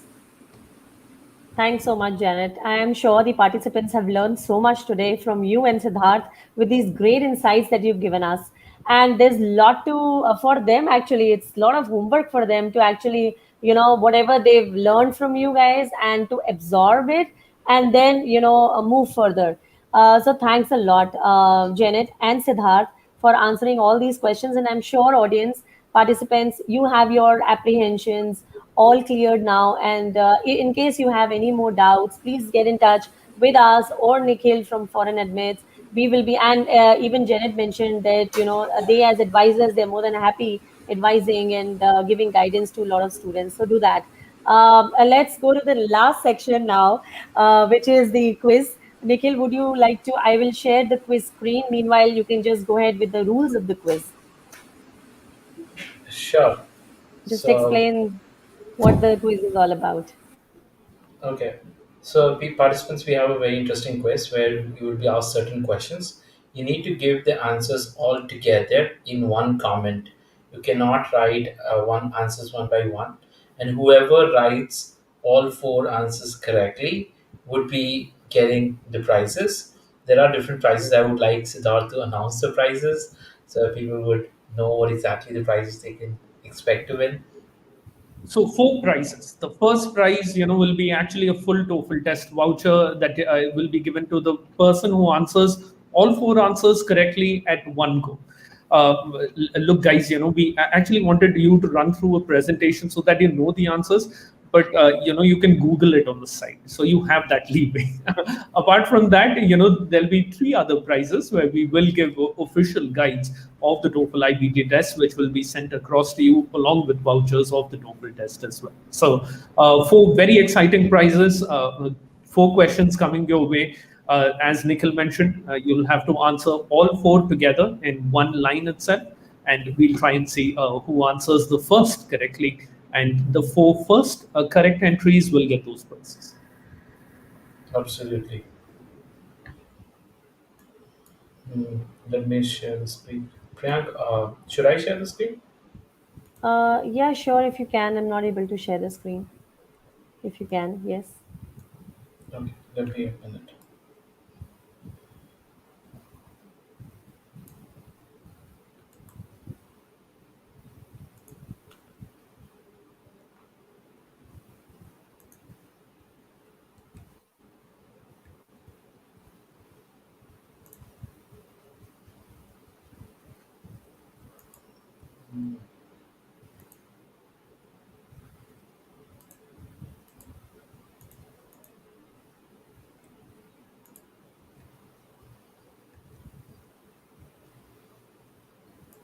Okay, yep. Just yep. The last. So all of you would be able to visit the screen, see the screen. If you can see the screen, just say a yes in the comment, and we are aware that yes, you have seen the screen.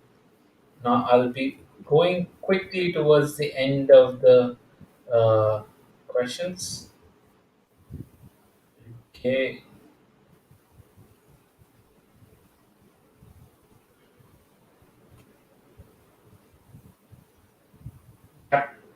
All of you can see the giveaway, if I'm correct. Yes. Perfect. So most of you know also because I can see similar participants from last day. Yes, this is another giveaway for you, and I hope the new winners could be different. Okay. So the questions are this. You need to answer the question. The first question is, what is the availability of the TOEFL IPT Home Edition test? 24 hours, 2 days, A. Number B is 24 hours, 3 days. Number C, 24 hours, 4 days. Number D, 24 hours, 7 days. The next question, the TOEFL IBT test is preferred by X out of Y university. What are the X and Y? 9 out of 10 universities, 3 out of 5 universities, 2 out of 4 universities, 1 out of 2 universities. What is the validity of the TOEFL test score? I, 5 years. J, 2 years. K, 3 years. L, 1 year. Number 4, and the final question. What features of the TOEFL test help students showcase their best performance with a combination of the highest section scores? M, my best scores. N, super scores. O, essential score. In the last, there are only three options, so be careful when you're answering.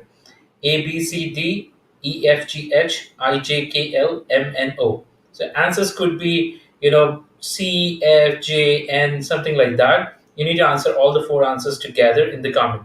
The first one giving the right answer would win the prizes. Okay, so we have answers started coming in. Let's see. You cannot answer one, else you may get disqualified. Okay, the first Just use the person. alphabet. Okay, so the answers are ready. Priyank, can we Sure. get the answers in probably 30 seconds? Yeah, let's start the answers. I think most of the people started answering it. Yeah. Do you want me to read the So answers now? Tell them the answers, or yeah, are we still waiting for the absolutely. responses? All right. So the Mm, first question, what is yep. the availability of the TOEFL IBT home edition test? And your option C is the correct answer. Your TOEFL IBT home edition is available 24 hours, 4 days. Your question 2 was the TOEFL IBT test is preferred by dash out of dash US universities. Answer is option E, 9 out of 10. 9 out of 10 universities, they prefer a TOEFL IBT test. Then question 3 is what is the validity of TOEFL test score? And option J is the answer, which is 2 years. So TOEFL test is valid for 2 years. Last but not the least, we have this question, which says what feature of the TOEFL test helps students showcase their best performance with a combination of highest section scores, and the answer is option M, my best scores. So answers are Okay. C, E, J, M. Now we have Do we at have least the any? first prize winner, who is the fastest finger first. Any guesses, guys? Do put in the comment who has answered first. I believe there is one gentleman who has answered, I think, in the first place altogether. Let me cross verify before I announce it. Oh, yeah, absolutely. The first prize winner is, let me share it on the screen. Shubham Shubham Jha. Jha. Fantastic. Shubham Jha. Great. Good, good, good. Congratulations, Shubham. And you've got a TOEFL test voucher. You can opt for either a TOEFL IBT test center option or even a home edition. It will be valid for both. So congratulations. Great going. Great. So the next person who has answered CEJM. Okay, Purva, you won last day and today you did a mistake. Okay, not paying attention. Okay, the next person who won the second prize is Sheetal Sheetal Jadhav. Jajav. Okay, great. Fantastic. Congrats. Congratulations, Sheetal. You've got a TOEFL official guide as your prize. Do prepare, make use of it, and I'm sure you will learn a lot of tips and techniques when you use this book, and you'll absolutely love it, learning from it. The third person, Devesh Panwar. Congrats, Devesh. You've got another prize, and that would be a TOEFL official guide, which is going to help you learn all the tips and techniques of TOEFL, and it will help you prepare for your TOEFL test. and the final winner. Any guesses? Last and the least winner. Yeah, let's see. Sakshi Yadav. Great. Wow, Sakshi. Congratulations. You won TOEFL official guide as well, and I'm sure you will make use of it. That will really, really help. So, congratulations, participants and the winners, of course, who have won these amazing and wonderful prizes. Thank you, In, guys. yeah, in case you have any more questions or you need any kind of guidance, feel free to get in touch with Nikhil and he will be happy to help you. Absolutely. Thank you, Siddharth. Bye, Thank you, guys. Priyank, for joining in. You Take guys care. have been lovely It's a pleasure. audience. Loved it. Thank you, Thank Bye. you so Take guys. much. Thanks. Take care. Bye.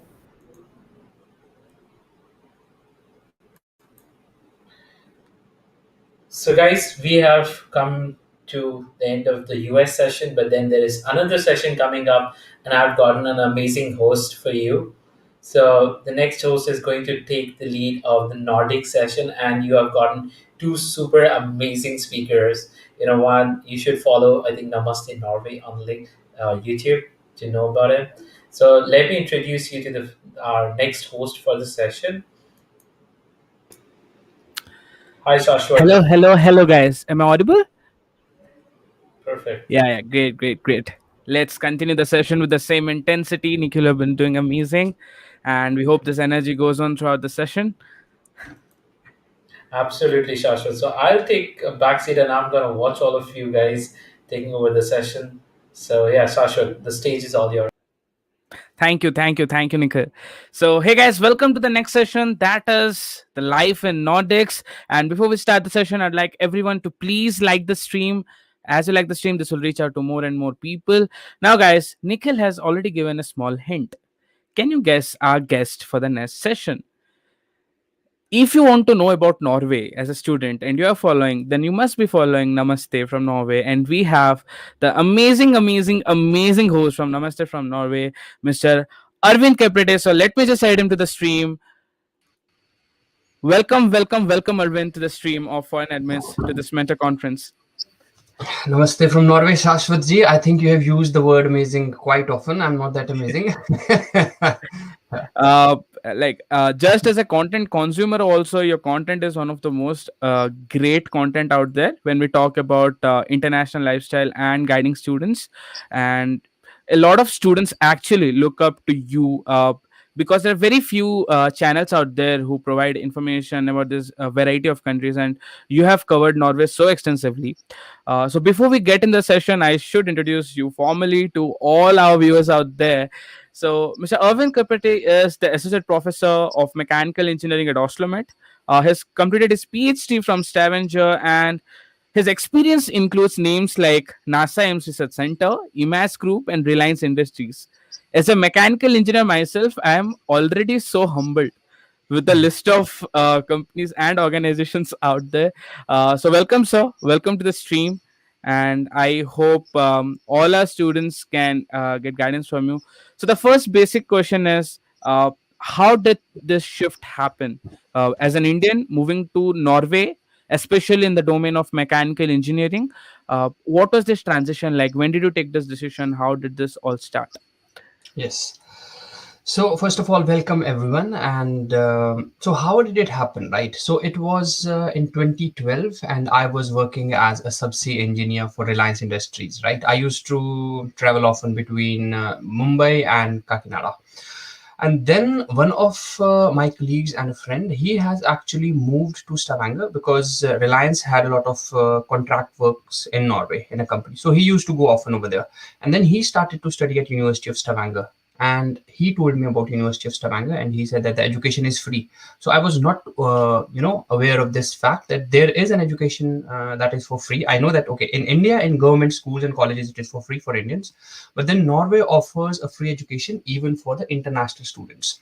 So, I just applied for it casually. I just gave my IELTS exam and applied through. Just for one particular university, that was University of Stavanger, because my friend was studying. So I said, yeah, it would be good. I'll just go there for 2 years. So I just applied, and plus there was no GRE, GMAT at that time. And even today, they don't require GRE for most of their engineering courses. So the only kind of the impediment for me was to give an IELTS exam, which I just gave. And I just applied, and I went through, and that was as simple as that. So I never had a dream of studying outside, actually. And I didn't know about Norway until 2012 when my friend told me. But I think it was a good decision. Hopefully, yes. It was a great decision, actually. So the next question which comes to our mind is, you are someone who has gone to Norway, like to Stavanger, from an industry rather than from a student, right? So what were the key pointers which helped you to decide this? Because you were in the industry, so you knew what are the advanced research projects going on. You knew where the mechanical world was heading to. You knew the shift would be like, a great boost to your professional career as well. So what are the key pointers you noted and you chose Stavanger? I mean, you could have gone for any other country or any other top university as well. Yes. So see, Shashwat, what I personally think, when you are choosing a university and a country, right, to study abroad, so the thing is, choose it according to what profession are you heading in. For example, if you want to choose an automotive sector, so then definitely Germany stand out, right? It stand out. Then Norway is not a competitor. But for example, if you want to head towards, say, oil and gas industry, because Norway is kind of, you can say, it's the capital of the Europe for oil and gas. And then Stavanger was the main hub. So that is why I chose. Because, I definitely feel that students, when they are going abroad for studies, it is not just that they are curious that how the subjects are taught over there, right? They definitely want an employability afterwards. So employability is directly related to how many companies are uh, located in a particular city or a country, right? So that is why I thought that since I already had an experience of 5 years, so I was kind of a bit sure, and my friend also gave me this tip that okay, since you already have an work experience, so there are chances that since Stavanger is an oil capital of Europe, so you would definitely get. So I was confused either between Aberdeen or so I made kind of this conscious decision of Stavanger, because then Norway stands out against UK because of work-life balance. So then other factors came into play. And one more important tip which I would like to give to most of the freshers, especially for the Norway, that don't directly come after your bachelor's to do masters, because I have seen a lot of students who have struggled in order to get a job afterwards. If you have an experience of say minimum 2 years, then the first is that you uh, get a chance of becoming a teaching assistant, right? Only experienced students or only experienced candidates get this teaching assistantship job as a part-time. And then another is, after you complete your masters, it's very rare that you will get a job based upon your masters. You would get a job based upon your previous experience.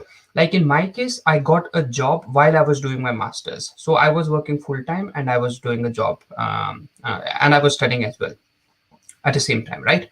So the thing is, get some experience, whether it is an internship experience or so, it would definitely help you to settle in that particular country, especially Norway. I don't want to generalize, but I can speak for the Norway based upon my experience. So I think these are the few important tips which I would like to give.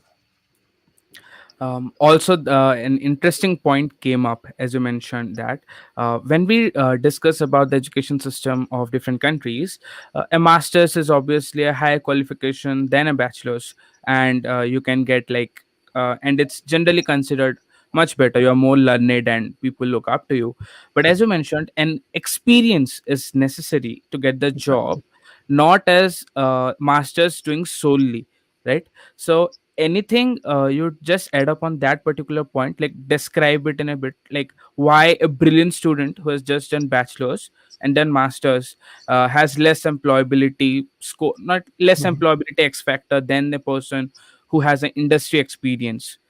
Okay. So yeah, so I will explain this particular point in two ways. Okay, so first way is, if you consider how do we as a human learn, right? So when you are in this classroom kind of a setting, right, you are in this bachelor's, you are studying books. Okay, for example, you and me are mechanical engineer. Okay, this is stress, this is strain, etc., etc. And then after, when from this one classroom you go to another classroom, that is from bachelor's you go to masters. So in between, you have not seen the real life, how it is happening, right? How it is happening. For example, for all of those Python code developers, so you learn C++, you learn Java, etc., etc., and then okay, some capstone project, etc., etc., you do. And but in real life, how it has happened. So in order to be a successful, employee, I would say, besides your skill, there are a lot of factors. There are like how to work in a team, okay, how to handle the pressure, for example, when you work in an organization. Then there is work life ethics. So the point is, when from bachelor's, if you go and work like for 2-3 years, so you have this time, 2-3 years, to see that okay, stress is this, okay, it is force upon area, strain is this. So you see that thing in practical. So it's called as like a sandwich feedback, right? So firstly you are in bachelor's, then you get the practice, 2-3 years practice, and then okay, now I know these concepts, now it is time to learn some new. And for example, I would say like von Mises stress, what is that, right? So then you want to learn some advanced things. For example, in bachelor's we studied fluid mechanics. In masters, when you come in, for example, in Stavanger, it was advanced fluid mechanics. So then the point is, if you have not practiced your rudimentary skills or basic skills in a bachelor's in real life, in a work experience, then studying that, it won't help you that much. So you gain that kind of confidence, you gain that urge for learning more when you have worked in the real life setting. So that is one thing. And in terms of employability, now this is the second factor. In terms of employability, what I want to mention is that in Norway, there for freshers, they have this graduate programs, right? But they are very competitive. So you will have to fight, for example, big companies, Accenture, Capgemini, or Equinor, or Shell. So they will have these, but they are very competitive. If you are a brilliant student, I have seen people have kind of, been admitted into these programs. One of my classmates, actually, he's from Ethiopia, so he got admitted into these programs. So it's competitive. But okay, if you are not a sharp student, then what you can do, how you can cater for this non-sharpness of your say brain if you're not that sharp. So you devise a different strategy. So that different strategy is that you come as an experienced candidate. So then you don't fight for these GTs. You directly say that, okay, there is a job opportunity who has 3 years of experience as a Java developer. We need him. For example, most of the work experience people go like this. And then you are not fighting this competitive pool. You are into this another niche, and then you have higher chances. So that is why in Norway, that is the thing, which I think it would work for you. It worked for me. So I'm definitely just extrapolating it that it works for everyone. Exactly. Also, to all the viewers out there, yes, everybody's excited to have Arvind sir here. Please put up all your doubts and questions there. We'll get to them. Also, it's great that I just saw your blog a day back. You just crossed the Arctic Circle and now you're doing an interview. Your energy level is just awesome. So, just so thank you so much for that.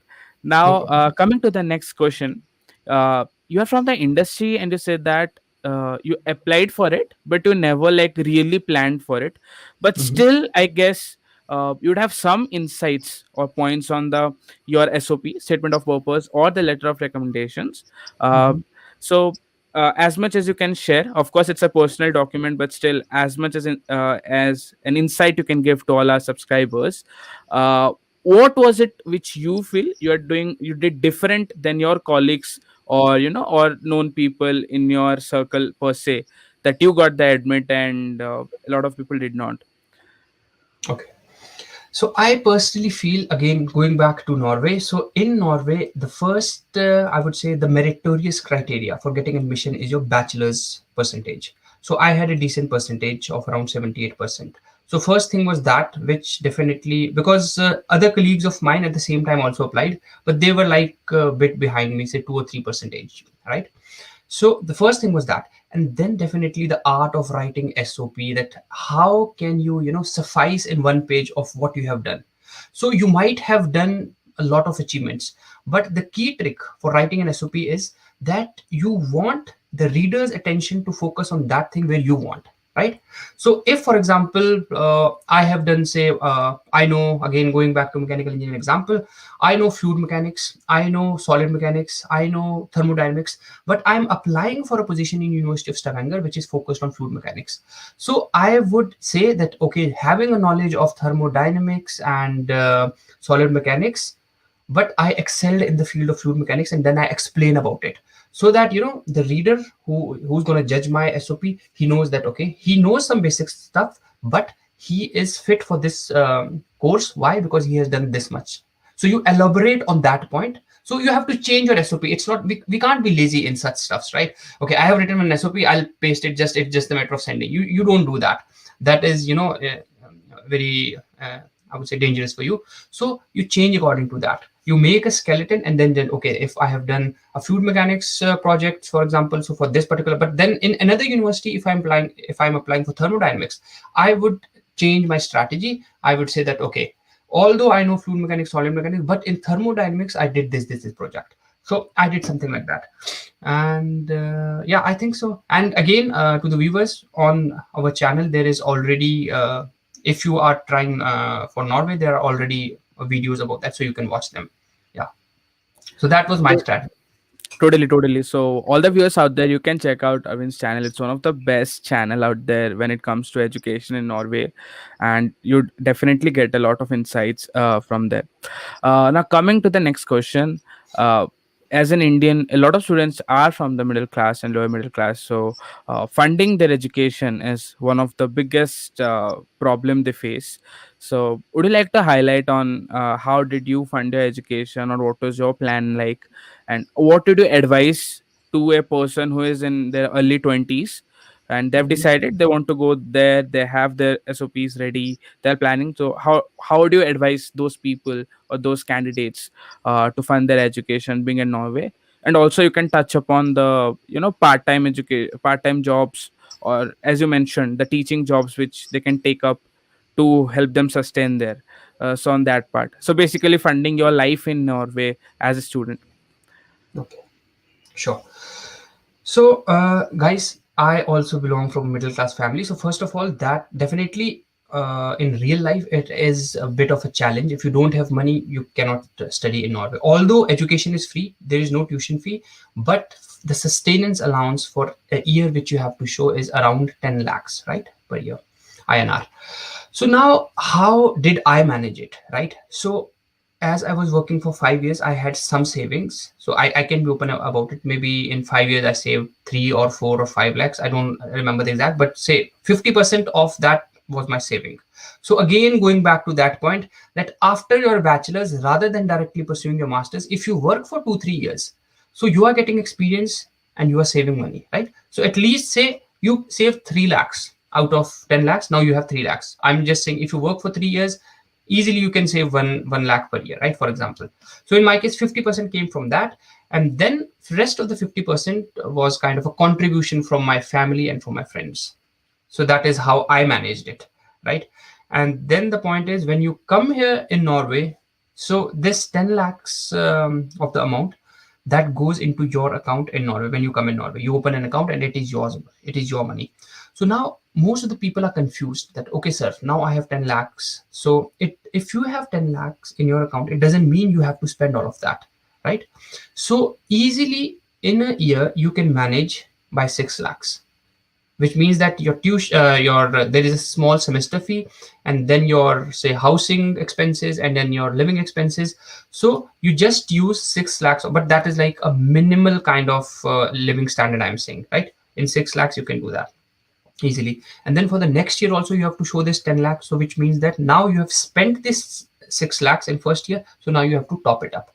So how to top it up, right? Again, either take assistance from your family, or if you are in Norway, get a part-time job. How to get a part-time job?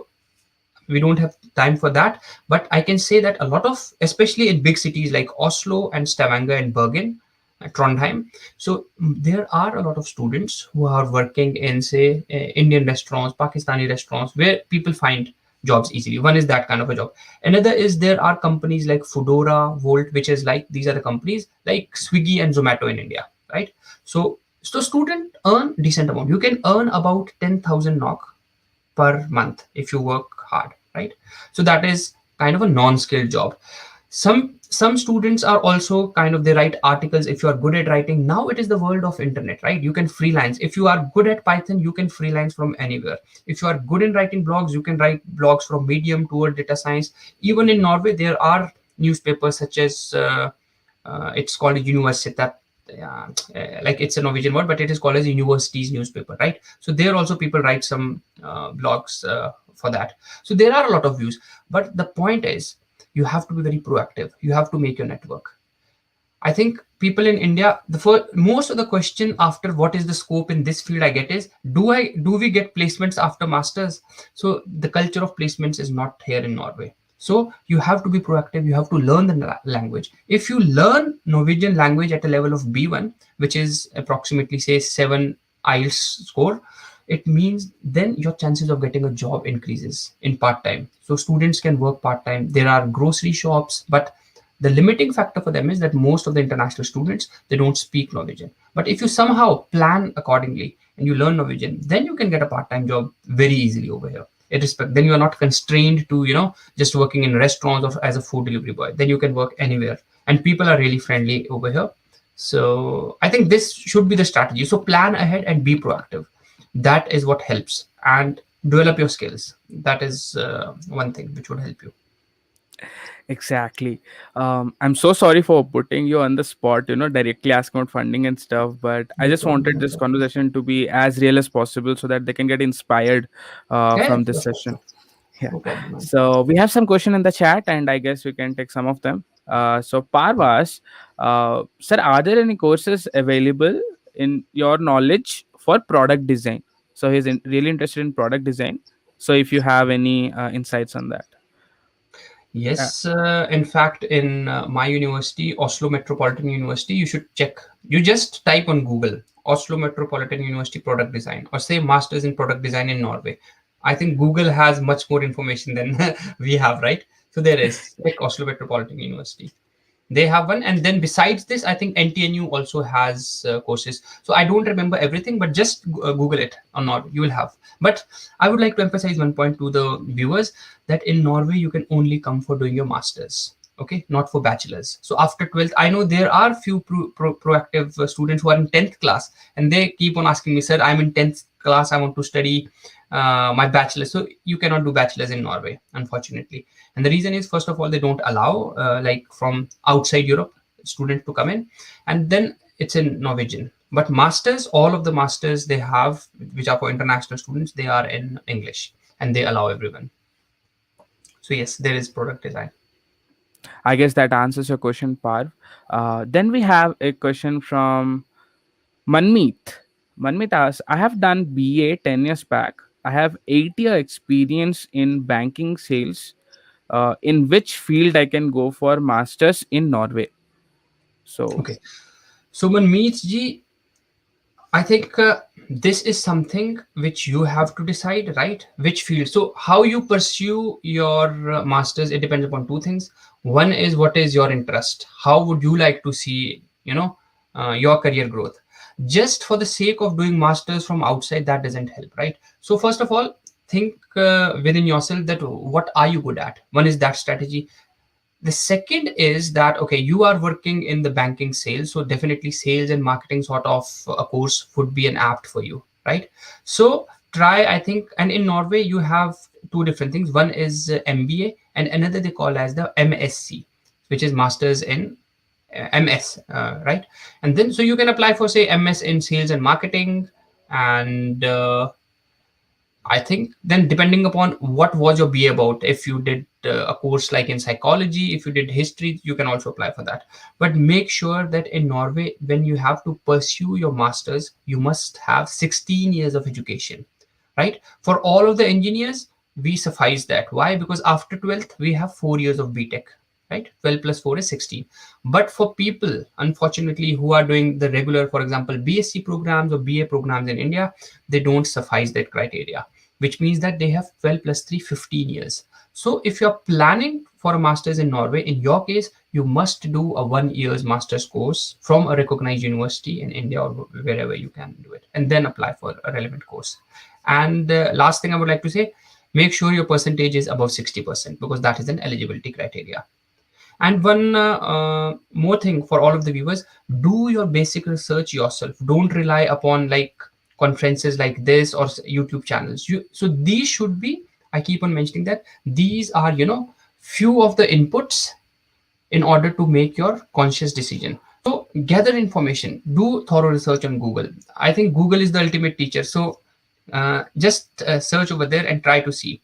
Sometimes it can happen that, I might give some wrong information, though I try not to. I try to do research, but still you can rectify me. That I would like to give an example that one of our members, he actually rectified me, because what I thought was most of the bachelor programs in Norway are in Norwegian. I said that, but he said, there are few which are taught in English. So that was kind of an awakening moment for me. So knowledge of information should be both way, from here to there and there to here, right?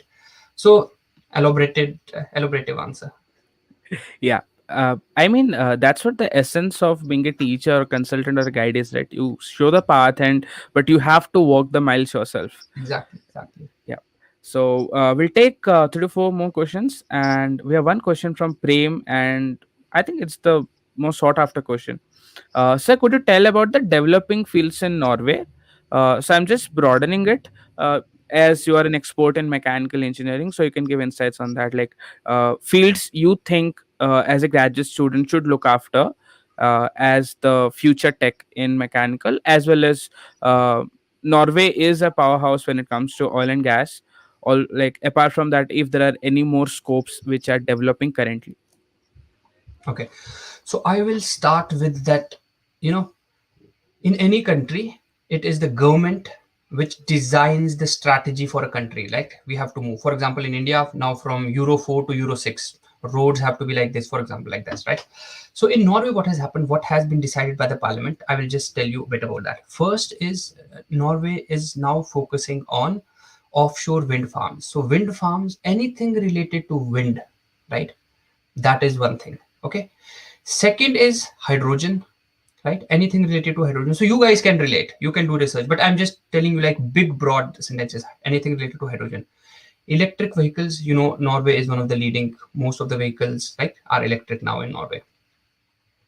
Besides this, right, what about the oil and gas? So it will still be there. I assume it will still be there by 2050, right? But now it is, I would say it is on the downward slope. So you can assume, you know, that in front, most of the companies, they have now changed the name. For example, the biggest company in here, like a state company, was Statoil, like our ONGC. But now they changed the name to Equinor, right? So oil, they wanted to remove this oil because, so this oil word, people are still earning money, but in the forefront, they want to keep renewable energy. So in broad sense, I would say renewable energy is one sector where Norway is definitely focusing upon, right? Besides this, healthcare. For Norway, I read one of the research studies. They say by 2060 in Norway, 1/3 of the population has to be in the public sector, public serving sector. It can be healthcare, grocery, etc., etc. So for a social welfare state like Norway, what is important? First is trust, second is tax, right? And for tax, what is important? Employability is important, right? For employability, what is important? That all of the citizens or residents of Norway, they should be in the good health. If you are not in good health, you can't work. If you can't work, you can't generate taxes, right? Besides the trust part, that you trust your government. So healthcare is one thing. And besides this, okay, now comes, so what pandemic has taught us? So here is an opportunity for all of the IT engineers, digitalization. Now I'm seeing everyone is talking about a digital twin. What is a digital twin? Because I have also forayed into this direction. So during my PhD, when I was at NASA, I actually forayed from mechanical. So I learned Python and everything because I know that, okay, wind is moving in this direction, right? So why not to move? And it really helped me. So digitalization, cybersecurity, AI, ML. I mean, AI, ML is everywhere, right? But cybersecurity is one thing. Then blockchain. So these are, I think, some of the factors. So one thing which I would like to tell all of you guys is that, okay, we both are mechanical engineers. So don't get stuck in this fantasy word that I'm a mechanical engineer. Coding is not the maximum I can do. I can automate is with Excel, right? Don't do that. Try, challenge yourself, learn something. And I would say coding in today's world, I assume that in 50 years, you know, even the karyana shop wala, he should know some sort of a coding. Otherwise, he will have to rely upon some service. And so automation is definitely one thing where everything, robotics is one thing. Norway is going in that direction. And another thing for the Norway is smart cities. That is also one thing. They want to make cities smart. And again, IT guys, everyone comes into play, right? Civil guys come into play. Another thing is urban ocean, because ocean, you know, Norway is the long country where it is one edge is completely by ocean. So urban ocean. So everything related to that. Fish economy is very important for them. Aquaculture is very important for them. So I think these are few fields. So you guys, if for learn coding irrespective of what you are doing, right? It will definitely help you. And you can learn it from EDX Coursera just for free, right? You just need time. So rather than watching or you know, I think there's a trend that, okay, oh yeah, have you watched this binge? I just did this binge watching of this Chernobyl, all of these, and so it's a trend in the new generation, and they boast about it. But the point is, we are forgetting this thing that TV in our times. It is we are not too old, but still, it's good. You know, you feel that you're wise when you say in our times TV was just for entertainment, but now it is, you know, you're just sitting in front of a TV and you're just watching it continuously. So my point is, don't do that. Learn something new. Learn Python. That is one thing, because Python is open source, free. Just learn it and you will definitely excel in your field, and there will be the demand in Norway wherever you go. So that is one tip. Exactly. There are a lot of questions that repetition, so we can just quickly see. Yeah, 16 years of education is important. So if you have a 3-year bachelor's degree, then yes, there will be a problem. Yeah, and also there's one more question: is that deposit of 10 lakhs necessary for PhD as well? That is one of the question. Okay. So see, PhD is a totally different avenue in Norway. So we must understand that as a PhD, you are an employee of a university, right? You get stipend. Since you get stipend, it means that you are earning money and you can sustain yourself. So for PhD, that is not a requirement. It's only for the masters. Okay. So, I mean, I think with that, we are at the end of this session. We've answered most of the questions of the chat. And Ovisan, thank you so much for doing this. It would help all our subscribers and viewers. To all the subscribers out there, do check out Arvind's channel if you haven't checked out it. Namaste from Norway. Do subscribe him and put the bell icon on, because you got to get those insights like right on the field. He has been doing a great job actually with his professional life as a professor. Also, he's putting out content for you so that you guys get more information about the same. So sir, a thank you from the ForeignAdmits team, and a thank you from myself. It was great insight for me as well, as a mechanical engineer myself. So I mean, that's great. Thank you so much, and we're really glad to have you. Same here, Shashwat. Okay, guys. So best of luck. Keep working hard, and keep believing in yourself. That is why. That's all. Okay. Thank you. Namaste from Norway. Take care, guys. Bye-bye. Yeah. Thank you. So hello guys, that was Mr. Arvind Kaipate, and then we have our next session lined up for you. There are a lot of questions. You could reach out any of the people from ForeignAdmits. You can reach out to us and we can clear your doubts to our counselors. You can reach out directly to the mentors as well. And from the Nordic countries, now let's move towards Europe, right?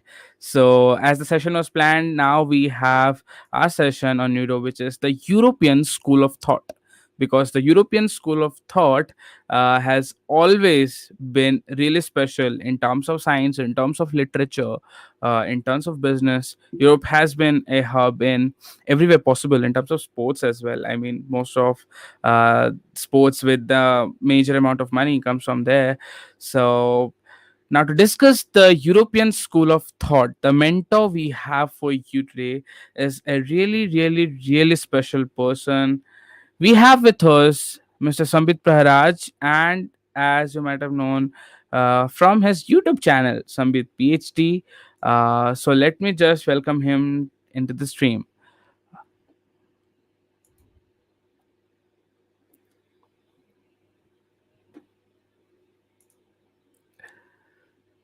Hello, Hi. sir. Hi, can you hear me? Yeah, we can hear you, sir, loud and clear. Okay. So it's very nice to join this huge event that you all are organizing, and yeah, it's my pleasure to join this event. And you put too much pressure on me when you said okay, the European School of Thought is the most looked after event, and it's very special. Yes, sir. So let me introduce Mr. Sambit Praharaj to all of the viewers who don't know him personally. And so he has a YouTube channel, Sambit PhD. You might have seen he puts out a lot of great content for you guys for free, and tips to all the newcomers, gives personal guidance.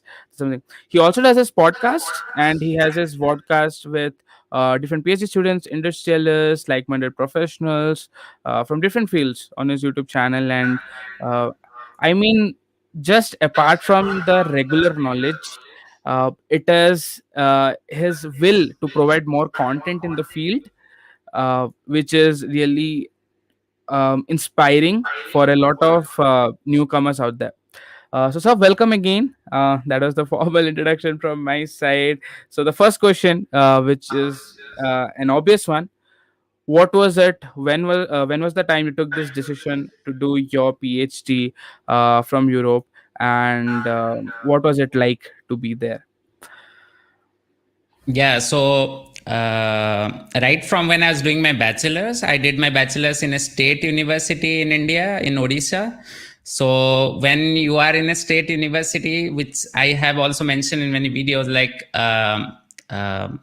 mostly in India, you look after like IITs or maybe triple IITs or BITS Pilani, like the top tier universities. So when you are in state university, then you always look out for that big thing. And in my case, the big thing was like, apart from the campus placements, which almost everyone goes for, the thing was like to get some exposure and go out of India and get some exposure so that I can kind of build my skills. So there was no long-term planning, but it was more like upskilling and getting that exposure and then see like where it leads me to. So I think immediately after my bachelor's, in my final year of my bachelor's, because I started preparing like in the mid of my bachelor's for master's.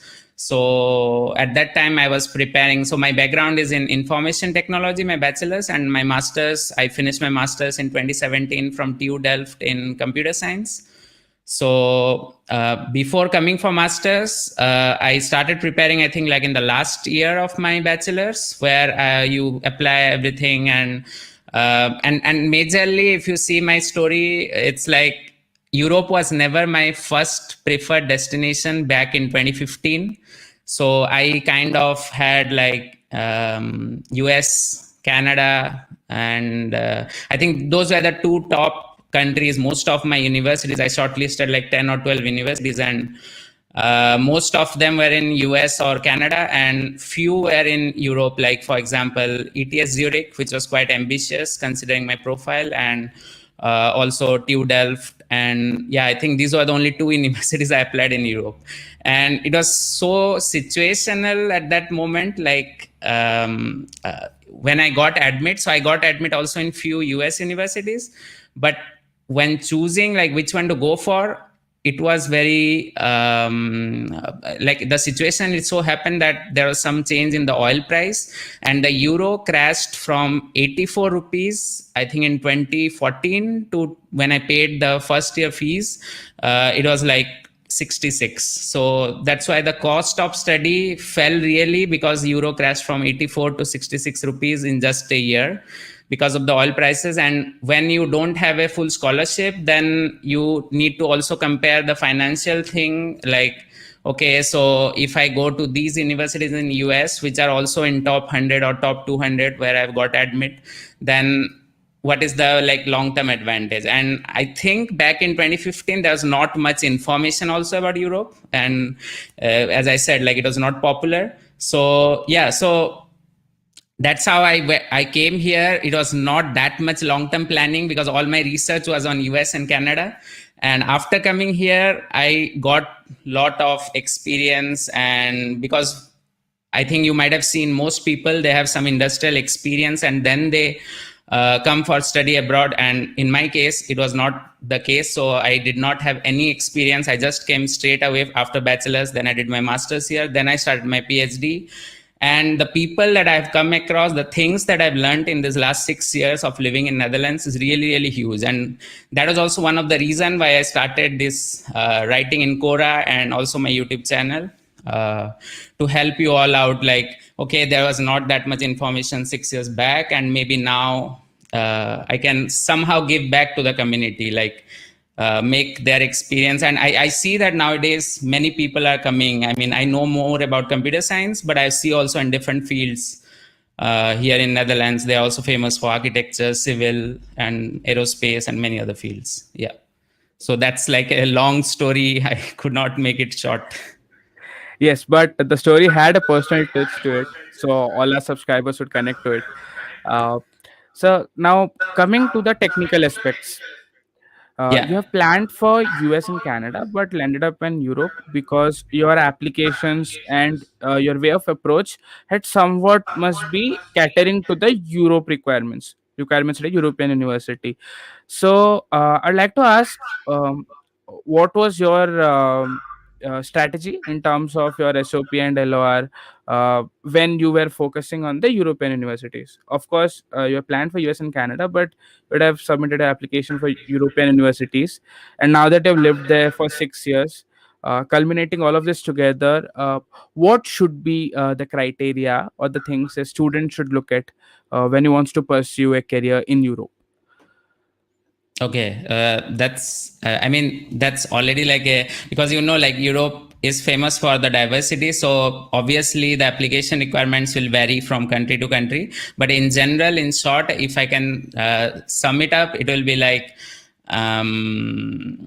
so in the motivation letter, whatever I have seen based on my experience 5-6 years back, is that ideally the motivation letter that you write here is a bit longer than the motivation letter that I wrote for US, and in terms of words and the content that you need to provide. And every university has also its criteria like listed down on the website, like, okay, you need to fill this. Like, for example, TU Delft has a special criteria, like write a hypothetical project that you want to do during your master thesis, even though you don't do it, but they want to see like how you are able to craft a story around this hypothetical project that you might do as a part of your research thesis, and kind of elaborate it a bit based on the limit they have.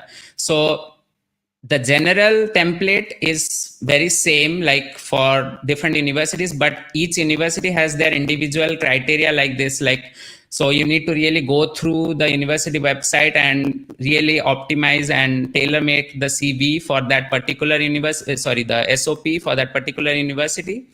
And I think like in general, if I give you some advice, it will be like, try to kind of bring your CV and try to elaborate your CV into different paragraphs. Like whatever points you have mentioned in the CV, try to make them more detailed in your SOP. That is the easiest way to start from scratch. And then kind of start seeing patterns like, okay, should I describe it in a temporal manner? Because there are different ways to write SOP or motivation letter. Some people start like just chronologically in the motivation letter, or maybe if you really want to apply for a particular position which asks something on that particular field and you have done an internship, which is very worth noticing in the first 2 paragraphs, then maybe like highlight those things in the beginning and somehow connect that to something which you have done before that internship or after that internship without following the ideal chronological order. So there are different ways, but the starting point should be like have your CV ready and this points noted down, and then start seeing patterns and take your time. So ideally, I would say, like in my case also, 6 months to a year should be your time frame which you have in your mind that you can craft a good SOP or motivation letter, because you cannot write it at one go. So you get some ideas, then you improve it, you then just forget about it, and then again, that's what we also do when writing articles. So you cannot write good things if you just sit on and in one go. Yeah, so these are the few points that I think is worth noticing in general while writing a motivation letter or SOP. So we can take some question from the chat, so to keep things rolling. And so Shushil has a question. I'm just putting it on the screen. That is, hello Sambit sir, I'm doing my MSc in seed science and technology. I'm confused between countries for PhD. I am married and to bring my family with me, which country should I approach? Okay, so if you have, if you see my videos, I've mentioned it repeatedly, like PhD in most European countries, be it Sweden, be it Germany, be it Netherlands, it's 99% of the PhD positions are like a job. So you get a work contract and you are an employee in that university and you get very good remuneration, like some salary every month and also some bonus and all other facilities. So if you want to bring a family, then I would say, like, if you come to Netherlands or Germany, every country has something called dependent visa. So like your immediate family, like your partner or spouse, you can bring them using that dependent visa. If you come here as an employee, then they can come as a dependent visa. And I can speak about Netherlands and Germany. For family also, they give good facilities and some discounts in terms of your living expense and all these things. So there are a lot of benefits, and slowly once you come here, obviously with one person's salary, it won't be sufficient for a family. So what people do is, like, they come as a dependent visa and the other person starts looking for jobs based on their skills, and within a year they also start working, and then they convert the dependent visa to a work visa, and I think with 2 persons working, it is more than sufficient to survive here. And if you want to know in details about the salary and all, I mean, it varies between 2,000 to 2,500 euros on hand per month. And you can find details on my channel. Like there are a lot of things around that. So yeah, so to be in short, I would say like, and I think he also asked about the countries, so you can choose any country depending on your field. I don't know exactly your field, like Sweden, Netherlands, Germany, Switzerland. These are like some good, and maybe some Nordic countries like Norway or Denmark. Yeah, so you can look for them. Coming to the next question, that's coming from Suraj. It is, hello sir, what is the scope of biotechnology and research in Netherlands? What are the top institute in Netherlands for masters in biotechnology and opportunities for fully funded scholarships? I'm just broadening a bit. We can discuss on, the top sought after courses from Netherlands, or where Netherlands is headed to in terms of latest technologies. To just give a second. Yeah, then I can first answer the the main courses that Netherlands is famous for, and then I can go to his question. So, as I have mentioned in the beginning of this chat also, like if you see in different rankings or the research output that they are having here in Netherlands, I think civil and architecture and agriculture, Wageningen University is one of the technical universities ranked 1 in agriculture. And if you want something on food science, agriculture, Wageningen is very famous.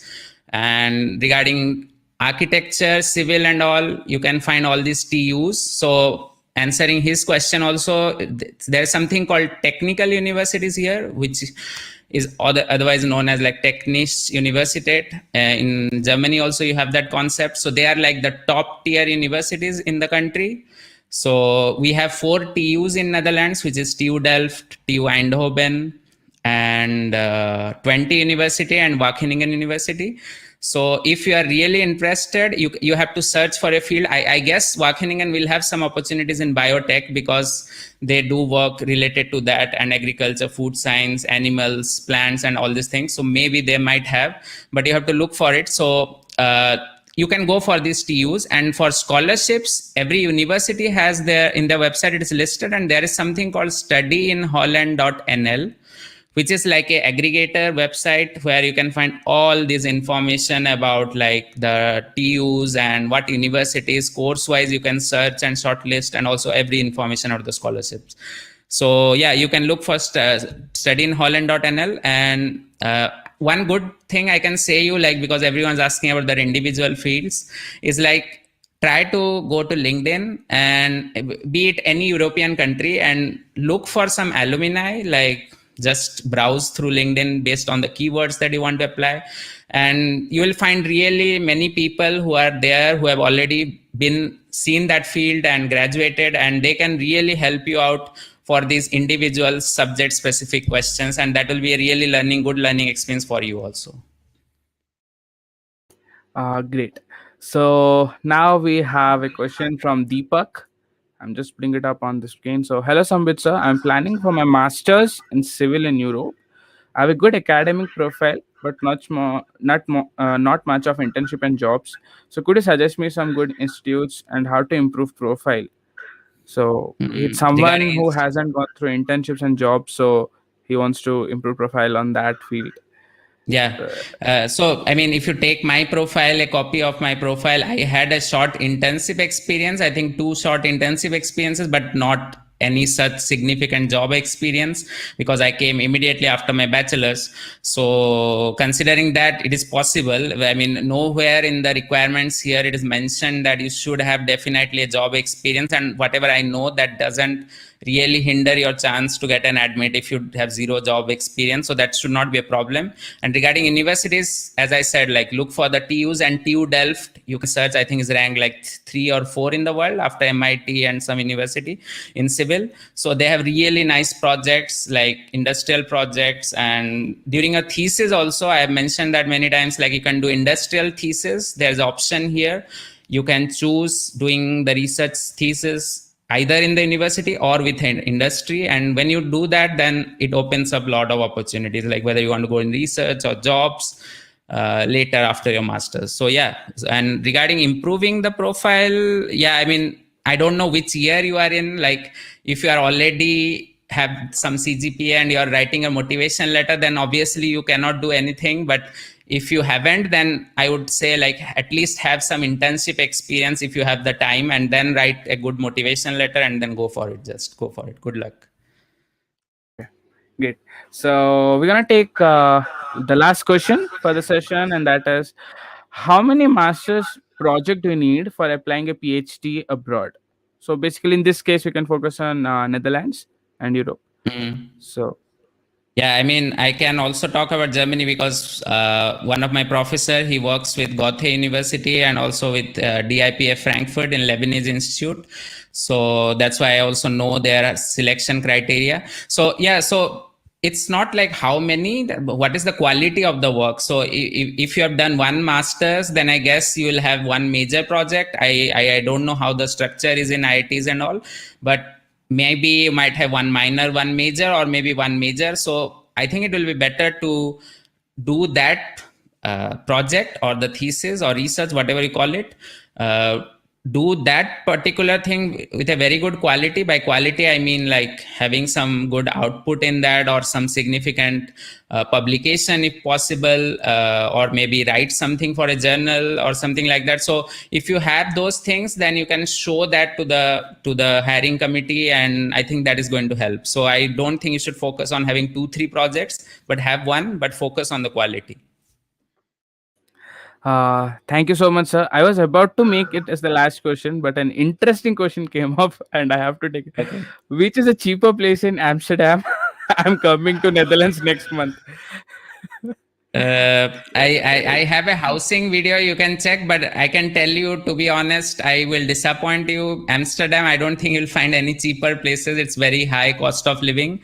So if you want for a temporary stay, you can certainly look for some Airbnbs, but for longer stay, I don't think anything is cheaper. Even student houses are in the range of 500 to 800 euros per month with a very small size house. So yeah, Amsterdam is very expensive. Or you can do one thing, is like Netherlands is very small. Go for something like in Rotterdam or Delft or something, which is like 60 kilometers from Amsterdam, and then go back and forth with the train or something like that, which is not that difficult. Yeah.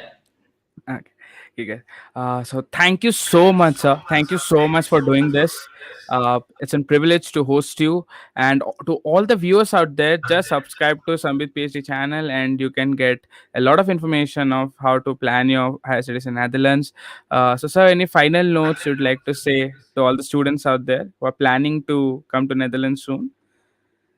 Yeah, so I mean, only one thing I will tell is that many people ask me, like, if they apply for master's or PhD, like, should I start preparing something from now? So I would say, like, just try to focus on the present. Like, don't think that much like what is going to happen when you come here after 2 years or 3 years. Focus on, suppose you are applying now for application, just focus on that one specific task and do it to your best. And side by side, obviously you can upskill yourself from different short projects or some online courses or something, but don't focus too much on that, because I would say, like, most of the time people think like whether they should do A, then B, then C, then D. But I would say, like, even if you know only A, once you come here and go through the problems, discover yourself, the self-discovery process helps you to grow as a person and also learn a lot of new things. And then you learn how you go from B to C. And then it's much even better for you for your own growth, instead of someone telling you like, okay, this is the path you should go for, and from India you should be completely ready. So don't focus too much on that. Yeah, so that's what I can say. Okay, so thank you so much, sir, for doing this, coming to the Mentor Conference, and it was an absolute honor and privilege to have you here. Yeah, thank you very much again for inviting me and having this nice consortium or event or whatever you call it, like, for all these people who are aspiring to study abroad. This is so nice that you could, like, bring in so many people. Yeah. Okay, sir. Thank you. Okay. So, guys, now we are heading towards the end stages of the mentors conference. It is just making us feel all surreal. But before that, we have one more amazing session planned for you. So we've covered a lot of countries: Canada, USA, Nordic countries. We have finished Europe, and now finally, we are at a location at a country which a lot of the students here were asking, because it is the land of Audi, Mercedes. Of course, when you talk about technical universities and masters, people equate it to Germany as one of the stalwarts there. So it's our next session, and it's going to be amazing. And we've named it Catching Berlin, and we have a wonderful, wonderful, wonderful panel here. So let me just welcome all our panelists into the live stream, and here we go.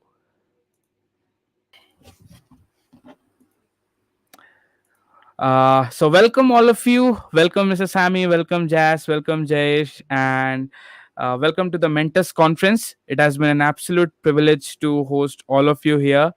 And so for all the subscribers and viewers, let me just give a brief introduction about our panelists here. So Mr. Jas Mahapatra is currently a research assistant at DFKI, the recipient of the International Max Planck Research School for Computer Science Scholarship, and was admitted into International Max Planck Research School for Computer Science. We have Mr. Samit Thiagarajan, who is the COO of Coracle GmbH. He completed his Masters of Science in IT at Hamburg University of Technology. So all the IT geeks out there, please be ready to fire up your questions. Then we have Jazz, who has did a Bachelor for Architecture from Chandigarh College of Architecture as part of graduation. And then doing an internship in Germany, she fell in love with the country. So we'd like to learn a lot of insights from her as well. So welcome, welcome, welcome to this team. And we are absolutely thrilled to have all of you here. So I think we can go like one by one. And the first question, which has been common, and that is, when was this decision taken of shifting to Germany, and what was the thought process behind this decision? So let's start from Jazz first. So Jazz, if you can go ahead and start. Hello everyone, my name is Jazz and I'm born and bred Indian, but currently living in Germany. And I'm an architect by profession, and nowadays also doing my part-time job or hope making videos and giving people insight regarding living in Germany, life in Germany, and breaking some misconceptions, hopefully, and yeah, trying to just bring some more light about Germany to people abroad or in India. So yeah, so Sammy, if you can go next. Was it me, Sashwat? The voice was breaking a bit. Okay. Oh, sorry. Okay. Yeah. Nice. Mine was an accident, I would say. So I came to Germany in 2004, but Germany was not in my plan. So I was in Bangalore. So I graduated from my bachelor's in 2002. So I was trying to crack the CAT, and I was preparing for that. And so when I finished my CAT exam, I saw the DAAD. So that's the German academic exchange. So they had a stall, and I just grabbed a book there. And my CAT journey didn't went through as I planned. And then I was just applying for universities as a plan B. And then my plan B became plan A. And then I had my journey since then 2004 here in Germany. Jesha, if you can go next. And yeah, sure. Hi, I'm Jayesh. My journey here was basically because of a series of internships I was able to do in Europe. And coming to Germany was basically kind of a recommendation by a professor. So I was working in Finland at Aalto University, and I was looking to apply for colleges. And unfortunately, at that point, just from the next year, Finland introduced fees. So before that, there wasn't any fees. So I was initially planning on just joining the university I was interning at. And then I asked the professor for advice, and he said, because he was from Germany. So he was like, I'm from Germany, they still don't have any student fees. And if you want, I can write you a good recommendation, and you might even get scholarship. So that's how I kind of ended up here. Yeah. Great. So now everybody sees Germany as this country which is a stalwart in terms of mechanical engineering or automobile vehicles, per se, to the brand value of Mercedes, BMW, Audi, and all other the stalwarts out there. But I'd like to ask this question to Jess Shah, that here we have a panelist from architecture, from computer science, from IT, from different fields from Germany, and it is an evidence that Germany is a leading force when it comes to IT and technology and other sectors as well. So, what are the top sought after courses for masters in Germany, and the courses which you would suggest for someone who's planning just now, who is in his graduation or in his 12th? Okay, so I mean, in a way, masters in computer science itself can be divided into a lot of different areas. So also based on colleges, because Germany doesn't have just universities; it also has applied universities where you can study a bachelor's or a master's and aim to go to industry. So depending on what your ultimate end goal is, you can choose the university first. So if you want to go to industry, probably applied sciences may be good for you. If you want some in-depth knowledge and some theoretical background as well, you can go for a general university, so something like Bonn University or Saarland University. And then of course there's technical universities which are sort of in the middle, like they are also good for jobs, also good for research. And in regards to courses, again, for me personally, I would always recommend to go for general courses for if you're going for a bachelor. So I would recommend avoid specializations when you're in bachelor's, because after 12th you're just new to the field. You don't know which field you're typically interested in, and picking a specialization at that point is too early, I think. So take a general MSc, bachelor's in science, for exploring which fields you're interested in, what you're good at. And then for masters, if you want, you can go for specialization into AI or compilers or whatever you're interested in. But yeah. Okay, so the next question is for Jazz. And Jazz, as we know, so I follow you on Instagram. So I've seen your Instagram profile, and you give insights into Germany as an outsider, as you say. But you've done your architecture from one of the top institutes of architecture in the country while you were in India as well, and then you went to Germany and you fell in love with Germany. So what was it that the shift happened? Like, what did you find so good? Especially, like, we can be a little bit technical as well in terms of architecture only. What was there that made you believe in this, like you want to stay there and pursue education further in architecture in Germany? So Thank you for asking me this question. I just want to clarify here that I graduated from India, so I didn't study in Germany itself. And I think that's very interesting in a way that in architecture in India, we always have one semester for internship, which you can choose where you want to do. And I decided and I chose to do it in Germany. And that's what I want to recommend to everyone else. If there's any architect in here or studying architecture, that do not miss this important period of your life, because that's the time when you can really experiment. And I experimented being in Germany, and Germany was never on my list. So I just thought, it's internship, let's do it. And then when I was here, and then I actually saw what real Germany is about, because we have really cliched concepts about Germany, and we do not actually, we always think about USA, Canada, Australia as the classic places to go study abroad. And I was fortunate to come to Germany, and that's when I had really nice connection with my current architectural office. And I'm already now working in the same office where I did my internship. So in that sense, it's a really important period, because I had a great bonding with them. We shared a really great experience, and I got to have an insight into what they're doing and how it's working. And of course, needless to say that Germans work with great precision, and that's what you need for architecture as well. And it was an immense pleasure to be working in an architecture company in Germany, because it's crazy, it's intense, and it's crazy. And but just because I had this great bonding with my office, when I went back to India, I was still in contact with them, and then they offered me a full-time job, and I came back.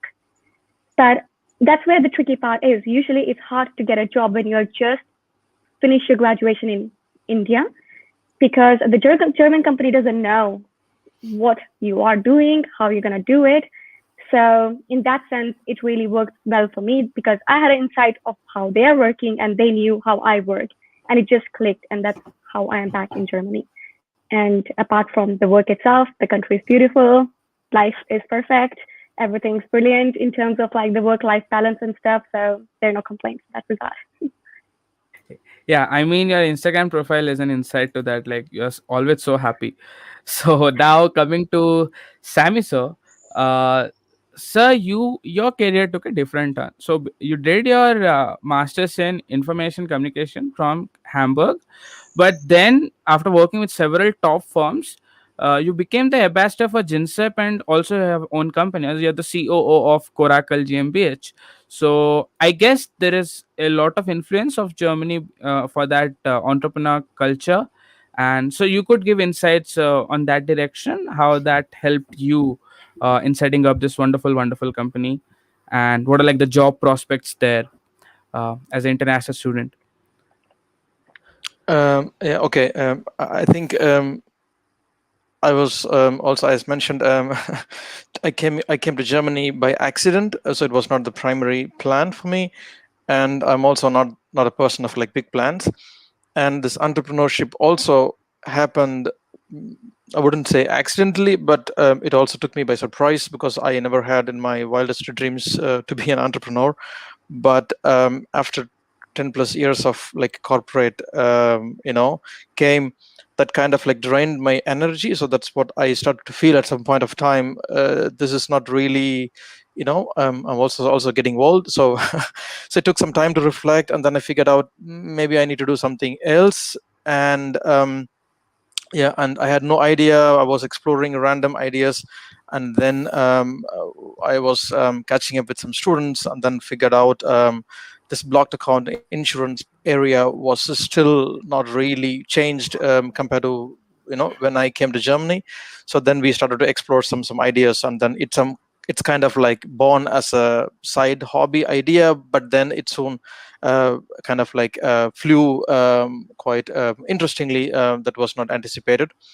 That's like but then once you into that, then you also learn a lot. That's how I also learned. I don't have an MBA, but then the practical experience you will learn a lot more than what one can learn in a classroom, I think. And this kind of like open doors. And so now we have a lot of international team members in our team. I would like to touch more the interesting part for the audience, like the job prospects. I think as Jayesh mentioned, also I wouldn't really go very specific when it comes to the masters, because I realized by end of my master what I studied was not my cup of tea. Maybe it's me, but if you really go very deep into one area and then you realize you want to shift away from it, and if it is a technical study that might bring a challenge to your career. And so that would be my advice as well. I think PhDs are there to go deeper, to become an expert and then grow gray beards. But I think at master level, I would also say stick to a bit of a general level. And the company is also not expecting an expert with a master degree. Master degrees are 4 semesters, of which 1 semester is an internship and 1 semester is like a thesis. So it's more like I always say it's the platform ticket as we have in India to get into the train station, and then from there where your journey begins and what kind of things you take and go. I think the options are wide open. So would you like to focus on the job, like the skill sets which is like most in trend? Because as the ambassador for Ginsep, so you might have insights on what should the next generation do, or as per se the next intake of students should do to make them like better equipped or better skilled at job intake. Because for some time we are also having this issue where a lot of students are coming to us with the help, like they finished their masters from a well reputed university and still they're not employable, like they're like jobless at this point. So any insights on that, like that gap between masters from a top university to secure a job? Okay, so is it addressed to me? Yeah, that's okay. yeah. And then if you allow me, I think I might need a couple of minutes here because I would like to touch on the two sides. I think the most important side, what you ask, is regarding the technical side of the future. To be very open, things are changing really fast, right? 3 years back, nobody was, at least in Germany, nobody was talking about data science and analytics, and now it's like every house is on the fire, like everyone talks about it, because it's also like growing also really, really quick. And so underlying, I would say technology based courses also has a future. Like even if you take automotive industry, the Mercedes Benzes and BMWs are not like they were in 90s, right? So it was the skills needed there was purely mechanical. You need to be a real hardcore mechanical engineer with the core concepts. But as we see more the electric vehicles taking over, a car is becoming more like a software tool, right? So the engines are, like the drive is out, now its batteries are coming in. So the technology knowledge is more valuable there, even in the automotive industry. And so we see more and more startups are taking over, be it banking. So independent of all the different sectors, being it finance, banking, insurance, or automobile, I see the underlying connecting point is the technology and artificial intelligence. So I personally see something that's related to the data. It's becoming very, very valuable. Also, it will be in the future. So data being, in any side, so the decisions are made based on the data. So for an artificial intelligence to work, it needs data. So I think engineers and experts that can deal with the data will have a good future. And then to do something meaningful out of the data, so that's the artificial intelligence, like the self-learning mechanisms. I'm not an expert, I'm just talking on a very higher level. These fields will have a lot more future, because more and more industries are digitizing. So the Germany is at this moment really lagging, in my view, which means it will go more aggressive in the future compared to, I don't know, US or other countries, which means when a country is transforming into the digitization in the coming years, I think the opportunities on this side will be really huge. So that the one side. But the other side is, you are sitting in an interview, but you need to grab and get the job. I'm really surprised when Jess mentioned that she is like working in an architectural firm in Germany, because that's really, really competitive. And the language, it's a whole dynamics, right? So it's not about an IT company where you get a job. I'm sure you will not see that many faces also in the near future. Okay, that's an extreme example, but I'm taking in the normal field where people are struggling to get a job. I'm in an interview, my technical degree fits into the into the topic, but I see more and more our students are struggling to crack it through, because the way the interview happens here is a bit different, and then the language also comes into play. But I feel that the lack of cultural awareness is also playing a crucial role. Yeah, to be also open, we don't hesitate to lie in our CVs, right? If you take any graduate CV, it's just project as if they are the master of whatever they have had in one semester or in a lecture. So that is not landing very well, because Germans are like, they believe what they see. So if you mention, they agree. My degree certificate were never asked by any of my employers in the past. I mentioned, okay, I graduated from Hamburg. They know what they believed. So which means we should not. I mean, I highly encourage students not to set expectations like every CV should not look like a superhero, because they are not expecting a superhero who is coming fresh out of the university.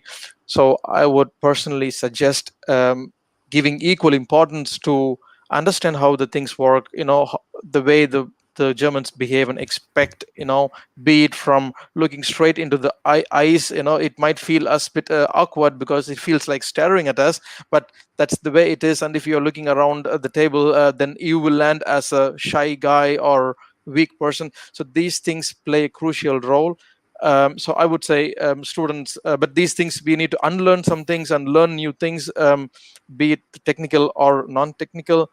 As the fresh students have like at least four semesters, 2-3 years time, I would say focus also on this from day one.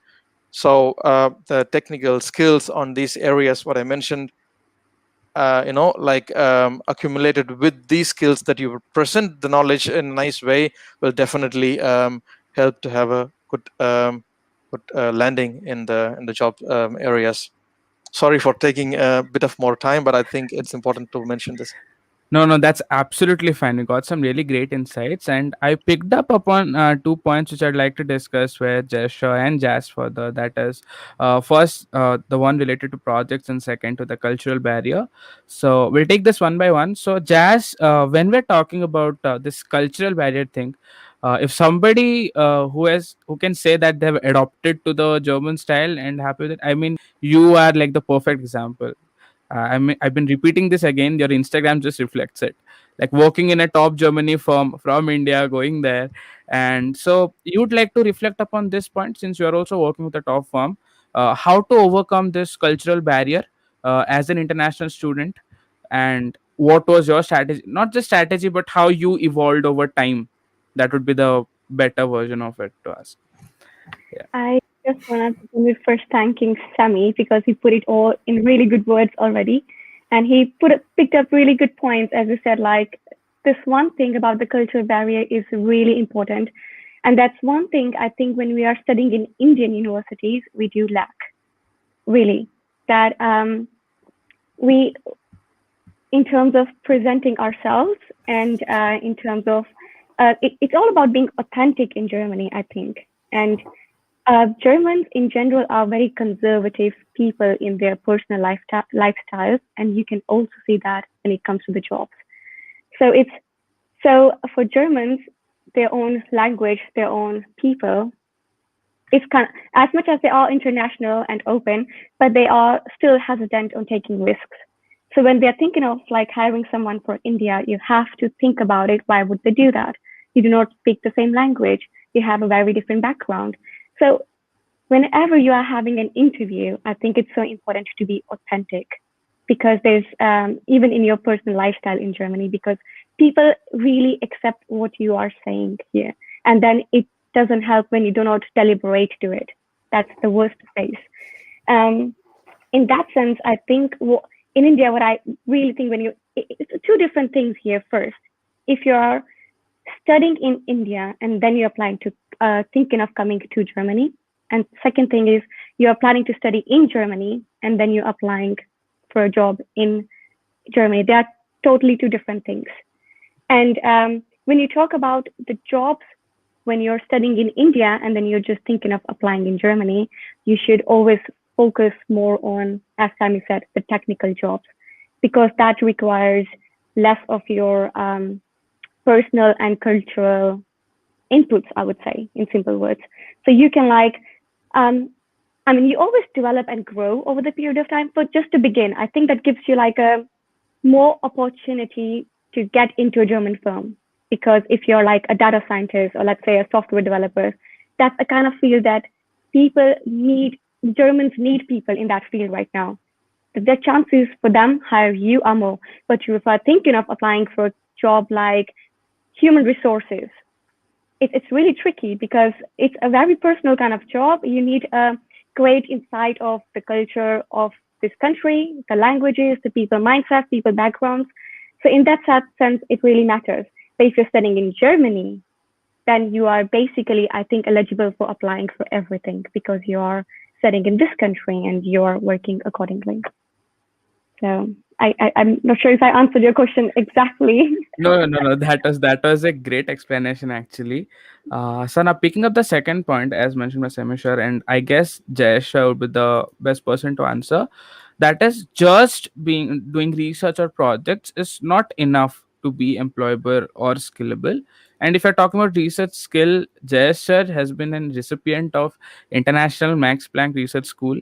So I guess is the perfect person to answer this. So a student, to put the question into specific terms, a student who is in his graduation or who is in his 12th or going into graduation, he plans to do his masters in Germany or wants to do research and wants to take that up as a career option. So first of all, what would be the things he should look up to starting from 12th or graduation, and how it changes once you get to Germany, and what are the few things apart from just the technical skills which is needed to succeed in this career, like in a research based career? Okay, so again, it's good to divide these, as Jas did, into two parts of when you are in India and when you come here.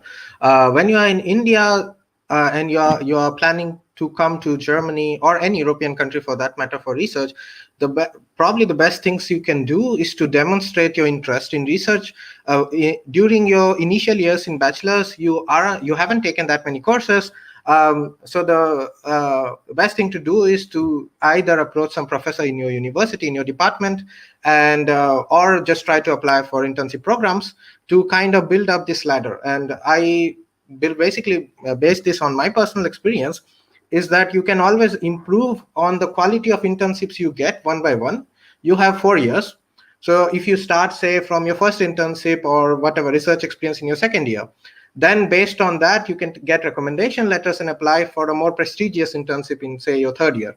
So something like that. And this is basically what I did. So my first internship was in Chennai, in IIITDM, which is a national institute sort of with computer science, but not that famous. But it was a really great learning experience because I was just in my second year. I learned what I liked, what I didn't like. And also I got a recommendation from the professor. So that is really important. Based on that, I could apply for foreign internships. And in my third year, obviously, I went to CERN, which is in Europe. And that was a very prestigious internship with Caltech and MIT, and every smart people are there.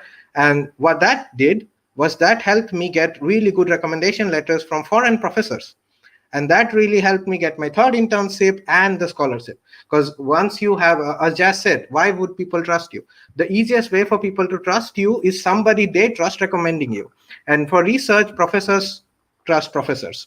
So if you can get recommendation letters from European professors by doing European internships, that's really great. Even if you can't get to Europe, go to good universities in India, to IITs, NITs, try to get recommendations from them. And then on terms of once you have these skill set, one of the main things is you need to communicate it well. There is a letter of purpose you write for admissions in a lot of places, and you need to learn to be able to communicate well that you want to do research, and it should be believable. You shouldn't write a standard template that, oh, I'm very interested in your research, Mr. XYZ.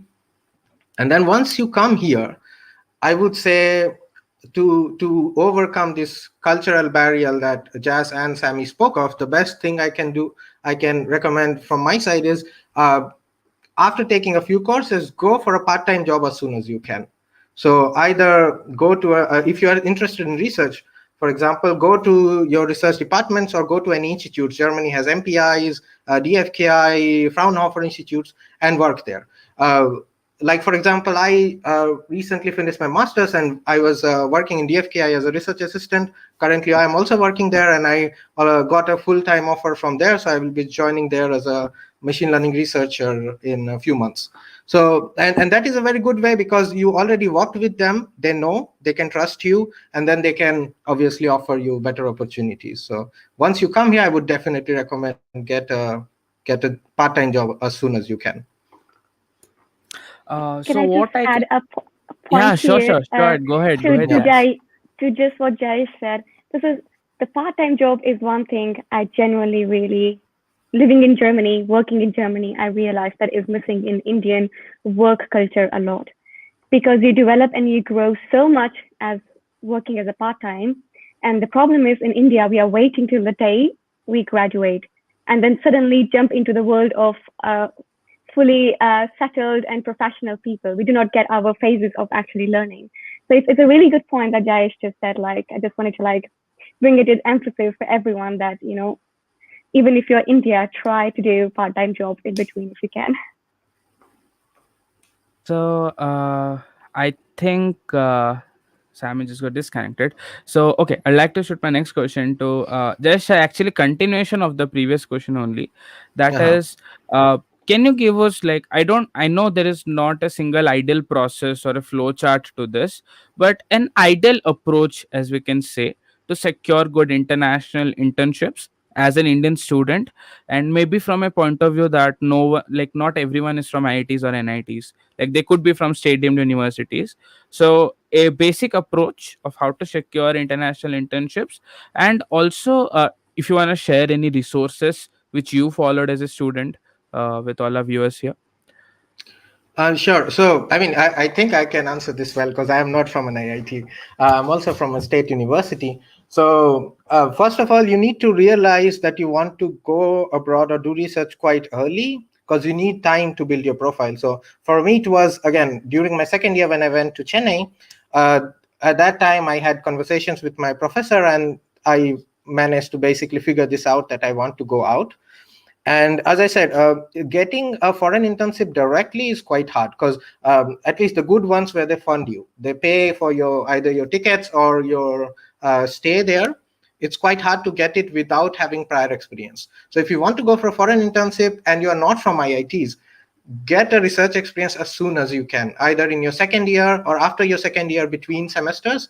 Go approach a professor, do some initial work. It doesn't have to be great. It just needs to demonstrate that you know what you're doing, you are interested in research.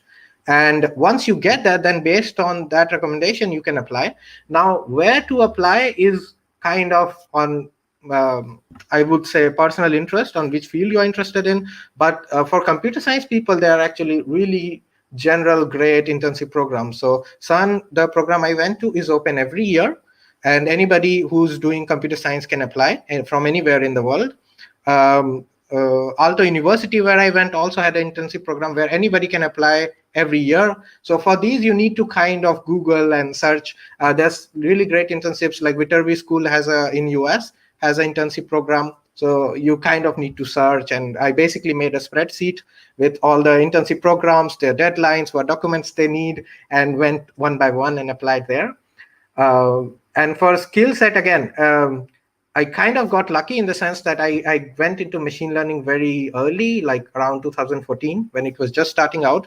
So when this basically this trend started, I was able to hop onto it quite early, and that's good. And nowadays there's a lot, like everybody's doing machine learning, so you have to compete a lot for it. But yeah, definitely get a research experience as quick as you can, get recommendations, apply for foreign internships. Great. So now I have a question for Jazz, and that is, we are continuing in the term of internships only. So you were there in a top architecture institute in India, then you secured an internship at Germany, from where your career took the turn. So can you just share what was your approach like? I mean, it could have been, how did you approach it? I mean, to get an international internship, and what was your thought process going into Germany? And yeah. So I was fortunate for being a student in CCA, which is one of the good universities, architecture universities in India. And so this is like a culture in our university that in our internship times, we do go abroad. Because I think it's also a little different that as an architect, you do want to explore more. You want to know the world more. It doesn't help to just stay in one place because you cannot grow in that sense in our field. You need to go out. So it's like a standard process in my university, at least it was so, that people would go to States or Canada or Germany. And the only reason I decided Germany, it was a lucky thing, because my thing was that I wanted to travel and explore more. And for that case, being in Europe, nothing could be better than that because you get a Schengen visa and you can travel around. And Germany has the best economy without being said. So I thought, let's decide and apply in there. And I was given a stipend in the company I was working. So basically my whole internship was sort of sponsored, let's say, so I didn't have to pay for it, which really helped me. And the way I proceeded toward my internship was, first of all, I had already some contacts from the seniors, the already graduates or the seniors in my university, because they already did internships in Germany and with the existing architectural offices. And the other thing you can always do is that you find a place you like, you Google for different good offices that you actually aspire to work with. And if they have like an open position, just feel free and write an application and send them your CV. It costs nothing. but you never know. And that is how it was just a matter of luck that it happened to me, that I worked for a company which I really liked, and it worked out. But it's just one thing I would say is that just be authentic when you're writing your CV and your application, because that's so important. Do not write the standard templates, because you wouldn't even get a chance to have an interview. So that's one of the most important things when you're applying. I mean, that's been a takeaway from almost all the sessions, and from like everyone looks for originality. That's like a takeaway from most of the sessions. Now coming to Sammy, as this a question I think would be the best person to answer. In terms of like job, also like how to get a job and masters, and also you're an entrepreneur as well. So from all three perspectives, what are the advice you're going to give to the students of the COVID batch, they don't have the opportunity to do physical internships? Even if they got the opportunity to be part of like good organizations, it has basically been virtual only. So what advice would you like to give to those students who are affected by COVID? Okay. I think we are in a quite, I would say, on one side, an interesting situation, and also in a very difficult situation. So I think the effect on COVID, I think it's pretty much everybody feels that in one way or the other. And the interesting aspect I meant by this is Germany by nature is very conservative, when it comes to the technology, and like even be it when it accepting any like credit cards in small shops, it's still cash based and so on. But the COVID has really pushed the companies to go more work from remote. I've worked in the past in large corporates, 50,000 employees only in Germany. Even their work from home was a kind of like a taboo. It depends only on the manager and so on and so on. But I think these kind of things has been shattered into pieces because they don't have any opportunities, which means doing something remote. I think we are into this shift, right? So it naturally feels that it's not so valuable, be it an internship. But I think the future is the remote. I mean, I think more and more work will be by remote, and the physical offices will grow smaller, and maybe you go once or twice a week into the office. So I wouldn't really bother about having something, an internship, even if it is completely remote, because I personally feel that's going to be the new normal. No, if not completely, at least a majority of that. So that's not really affecting, and companies are also adapting in terms of getting work done via remote, be it like team collaboration and so on and so on. On one side, it's good. I mean, yeah. I mean, as a foreign student, you really want to be with your German colleagues or your foreign colleagues, to be there, experience the culture, but it is missing. But I think the most valuable is to have a job, to keep experiencing these experiences in the future. So I would personally take anything that comes to me that is more like related to my interest, right? Because the opportunities are really shrank, and the competition is in the sense like it's much more like huge. And I wouldn't really as a student, right? So I'm not talking about someone who is on a job shifting career.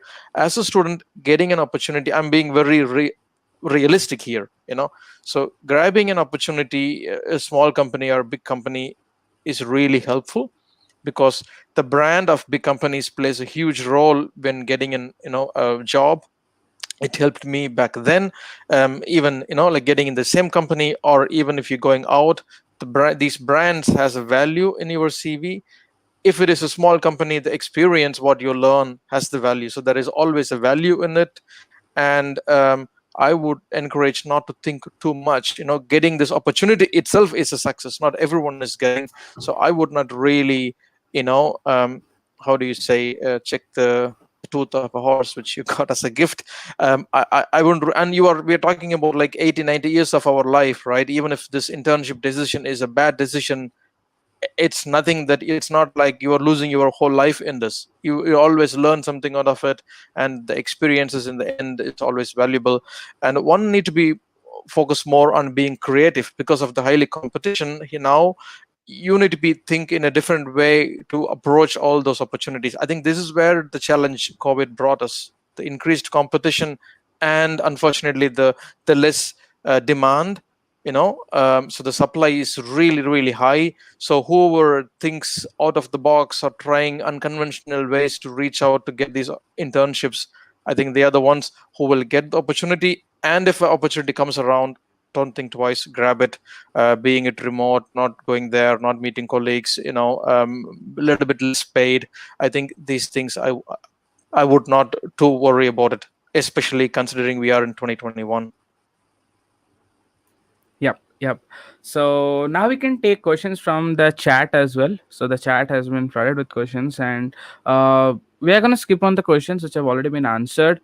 So Anvesha, your question about language barrier and going there as an Indian, that has been answered very beautifully by all our panelists here. There's one interesting question for Jazz, and that is, what about the scope of architecture in Europe, or like the scope of architecture in general? So it's a very general question. So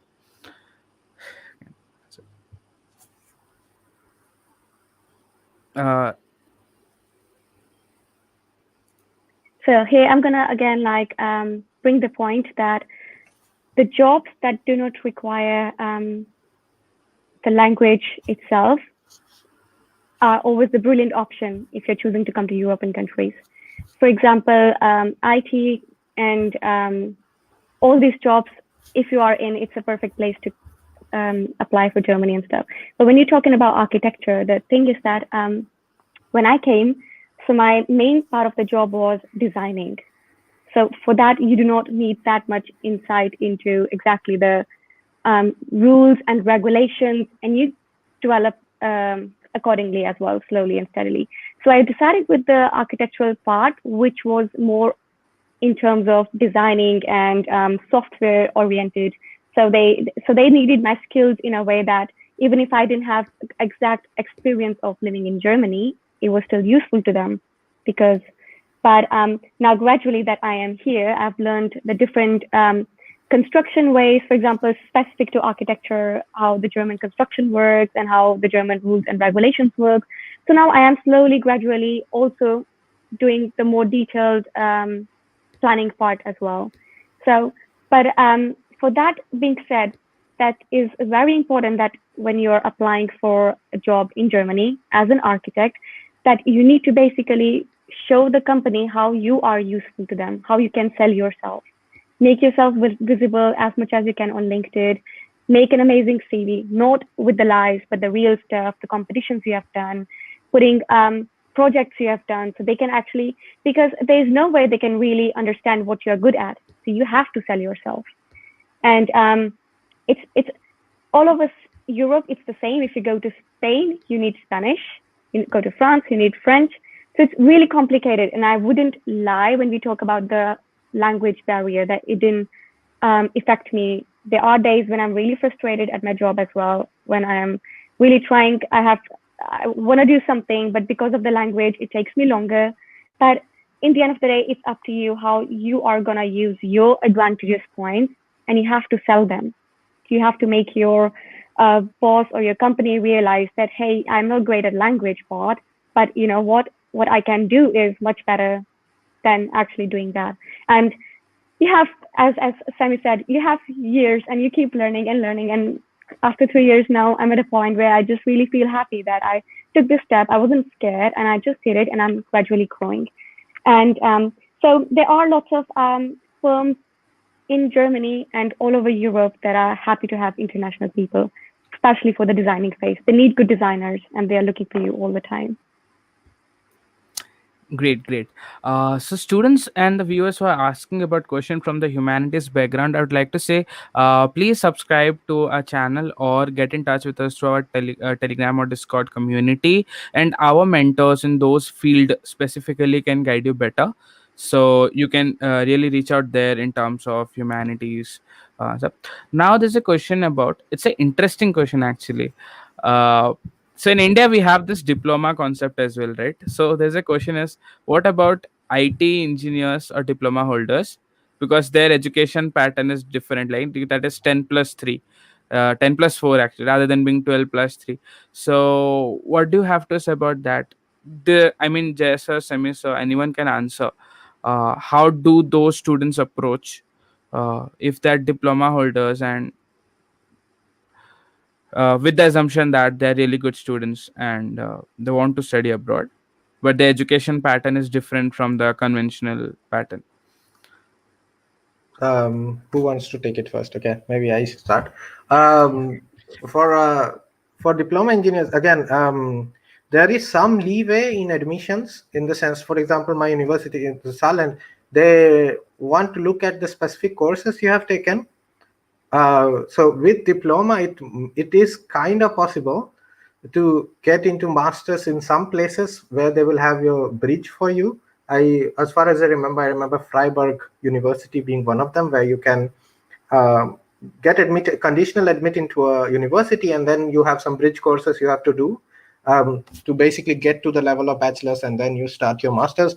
But for most of universities in Germany, probably they will still want you to do the bachelor's first. What they might allow you to do is to if your university in India is reputed enough, they will waive some course requirement for you during your bachelor. So say you have already taken compiler design in India, you can kind of submit that and not take it in the bachelor's here, so you can finish your bachelor's faster.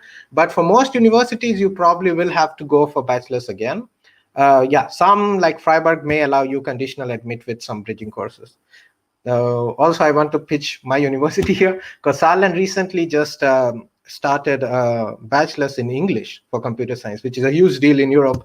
It's normally in Germany, it's like impossible. But yeah, so now we have a bachelor's English course, which is completely in English for computer science. So yeah, check that out if you may be interested. It's a really good opportunity to get a really great education for free in bachelor's. It's good.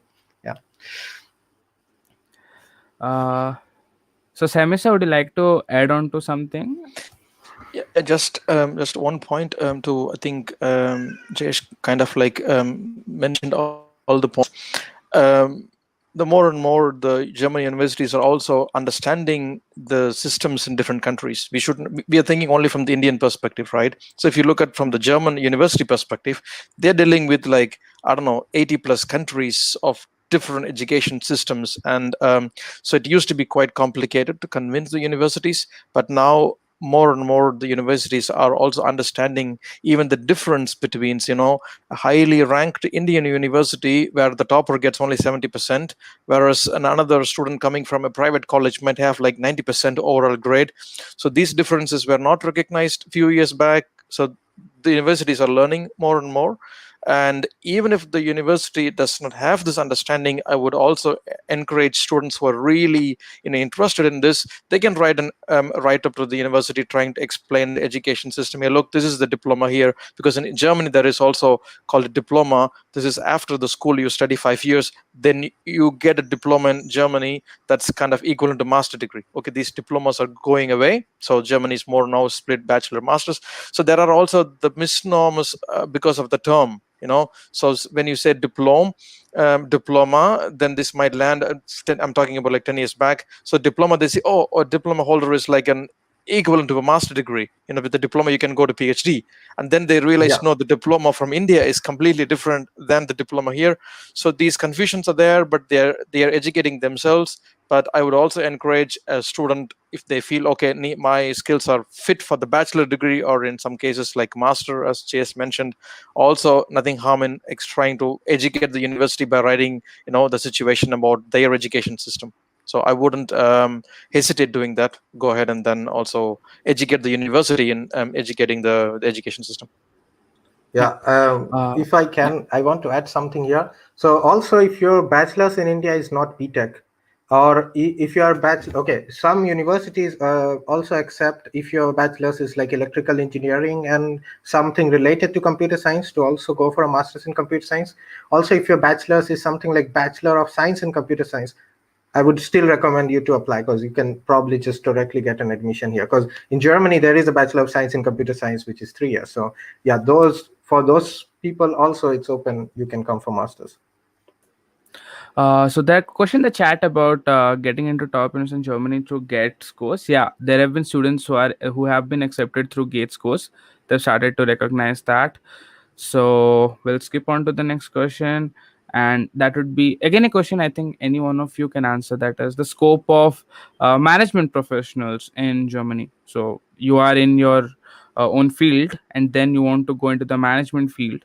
So any resources or any insights on that? I mean, anyone can answer. It's an open floor. Okay, for me, I would say it's okay. I have friends who keep asking me this, and I would say it's quite hard without knowing really good German. Because I have friends who always ask me, and even here, even in technical fields, so firms like PwC, Deloitte, they have, for example, KPMG has an opening for data science in my city for the past 8 or 9 months, and they cannot find people to take because they need really good German, because that person has to talk with German clients, German companies, and convince them. So it's not even just about knowing the language. You should know it well enough. It's like, just knowing English is not good enough to get consultants firms in India. Your English needs to be really good. Yeah, so your German needs to be really good in order to do that. To get into any kind of big four consulting firms here, even from a technological perspective. For MBA, it's even more, because cultural issues really come into play here. There are some universities which offer English masters, but I'm not sure that will have a great job prospects moving forward, because again, for anything which has, basically, this is the rule of thumb, anything that has got to do with interacting with German people, your German needs to be really good. If you plan on coming for MBA here, please make sure you have good German. Otherwise, you might end up just like starting here, but then not being able to find a job afterwards. And I would like to add a couple of, maybe at least one point here, as this is a never-ending question we keep hearing like since ages, and I'm sure it's going to be also the same in the future. We need to understand the Germany works completely different than we get used to in India when it comes to the management degree. And the biggest exposure is US and Australia, right? So the MBA degrees are recognized in a different way, because the MBA graduates get into big companies, into a junior management position and stuff like that. Germany works completely the other way. I think most of the Europe, except the top universities like INSEAD and then a couple of them in Germany. So the MBA itself is not recognized as as a degree that you can go jump into the management. So as Chase mentioned, you are going to manage a team. The team is going to be a German team. You need to have the knowledge from the business.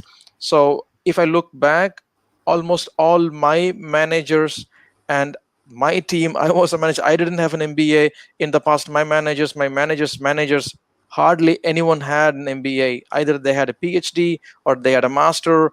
And one of my managers was from oil and gas, but we were working in a completely different industry.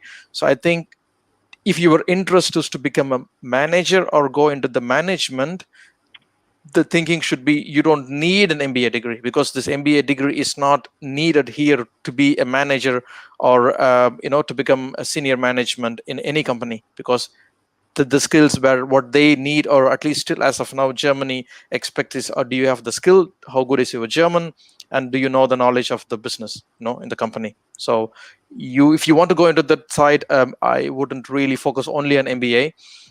Even your master degree can easily lead you into the management position.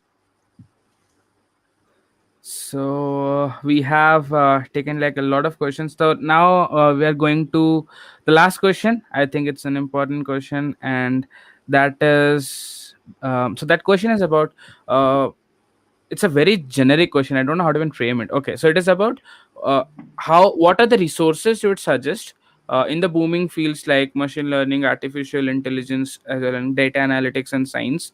So both Jayesh and Sammy, if you can mention what are the resources you'd like to suggest to the students to brush up on these skills? Sammy, you can go first. Who? Okay, I should. Okay. It's kind of tricky. So when I started out, there were online courses which were quite popular like Coursera and Udemy and stuff. The thing is, you can learn stuff from there, but they won't be really valuable in terms of putting them in your CV nowadays, because everybody has a online course certificate now. So what really adds value is projects or research done under some professor or some good company or startup.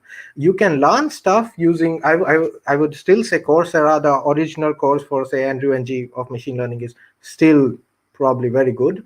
And you can, yeah, Coursera all in all I can wholeheartedly recommend, but that is only for learning. That won't really add any value to your CV. In order to add value to your CV, you need to either do projects by your own when you are in your second year or something, when you can't go for internships. After your second year, for your third year, the third year gap you have after finishing third year, between third and fourth year, the summer, definitely go for an internship, because that is the thing that will add value to your CV. For courses, again, yeah, Analytics, Vidya, Coursera, everything is fine, yeah. I would like to add 3 points, but they're more generic points in general. And the first one would be, if you're still in India and you're studying along and you're thinking that maybe ever in future you want to move to Germany, start with your German learning as soon as possible. That's one mistake I did, and I can tell you from that it's really useful, because if you already have like a B2 level in India, let's say, German level, even if you do not speak so fluently, I can bet you, like, I do not have even A1, but I can speak better German than somebody with B2 in India. But it's important to have it if you want to apply for a German university. It just opens so many options for you if you have just a certificate with you. And obviously, when you're once here, you would hear it more, and it would actually help you learn German pretty faster as well, compared to somebody coming with no clue, if you already have some knowledge of the language. And if you have like a B2 level or C1, it depends upon different universities. But then you can apply for public universities, which are less expensive compared to going for like a international course, which is definitely way more expensive. And that's one advantage of studying in Germany, is cheaper education. And you can get it cheaper if you have the German knowledge. And my second point would be network. It's so important to network and be more visible amongst people, especially if you are professional in India or somewhere. When I say network, it doesn't mean that somebody's just going to come to you and ask you, hey, do you need a job? I have a job. What I mean actually by networking is that you get so much insight, you learn about so many different fields, so many perspectives, and it's all about learning in the end of the day and then growing. And it's about getting the first opportunity, and then your way would be open and you will carve your way out. But it's the first opportunity and you do not know how it's going to come. And the third thing that I really think that is it was the same for me as well when I was a student in India, is being a little bit more professional and organized. I think we do not understand the importance of being professional and organized. And these are two magic words that really matter a lot in Germany. On my Instagram, for example, I can tell you, people keep writing me a lot of messages, and I really appreciate that. They do write it, they take the time. But what I really lack is that the lack of professionalism, in a way that they have no clue what they want to ask, what they are actually thinking about, which is also not bad, but people do not even want to research themselves. If you research a little bit more yourself, you would have better questions, more useful questions, and you will get more useful answers as well. Rather than, because a person who is a professional, to whom you're asking a question, he has a certain set of amount of time. You can either waste that time for that person with asking questions that are very basic and you can find answer to that on internet, or asking some genuine questions that you have already researched and you can't even find a solution to that. So, and organize yourself a little bit more. That's really something important. I think even I'm learning still now, but that's something we really need to, we can really work on. That doesn't need any degree or something. Samisa, I would like to just add on to it. No, I think it's quite extensive. I think I don't have anything new to add to this. Okay.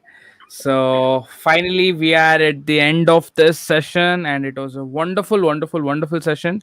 And it was amazing to have this panelist. And we have Nikhil sir joining us. Nikhil sir joined us with his ever smiling face. And I mean, for most part of the interview, I was just overwhelmed by all the insights I was getting. I was just overwhelmed with all the insights. It was so fruitful, and these are the answers which people do search for. I would agree to all the panelists over here. As Steve Jobs also said, to learn you got to be a fool. You need to ask the question and answer yourself. So, but then the proper guidance is necessary, and this session has been exactly that. Like a proper pathway has been shown to a lot of questions there, and I mean that was the whole purpose of this mentor conference. And I hope lot of students out there just get benefited of it. And it was amazing to have all of the personalities of you here, and thank you so much from the Foreign Admits team. It has been an absolute privilege for us to host you as well. So, Just want to thank everyone as well. Thanks, Ami. Thanks, Jayesh. Thanks, Sashwat. And I hope, Nikhil, you're doing well. Yeah, I was just so excited listening to all of you on YouTube. So I thought I must join this session and get to know more about this. So thank you guys for joining in. It was really lovely, and a lot of audience would have gotten more clarity about it. So guys, do follow Jazz, Jayesh, Sammy at least on LinkedIn. Jazz has a YouTube channel also, so do follow her on YouTube. So yeah, thank you guys for joining in. It was really lovely listening Yeah, to all it of was you. nice for us too. Yeah, thanks for having us. It's nice discussion, and I hope people can get some useful information out of this. Absolutely, absolutely. Thank you.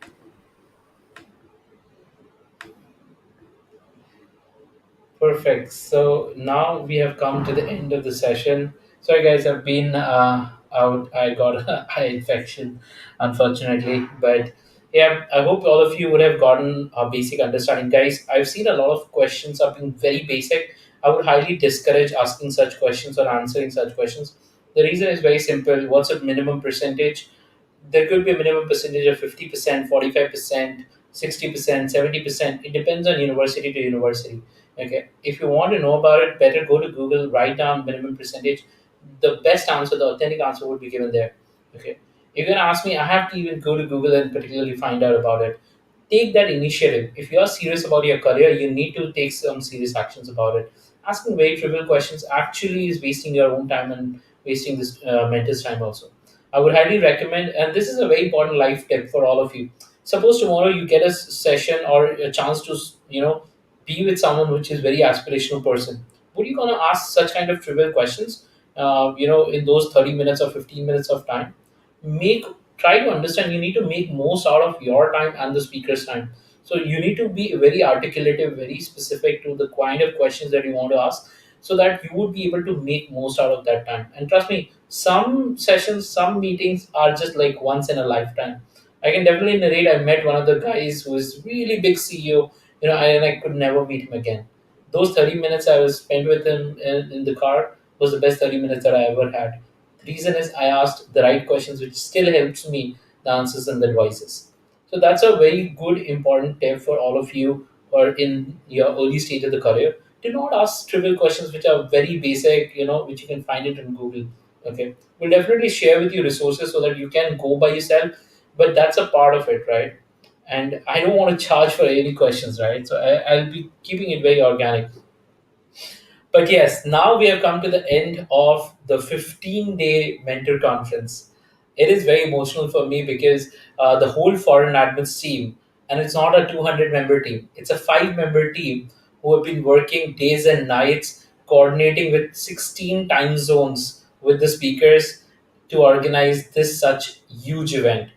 We got over 25,000 registrations. We got over 3 million impressions all across the world, and I believe it's even more. More than 108,000 visitors came to the conference and might have seen it, and we kept it all public. Unlike other companies, we kept it all public, open for all of you to learn, get inspired, and share. If you really like Mentor Conference, you can go to LinkedIn, go to Instagram, just talk about what was your experience with this mentor conference. How much did you like it? And you can always go to Google and probably rate us. We go with the name Foreign Admits on Google. If you're going to search it, you'll find us. Do rate about the conference experience. But more importantly, I hope these 15 days or the last 2 days specifically would have given you important insights, some understanding, some clarity towards studying abroad. If you're still struggling and if you have missed any sessions, go to Foreign Admits YouTube channel. Do not miss it. Just go and subscribe and see the last 2 days video, piece by piece. These videos are highly curated, articulated for your efforts, for your learning. You would get a clear idea about studying in US, Canada, Australia, Europe, Germany, Norway, and so many more countries. You would have attended the resume session, right? So those kinds of sessions are very expensive, difficult to afford, but that's the beauty of it, because all the mentors wanted to contribute to all of your growth.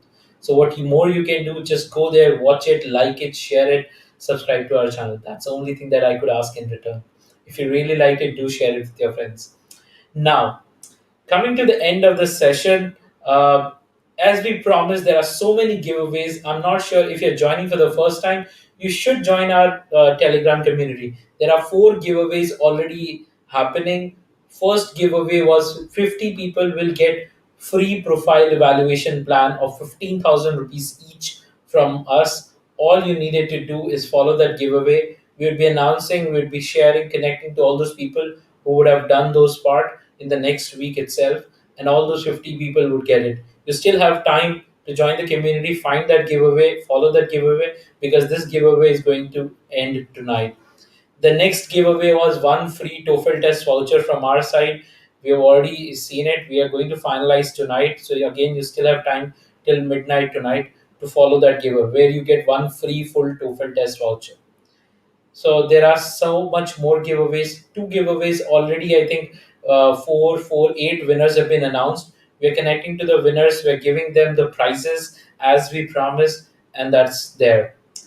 The giveaway for these 2 days, we have already finalized one winner, and he is from the community. You might already be listening to it. Yes, congratulations to that person.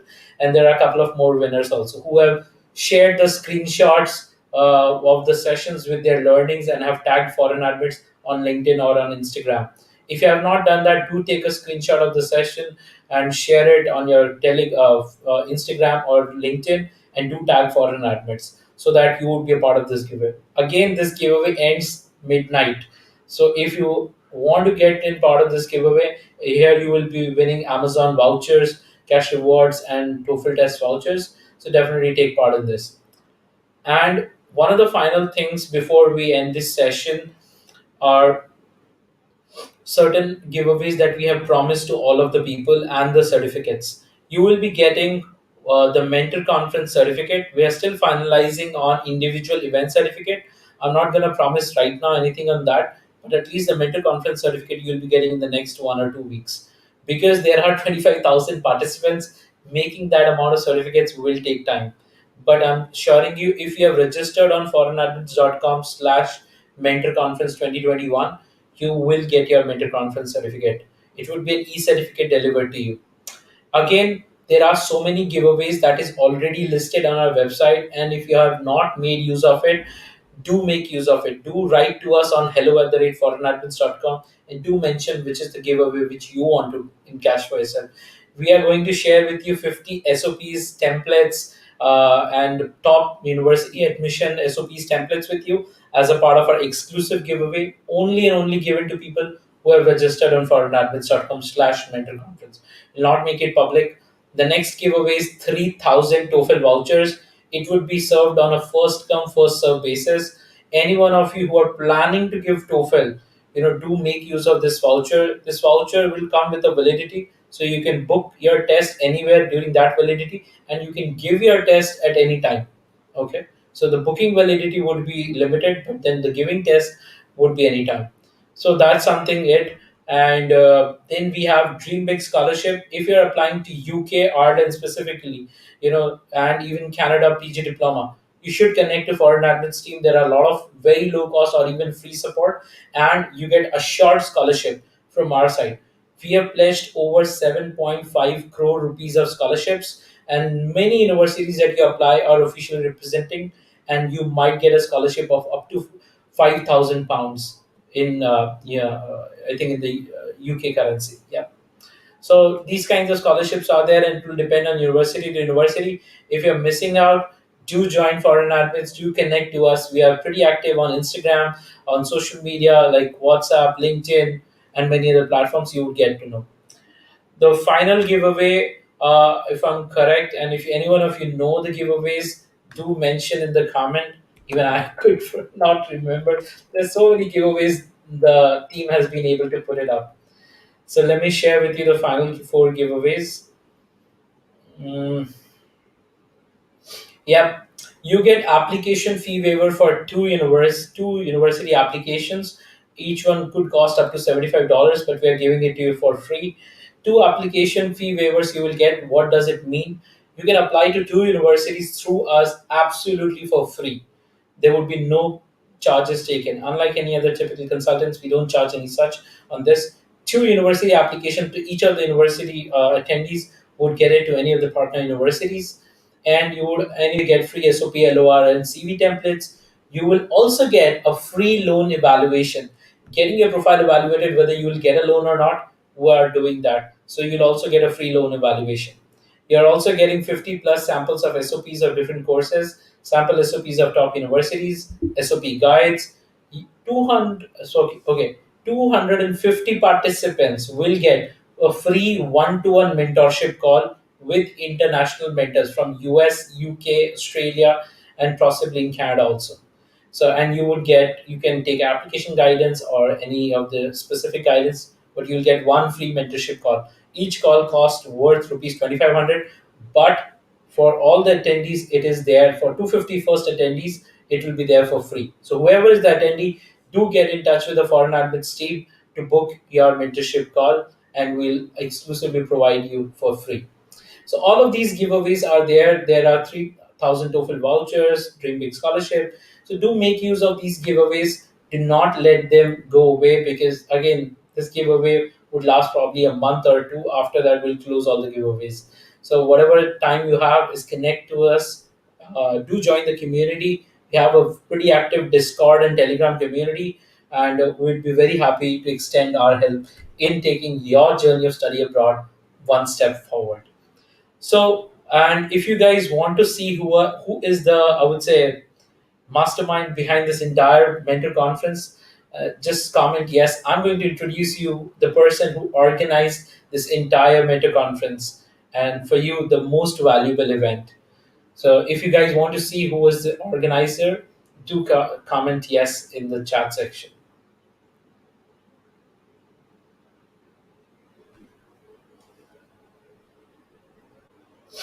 Okay. Okay, so yeah, few people are already interested, and this is one of the big skills, because there are so many students who were behind organizing this. But there's one person whom I could not thank enough. He's the person who has made this conference possible and highly worthy for all of you. You know, and I would really invite my teammate Saurav, if you can unmute and join the stream.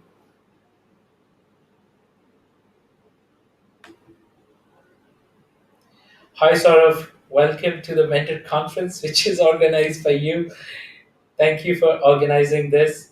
So, this is the man behind all the events, all the emails, all the WhatsApp, SMS that you would have gotten. He is the one person who has taken care of the entire team, led the team, and organized it. So, anyone who is planning to organize events in future should connect to him for his guidance. He's really amazing individual. And again, he was also an MBA aspirant himself. So, Saurav, any last words to say?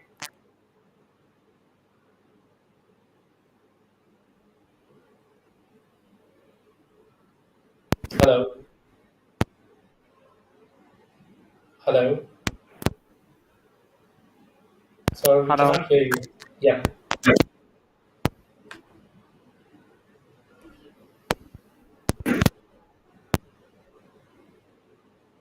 Okay.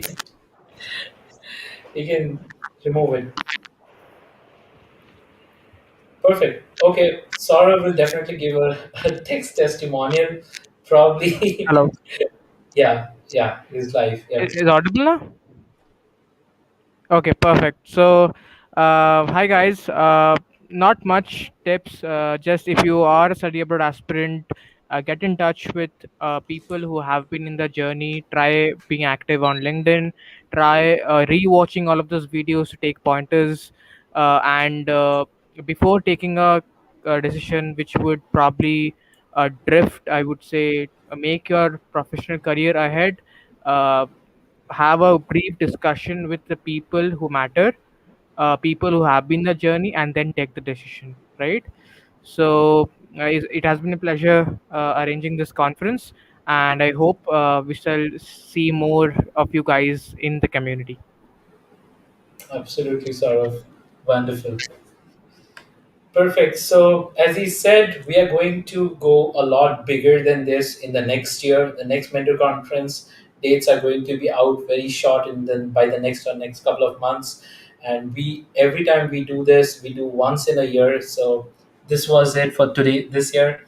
But then there are a lot of community requests because of which we have planned for certain set of events for you. University fair is the next set of event that is going to be there. We are going to invite a lot of university people who are going abroad already. You should join the community also because we are doing a lot of loan events, forex events, accommodation, and so many more other things, right? And then we do share a lot of scholarships for all of you. We have a very big repository of scholarship. If you go to ForeignAdmits website, you will see there are a lot of scholarships already shared, and we make amazing, great content, for all of you. And we keep those content unbiased. We never do any paid promotions and partnerships. We keep it very, very unbiased, very, very student focused, so that you guys get a real opinion. So that's it for today's day, and let me announce the one winner. For today's giveaway, the 2 days giveaway that we had. The first prize for the 2 days giveaway that we had, which is for the yesterday event. Uh, any guesses? He's from the community.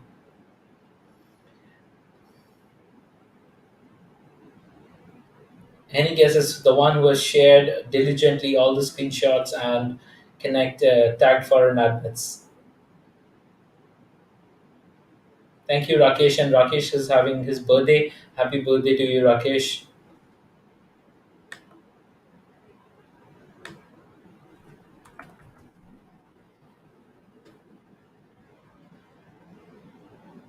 Okay. The first winner for the last day event goes to Aradhya Anshuman Bishwal. Aradhya, if you're there listening to us, congratulations for the yesterday's giveaway. You're the first person to win that, and the team will communicate to you about the voucher and so many more things that you're going to get. Thank you for sharing the knowledge within your community. The second winner for yesterday's event is Vasudha. Vasudha happens to be one of the campus ambassadors also. And Vasudha, our team will get in touch with you for the next rewards that you're going to get. For today's winner, we are going to announce it on the community or probably on the social media. So do stay tuned, and whoever has done the giveaway participation, you would definitely win the prizes. The prizes follows as Amazon vouchers and TOEFL vouchers and free application support, and you would get any of these from our side. So thank you everyone for joining in. I hope you would have a wonderful weekend. You would have learned something this weekend. And as we say, learning never stops. So keep learning, keep growing. And I just can't thank enough. There are a few things that I really want to give you an insight, because there have been certain partners, certain official supporters for this event, so that we could send you all those WhatsApps, all those SMS. We could afford to do that, and this event would not have been possible without certain amazing partners. So the first partner that we have is ETS TOEFL. As you know, TOEFL is one of the most widely accepted tests. We requested them to be a part of this event, and they agreed, and that's very nice of them. So let me share why TOEFL is preferred all across the destination.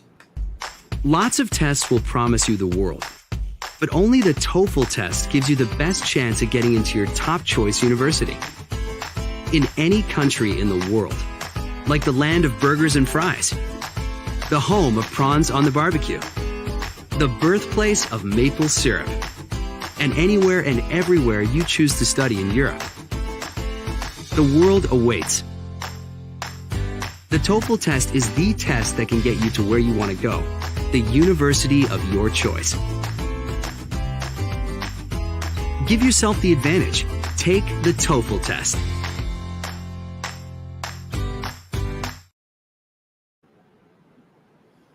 The next partner helps you with your education loan. I know studying abroad is not possible for many of you if you don't get a right loan.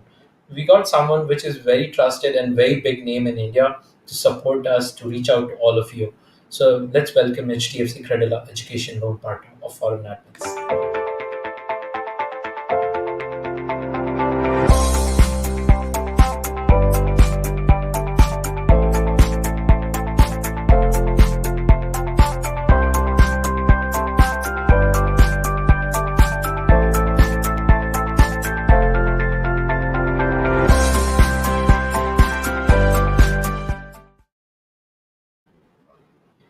And the final partner who have been really interesting and amazing is the startup founder himself. So let me share the third partner, which is the Forex and Remittance partner.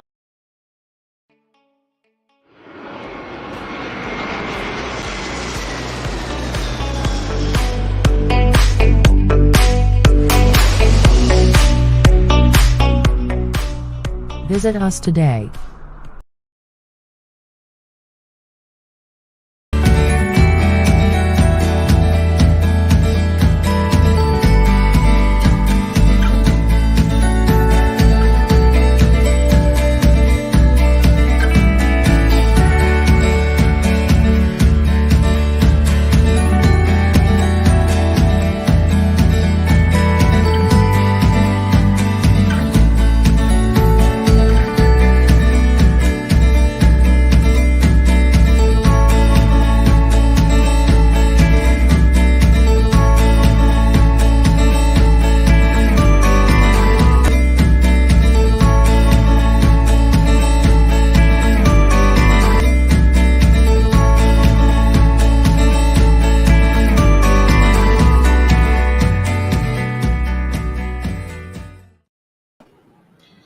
Thank you everyone for joining in today, and really blessed to be with all of you. And I hope you guys have a wonderful evening. And this is Nikhil Jain. I'm the CEO and co-founder at ForeignAdmits, and signing off for today's for the Mentor Conference. All the best.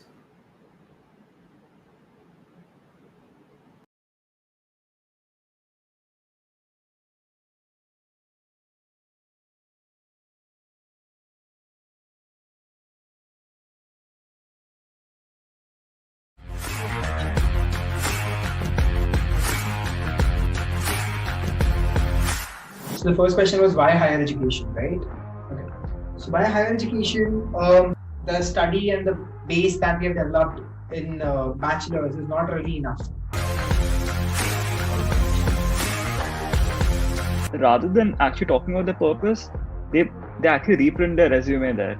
But yeah, you're just involved. What impact did you create? What was substantial growth? Was there any kind of a consistency in that activity?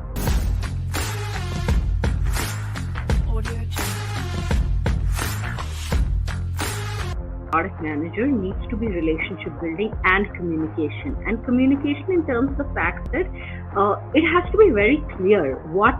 So